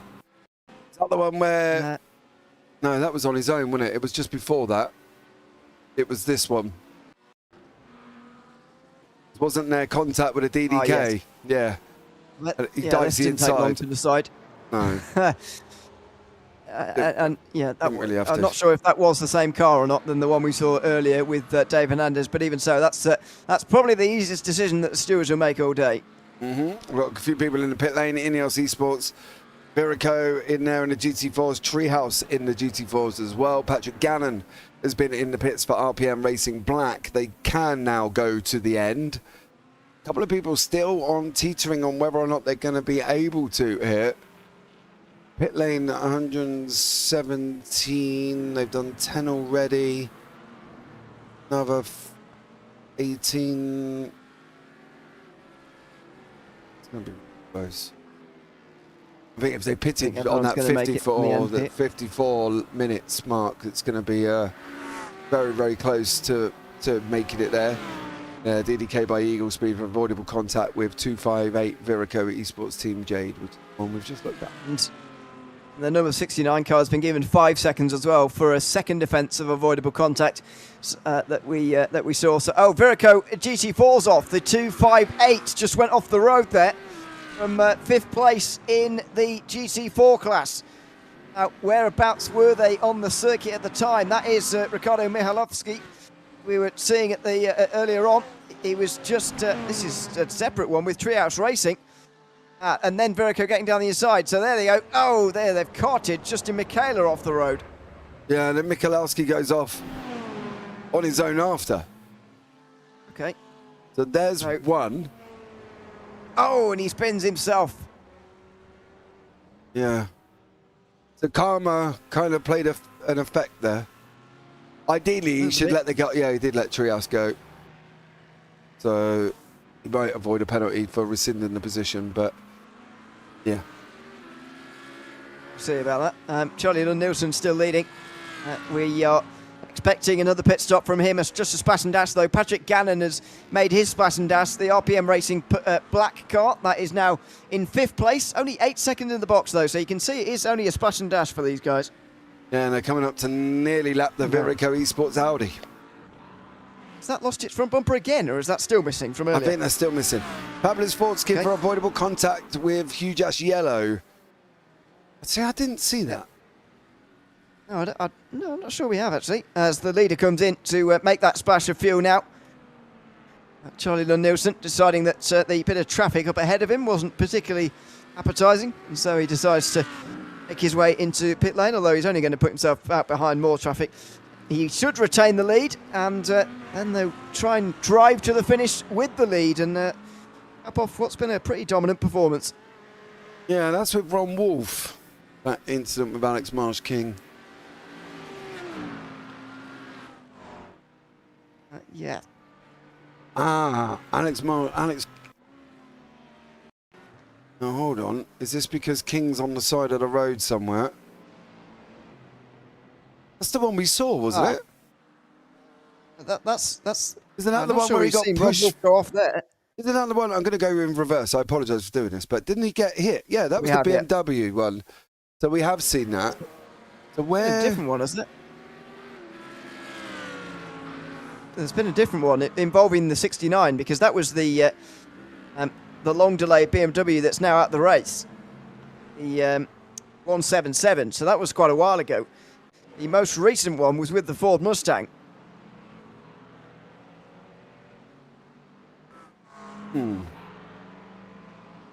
So this Coffard got through pretty easily. That's a teammate thing, but there's Alex Marshkin on the completely other side of the circuit. Yeah, I'm not sure where So that was. I've got investigating. Yeah, I've got nothing to show up that says that was as happened with Wolf. I've got nothing with Wolf. To be blatantly honest with you, so I don't Must have know. happened somewhere. Yeah, must have happened Well, somewhere, I suppose. I agree with you on that one. It So, must have done, but I can't find it. Yeah, absolutely. So there we go. Up to the lead for. I just misread that. Thought it said for MRC it was about 1 minute 50. That can't be possible, but I think it was just adjusting itself again after the pit stops. Miraco still going round here. We believe with still the same damage as before. That's not new damage, but they have been in the pit lane since because Angelo Louvre is now into the car where he wasn't before. So it's a new driver, but they still didn't bother changing or getting rid of the bumper as the for 8th place overall is popping up here. Giovanni Romano looking for 8th place. Is he going to make another pit stop? He certainly is, and so is Philip Arts just ahead. So it's a legitimate fight, this one. Yeah, both of the men I think going to need to go in. So this will come back to being on the racetrack and straight scrap there. Have you driven the Mustang yet? No, I haven't. I don't think. No.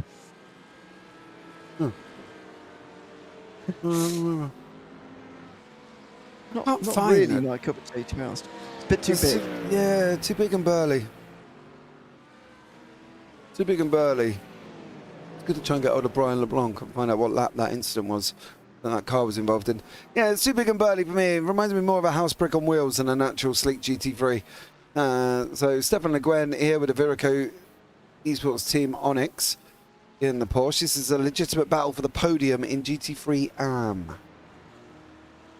A class battle. Yep. So I haven't had many of those in the last few moments, but there is an actual class battle going on here. Unfortunately, none of them, no battles going on outside the GT3 classes right now. So we're staying up there for the moment. There has been an incident though in GT4 between Viraco and Treehouse. We saw that through turn 7, and that is now under investigation. We'll bring you the result of that when it's to it.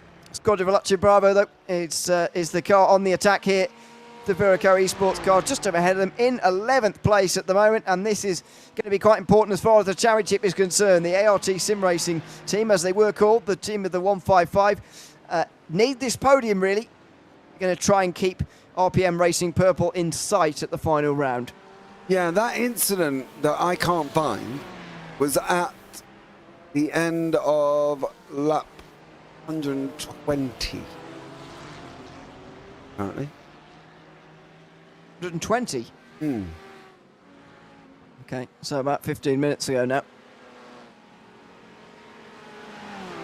With just over half an hour to go in the race. Kevin Turrence getting down the inside of the just GT4 BMW successfully, bending that car a little bit wide. The Ferrari gets through a little bit easier as the 26 just briefly went off the road there from 14th place.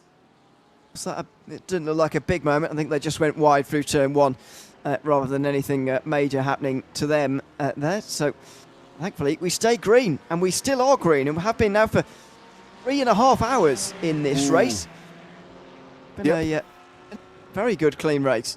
Yeah, absolutely. No cautions, nothing, and it's been amazing. Starting loved this. I thought this was great. I think this has been one of the really good races, of the season. We've got the 6 hours of Mid-Ohio coming up next. Not quite sure how that one's going to go, but this one surprising. I thought this would be a lot worse than what it is, should we say? More incident filled. Yeah. Been very clean so far. And we're still saying so far because there is about half an hour still to go in this race. There's Sergio Gomez, who's now 5 seconds off RPM Racing Purple. As I mentioned earlier, we can say or what we want about the between those three teams when it was actually there, but to me, it hasn't really seemed to matter because Sergio Gomez is just not quite quick enough to stay with them. I think Sergio Gomez may have tried over exuberantly to stay with them, therefore making a mistake. I think he has got the pace, but I've also think there's a certain amount of over exuberance of overdriving the machine that he's got beneath his steering wheel. Personally, of course. Okay, fine. Battle for 8th continues. Giovanni Romano on the way towards turn 8. Sorry, 8th place. Turn 1 he's going towards. Looking for this position. The Porsche, number 126, just pulls out the way. And again, what I mentioned earlier on, the AM and Pro teams are aiming for different point systems effectively. So Romano will happily sweep up that position, and we'd be pleased to do so. But there's no disadvantage to the AM car letting Romano have that one. No, none whatsoever. It's a battle you don't need to get involved with. You know what I mean? Let's look at the AMs. Look, the minute 17 from RPM Racing Purple. They don't really need to get involved. Plod along, do your thing, get on with it. Just about to get an announcement on that Virico and Treehouse Racing, I think, coming very, very shortly. The Apex's Lava Racing Civic team have gone into pits. Where is Robert Sharp in the Elantra? Ooh, he's a long way back on the racetrack. He's just gone through turn 3. Nope, hold on. I'll do some maths here. 8, 9, so he's coming into 10, 11 and 12 at the moment. Yeah. So we continue to follow Robert Sharp here as he's passed by Romano. It's more importantly for DDK by Eagle Speed Academy. They've got over 30 seconds, or over 15 seconds, sorry, to third place. Verico Esports team Onyx has just gone off by the looks of things as well. That was through turn 7. They were trying to hold off this Ferrari. We've seen this from Kevin Turns for a while now, but on the way towards turn 7, he's just got it wrong. He's just slid through and spun to the inside. The Ferrari will get through very easily. Yeah, that's the end of that one. So that battle's come to fruition. Elstrat did get out in front of the other Apex car, and they're no change. So Elstrat sitting in 4th at the moment. A long way back from TSRC, but still out on the racetrack. So fair play to them currently. I would say this is the closest battle on track.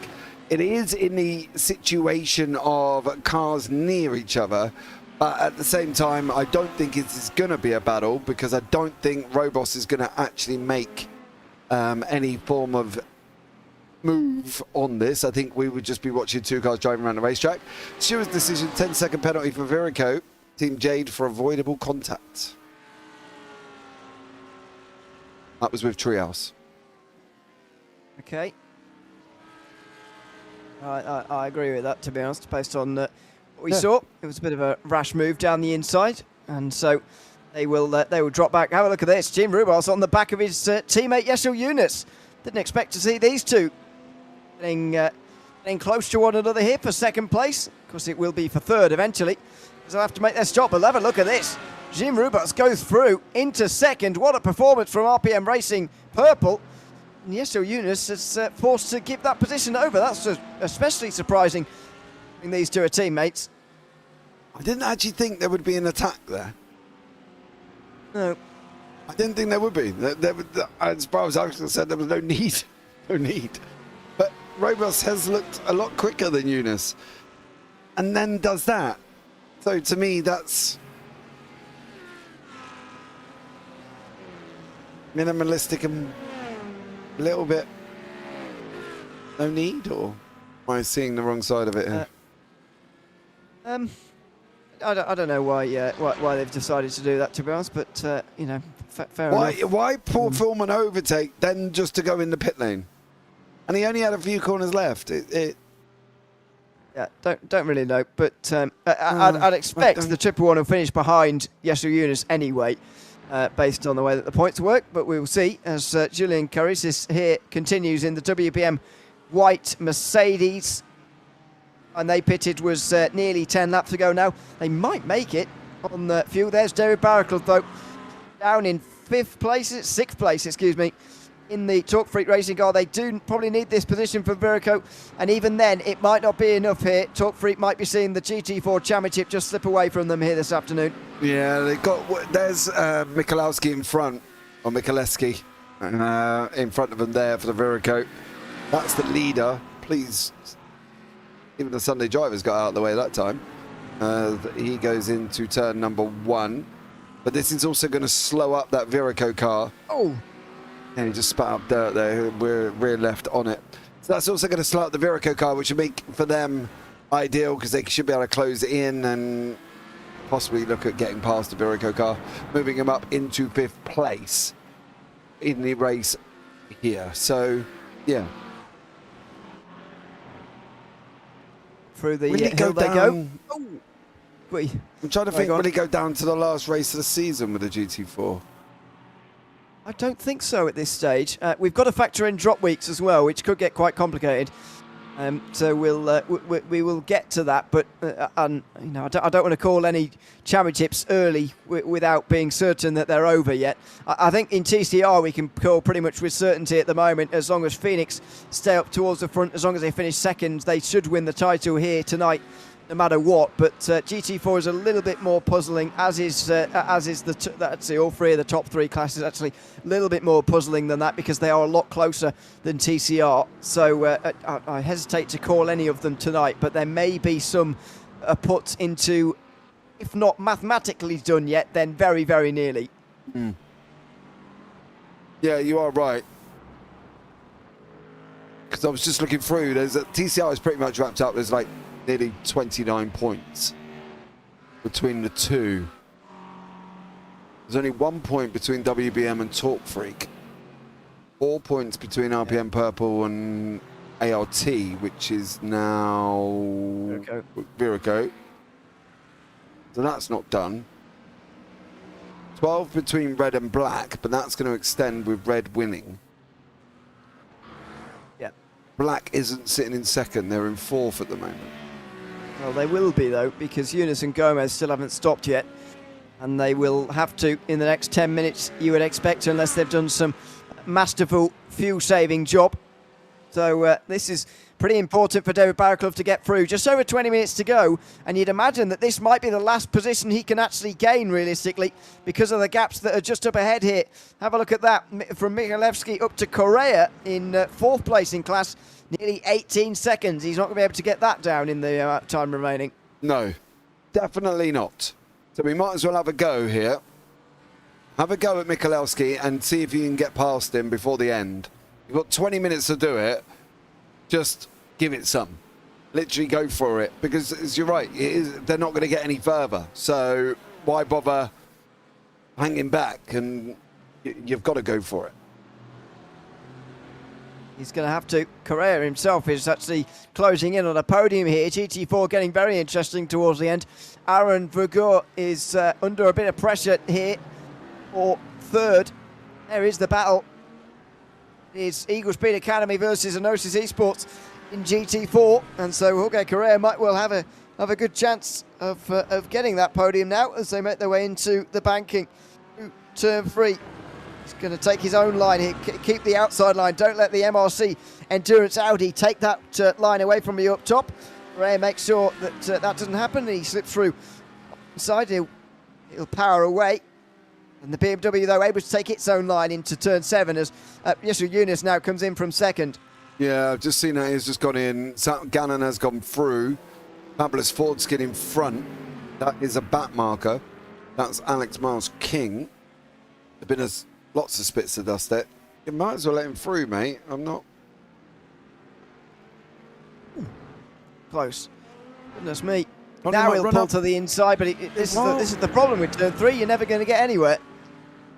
No, but he could have. Never mind. I'm not going there. I'm not getting myself involved because I'll just get myself in trouble. There's been loads of opportunities to lift and just allow him through. You know what I mean? For Alex Marsh King, he's got an AM behind him, which is 9.5 seconds. Brief little temps out the way.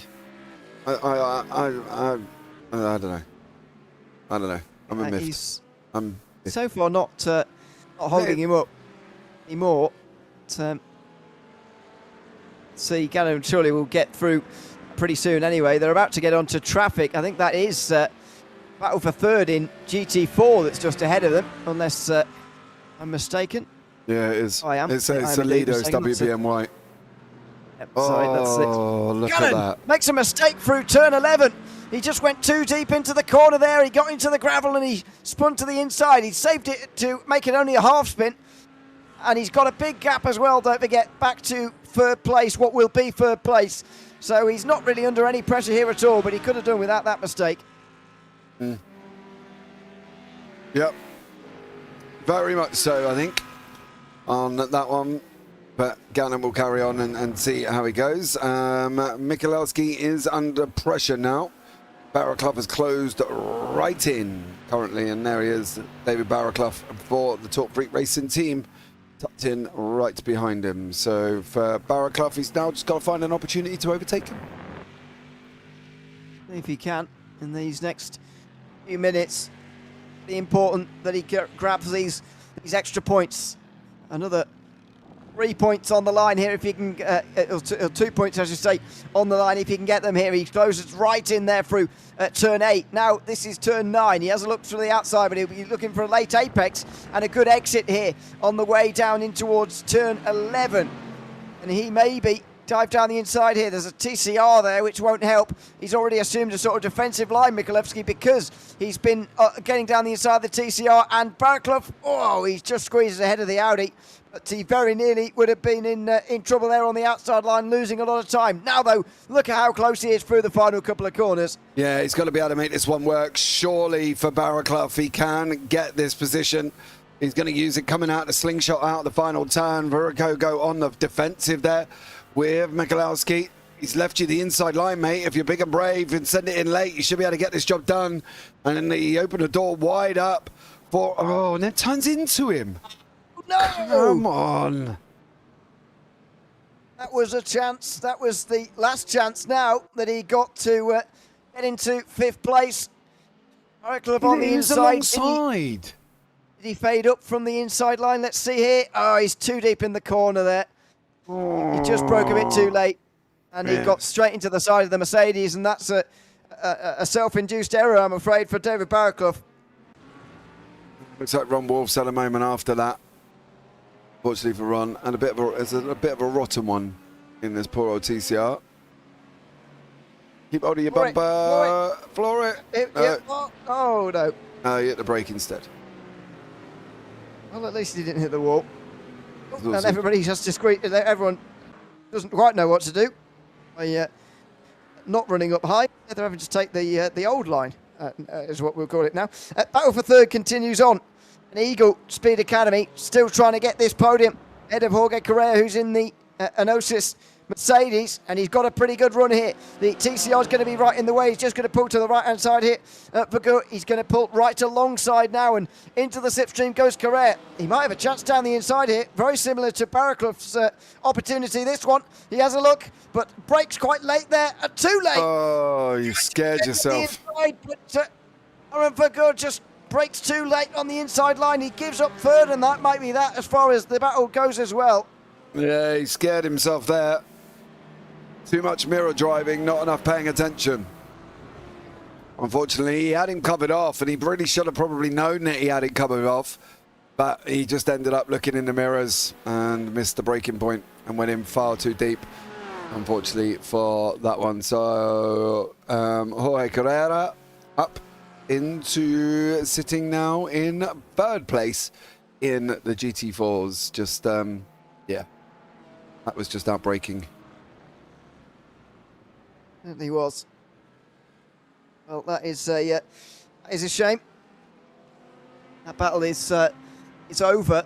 These two are not that far on the lead lap, actually. They're over a minute off of the lead for WBM in GT4. What a fantastic race it has been for the championship leaders. Again, all of the championship leaders in all the classes are currently leading the way, and Mauritius probably got flashbacks from earlier on when there was an incident there through turn 7, and there was very nearly another one for him. Yeah. Yeah, to make a little bit of an evasive manoeuvre.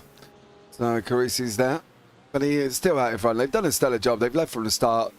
They've been amazing. Evan Krautfield and the Apex team are probably going to kick themselves a little bit this afternoon. They were in a great position, then they made a mistake and dropped down the order, unfortunately for them. But I think the team for me has been these guys: Lund, Charlie Lund Nielsen, Jacco. They've just done an incredible job this afternoon and absolutely dominated this field. They pretty much lapped everybody up to 6th place, if I'm not mistaken. Yeah. Allbear is the next one. No, 7th. Oh, so he's back on the lead lap. There he is. Yeah, but not for long, because there he is. And Yannis Allbear is just at the top of your picture, so I think he might end up being down there. Where they get Virico again, Angelo Loas, 16 seconds up the road, probably highly unlikely. Well, but I think he's got to stop yet, so I think yes, actually. You reckon? Well, you reckon Yeah, Virico's got to he's on stop? lap 116. Oh, I agree then. Yes, he has to stop. So it's possible that we could end up with a very few on there. There should be 5, I think. He'll be pitting again in the next few laps. How many laps remaining? With 13 to go. Probably 9. 9 laps, maybe? Something like that. So they are going to need to pit again there. The 6th and 7th place cars. Yannis Albert hasn't made his final stop either, as Giovanni Romano gets past Stefan Le Guen. Romano is now into the top 10 as he tries to recover some points for Hugh Jass White. It looks like this performance could consolidate them as 3rd in the championship, although the RPM Racing blue car is going to gain. Yasser Yunus should finish in 4th place if the expectations actually happen. So the blue car will gain that little bit. They start the day 30 points behind, though, so they won't get over them today, but they will get a bit closer ahead of the final round at Mid-Ohio. Yeah, but I would still be surprised if... I think this is the problem for me, I think, at the moment was there is going to be points gained, and we know that, and we can see that because of the way this situation is. Romano's down in 8th place in class, and the blue are sitting in 5th. But I think if we weren't doing 6 hours at Mid-Ohio for the final one, say we were doing 4 hours at Catalonia, right? I would sit back and go, okay, there is a big chance this could be already done. But Mid-Ohio is a tough circuit, and we're wrapping multi-class on it. And you are right, I'll give you that. Loas is heading down pit lane, so that will be... Oh, and Yannis Allbear. So Charlie Nielsen is going to lap them as well. So it will just be literally his own teammate, Yasho Yunus, who, fortunate enough, is right away coming out of turn 8. So Lund Nielsen has lapped everybody up to the own RPM team there. And Ineos have got to go in as well. So that's also should be technically another one that's going to be lapped. Yep. No, maybe not, because it... no, not quite lapped, but they will drop from 2nd. Just 11 minutes to go here. They have done 27 laps on this stint now, so they will be able to continue on for a bit more, but not 10 minutes more, I wouldn't expect, for Sergio Gomez. And so it should be 4 for Enosis anyway. There is Charlie Lund Nielsen again. So over 10 minutes away from another victory for RPM Racing Red. What a great season they are having.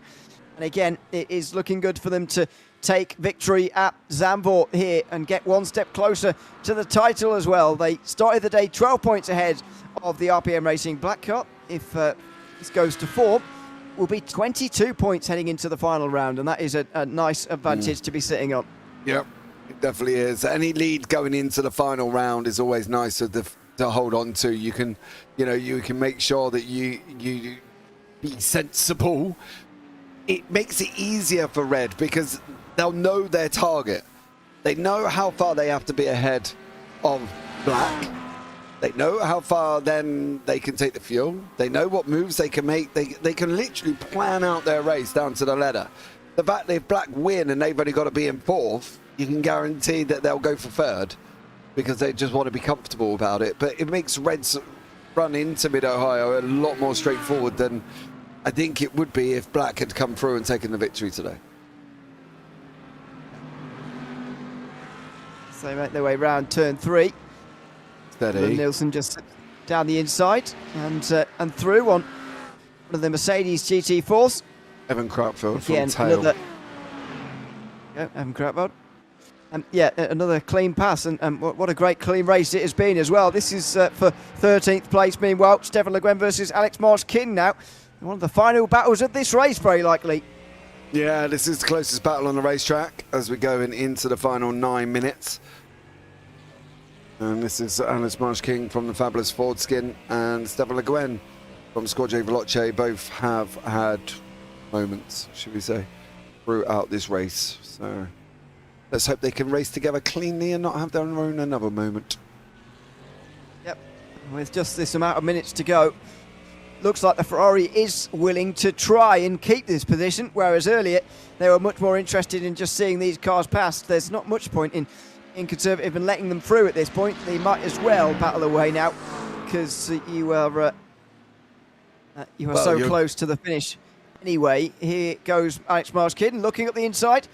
He's not quite going to get the red carpet rolled out for him as he would hope, as, by the way, behind, Carl Mundell in the Equipment Geek Racing McLaren is closing in too. So this is why Squadra Veloce are trying to keep the Ford behind. Just keep that very big, and it is big, rolling roadblock in the way of Carl Mundell and keep your 13th place overall, effectively using him as a bit of a blocker to try and keep the Equipment Geek Ferrari behind. Yeah, that's what he would like to happen, but Carl Mundell has really got to close in a little bit more. That will help him, spit in the dust. But that, from where he is at the moment, that's not. Stay off that. However, that TCR is going to benefit both of these, I think, because this could be Mundell's moment to start closing right in now. Look at how close the Ford was there, round turn 10. That was close for Alex Marsh-King as he now goes on the way towards turn 11. He's not quite going to have a chance this time round, but look at the pressure he's applying. He brakes late. Very nearly gets into the back of the Ferrari that maybe was on the brakes a touch early. And here we go now. Alex Marsh-King's going to have a good chance. The Ferrari really wanting to keep this one behind, although there is a tipping point here. If he has to defend too hard and lose too much time, it might be worth letting him go, although at that point there might not be much point because the Equipment Geek Racing car might be quite close. Digitrax Black, by the way, just up ahead of them here, are into the pit lane. This could become for 12th place, and it is. They're all going to pass that car very easily.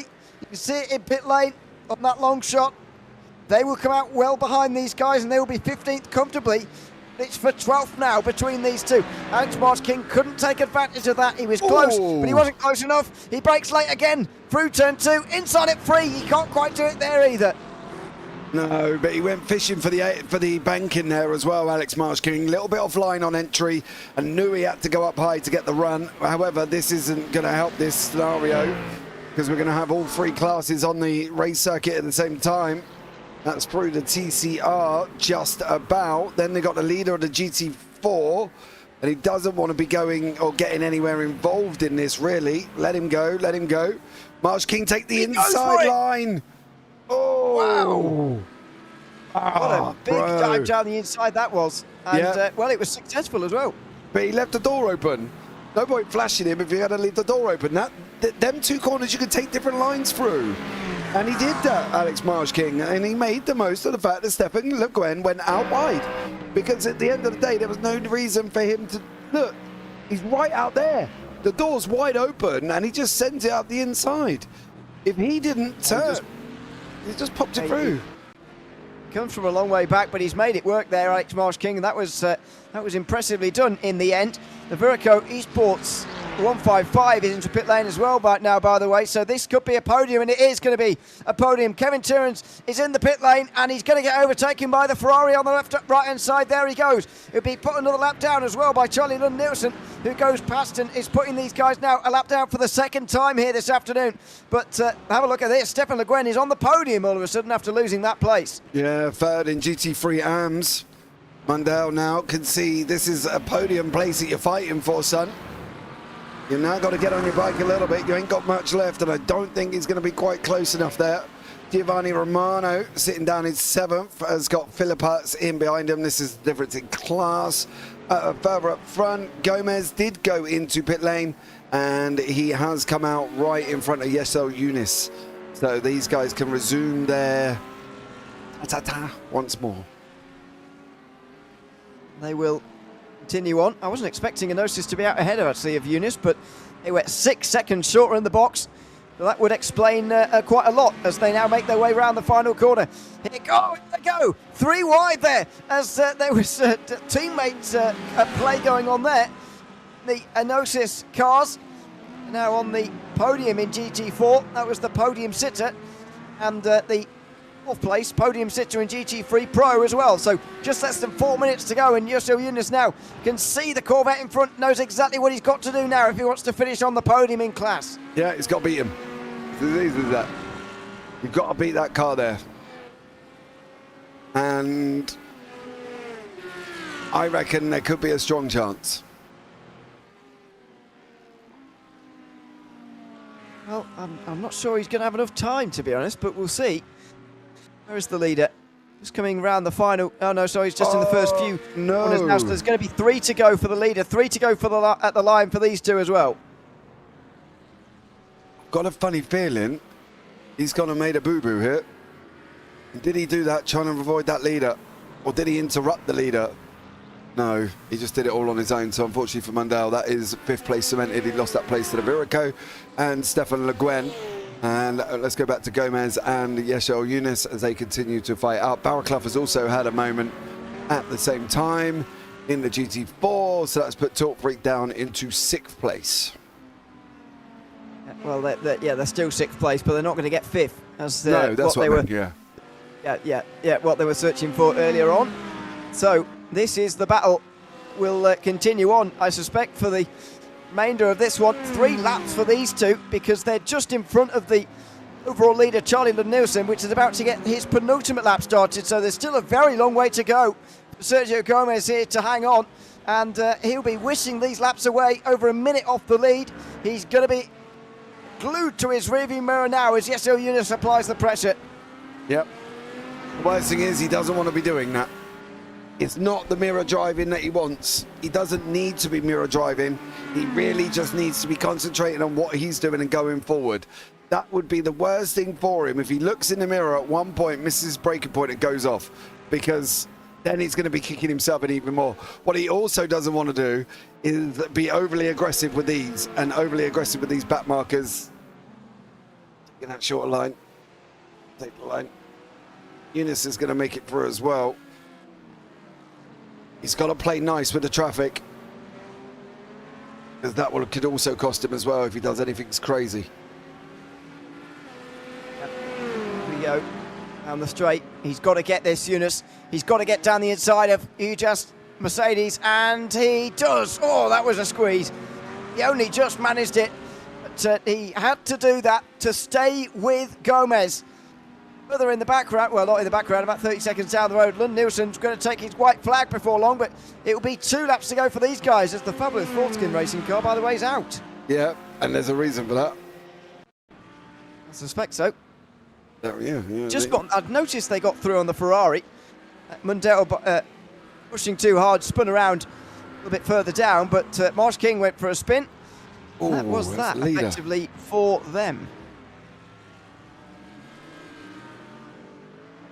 Yeah, and then Yannick Williams also has his own. Oh. Pulling out the way. The gee whiz was Oh, that? and then straight into the back of the Audi there. That was a bit weird. Yeah, but that was about as unpredictable as the lottery. Yeah. Oh, goodness me, That's Gomez slides. Big slide through turn 7 as he tried to get down the inside of that Audi again. He's not having the best of times with that Audi today, but there you go. He's now under pressure from Younis, who he might just have a worse time from. He's had a look at the inside there, in towards turn 8, couldn't quite do it. Through there, and he couldn't quite do it. That was turn 9, excuse me. Then turn 10. Gomez still up in front here, but only just. And they got one more lap, yeah? Yep. He's got one more lap to go. The time is has elapsed yet. He will have one more lap, will Gomez. So Charlie Nielsen is about half a minute away from taking another race victory for RPM Racing Red, but there's a big battle going on towards turn 1 here in the GT3 Pros. He's in the gravel a little bit there, Gomez, although Eunice did clip it as well. Not quite as much. He'll have a little bit of a run here in the slipstream of that Corvette. The white flag's waving at these two. He's going to survive in towards turn 1, Gomez. He's got enough speed, so it's going to be round the other part of the lap where he's going to be in trouble. And based on the previous laps, he certainly will be under a lot of pressure. No traffic, though, for them to deal with. Meanwhile, Charlie Nielsen is coming into the final couple of corners at the moment for RPM Racing Red.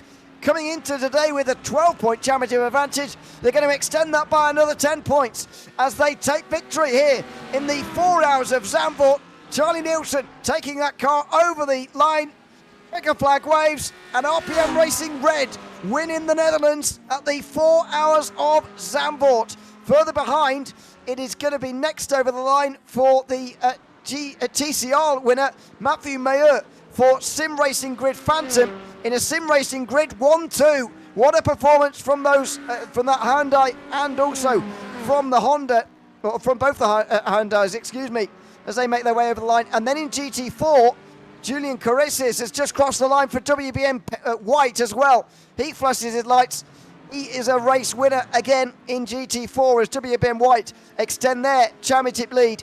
Gomez versus Eunice will go on to the very end by the looks of things. Just up ahead of them, RPM Racing Purple lock out the overall podium. But who's going to finish on the podium in the GT3 Pros? Gomez gets into the corner well. He's done enough. Eunice goes wide. He's done enough for third in Pro as the RPM Racing Purple car comes over the line in the win in the AM class. There it is. There's your battle. Gomez hangs on very well in the end. Yeah, as soon as he made that mistake, Eunice, that was it all over.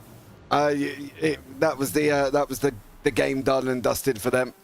As we go down into Eagle Speed Academy GT4, Jorge Carrera is going to come over the line, take the final podium spot in third in the GT4s for him. So great job from him and the boys at Ineos, where Aaron here from Eagle Speed Academy comes over and rounds this one off. We'll do these results, I think. Let's have a look. We'll do the overall. Okay. Actually, working at the moment. Oh, there we go. Let's go in class. Yeah, we'll do it by class. This is much easier. Sim Racing Grid, I didn't realise how close it was for second, actually, but Sim Racing Grid do get their 1-2 ahead of TSRC Esports, who were challenging there right towards the end. The tail racing cars were 4th and 5th ahead of 40G's Racing, or 40GS Racing. 40Gs. Yeah, or 40Gs, yeah. There's many ways to pronounce that name. Hujas finished 7th and 8th, 2 and 3 laps down, and then those that didn't finish, Sim Racing Grid, Phosphor, Goyo Autosport, and Scuderia Granch, who actually didn't start in the TCR class. In GT4, WBM White finished first in GT4 ahead of Hujas in second. And notice third place as they did in GT3 Pro with Eagle Speed Academy, the last on the lead lap. Verico were 1 lap down with Talk Freak, who lose ground in the championship in 6th, and Tail Racing and finished 7th. Treehouse Racing and Hujas Black all get to the end, as far as I'm aware, in GT4. In the GT3 AM class, it was RPM Racing Purple who were credited with a lap over the field. I don't think they quite got that in the end, but due to where the leader was, they are credited with one over DDK by Eagle Speed Academy. They certainly did get one over Squadra Veloce Bravo by Eagle. They were 2 laps down, as were Verico Equipment Geek Racing. 3 laps down for Sunday drivers with Eagle Speed Academy 118 and 116. 188 and 166 dropping out, as well as Digitrax, who were out pretty early on as well, with at least an hour to go anyway. Then finally in GT3 Pro, it's 40 seconds the winning margin for RPM Racing Red, who lead the championship by even bigger margin now, ahead of RPM Racing Black. And Otis hung on from RPM Racing Blue at the end with a lap down for Virico in the top 5. MRC Endurance Team just missed out on that top 5. They were a lap down alongside Hujas and DDK by Eagle Speed Academy. Digitrax finished 9th and a Fabulous Fullskin Racing running out the top 10. They retired very late on, with Stage 1 Racing rounding out the 11 in the field, we've got Sim Racing Grid Phoenix driver Ian Bertolucci in there, along with WBM GT4 drivers Carisis and Parker Dime. So let's go to GT4 first, since that's a slightly higher class, and chat to Parker Dime and Julian Carisis as well. Welcome both. Good to have you with us. I'll ask you, Julian, first, because you were able to cross the line in the Mercedes. Congratulations on the win. Winning by a large margin at the end as well. Just were you surprised by your margin at the end, or not? Not really, to be honest. We knew in practice the pace was really good. I'm always good on Zandvoort. Who would expect that? Dutch driver, Dutch track. So yeah, finally the win that we were waiting for the entire season. Does make sense, but there you go. Parker, as well, you were driving for most of the first part of that race as well. Just how did you get used to this circuit, driving alongside someone who does know it so well? Well, it's actually my first race here, but Julian gave me a great track guide, and my number one objective was to extend the lead as much as I could and give it back to Julian in one piece so that he could finish it off, and he did a masterclass job today. With Talk Freak having a relatively late problem, Parker, how do you feel about the championship going into Mid-Ohio? It definitely gives us a bigger buffer, but the fact that Mid-Ohio I don't think could be a drop round definitely still puts the pressure on, so we still have to come and capitalize on that. Absolutely. Julian, on behalf of the both of you, is there anyone you'd like to give a shout out to before we let you go? Oh yeah, of course. I want to have a shout out to Morgan, the team manager of WBM, who gave me the drive actually for this season. Because I had a car like 2 weeks before the season started, and we're finding out it goes quite well for the team. Absolutely. Congratulations, Julian Parker, on the win, and thanks for coming to chat to us as well. Thanks a lot for having us.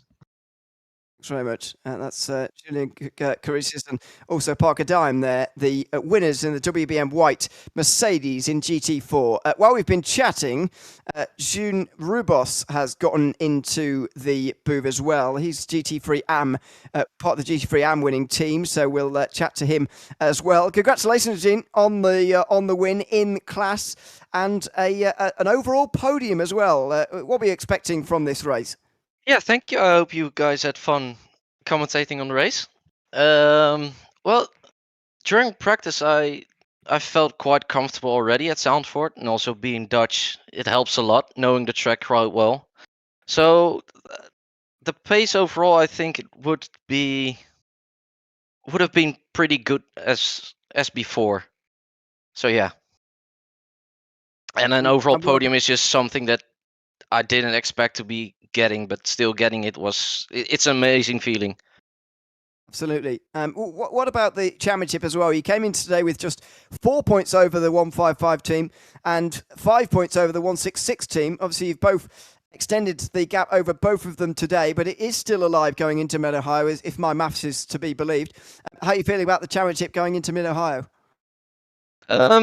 Yeah, like you say, it's still open for everyone, and I think it's basically going to be who's going to be the most consistent one and being the cleanest driver and racer.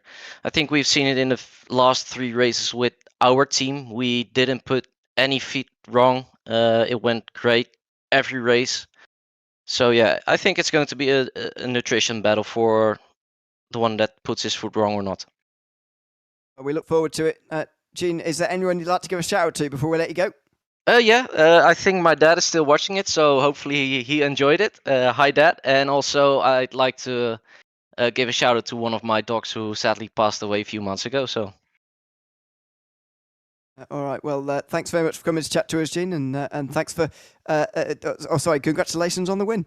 Yeah, thank you very much, and see you guys in the next race.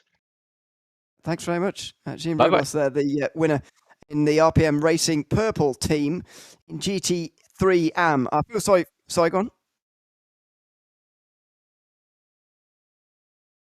Go on then. We have made him wait.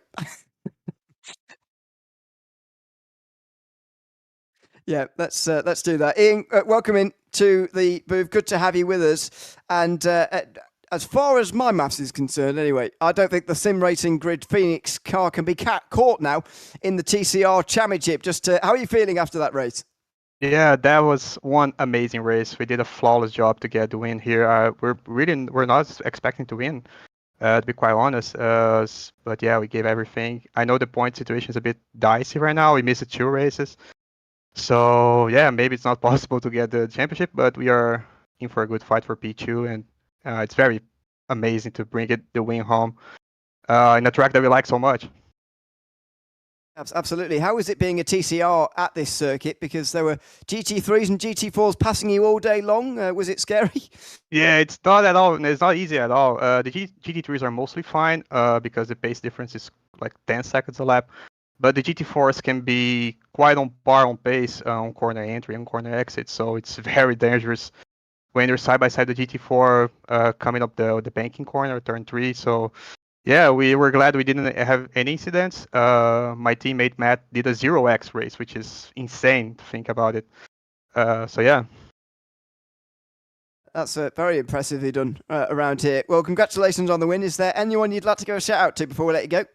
Yeah, thank you. I'd like to give a shout out to the SRG guys, the Phoenix team, Dan, David, Logan. David did an amazing setup for our car, so we have that to thank for. And a shout out to Matt, my teammate, who drove a flawless race.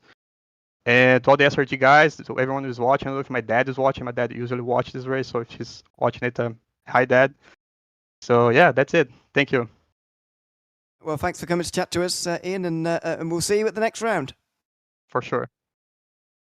Ian Bertolucci, they're part of the Sim Racing Grid team, who have taken a 1-2 this afternoon at Zandvoort, and possibly the championship as well. We certainly believe so for Sim Racing Grid Phoenix, who were a long way out before today, and they've only extended that as far as my maths is concerned, but it might still be alive, so we'll just check on that. Charlie Nielsen, meanwhile, is able to chat to us as well as the overall race winner. Congratulations, Charlie, on another victory this season for RPM Racing Red. How was the race for you today? It was, first of all, thank you for the kind words, and it was pretty straightforward, actually. No major incidents, pretty much no racing, to be honest. We pulled away early and kept the field at a nice distance. How surprised were you that you were able to do that, stay so incident-free, and also avoid any safety cars today? Well, I thought there was going to be more incidents than there were with the track being so narrow and the off line being so sketchy at a lot of places. But for us at least, there were no worries. Of course we had lots of laps where we lost 2-3 seconds, but I'm sure everyone had those. So both yes and no. Yeah. Well, congratulations on the win. Is there anyone you'd like to go shout out to before we let you go? Yeah, shout out to Jacko for standing in for Tom, who made a outrageous decision to go to his sister's birthday party instead of doing this race.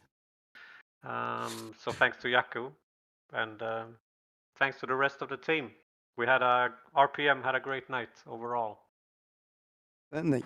Yeah, certainly. 1, 2, 3 for you. Congratulations on that, and thanks for chatting to us. Thank you. Bye. Thanks so much, Charlie Nielsen there. One of the RPM drivers, clearly furious his teammates have abandoned him. It made me laugh, deciding him to go to his sister's birthday party. Oh, a little bit outrageous decision, he said. Yeah, outrageous, scandalous. Yeah, but there you go. Another great round of the series, and the cleanest round of the series as well. Who would have thought here at Zandvoort? Not me. I am very shocked that was as clean as that. I thought there was going to be a lot more chaos, carnage, collisions, cautions. I thought we were going to have it all today, but we had nice, clean racing, few mishaps, but generally it was very, very close. I do want to just do one thing before we go, really, really quickly, because we missed a very close run to the line down with the TCRs of Andrew Pike. And basically they were very, very close together. to coming into the checkered flag. I'm just going to fast forward this a little bit. We did kind of miss this one, and he just didn't quite have it enough. We did mention it. Oh, blimey. So, yeah, they came over the line literally that close together. So, yeah, for poor old Pikey, unfortunately, not close enough. But great racing and on to Mid-Ohio. Absolutely. We'll be with you on the 22nd of February from the 1 hour earlier time of 5 p.m. in the UK. That is 6 in the rest of Europe, or Central Europe, I should say. So make sure you join us for that. We'll be live on the JP YouTube channel, as always. Plenty of other racing going on between now and then. So do lend us a subscription. We are nearly at 3K now, which is great. So do check that out between now and then. As I say, we'll be back in 4 weeks' time. From myself, Ian O'Leary, and Jez Parfitt alongside me, and Tom Cairns earlier on, who brought you the first couple of hours of this race. It's goodbye from Zandvoort, and we'll see you in the next round of the Trophi.ai FTR GT Series from Mid-Ohio in 4 weeks' time. It's goodbye for now.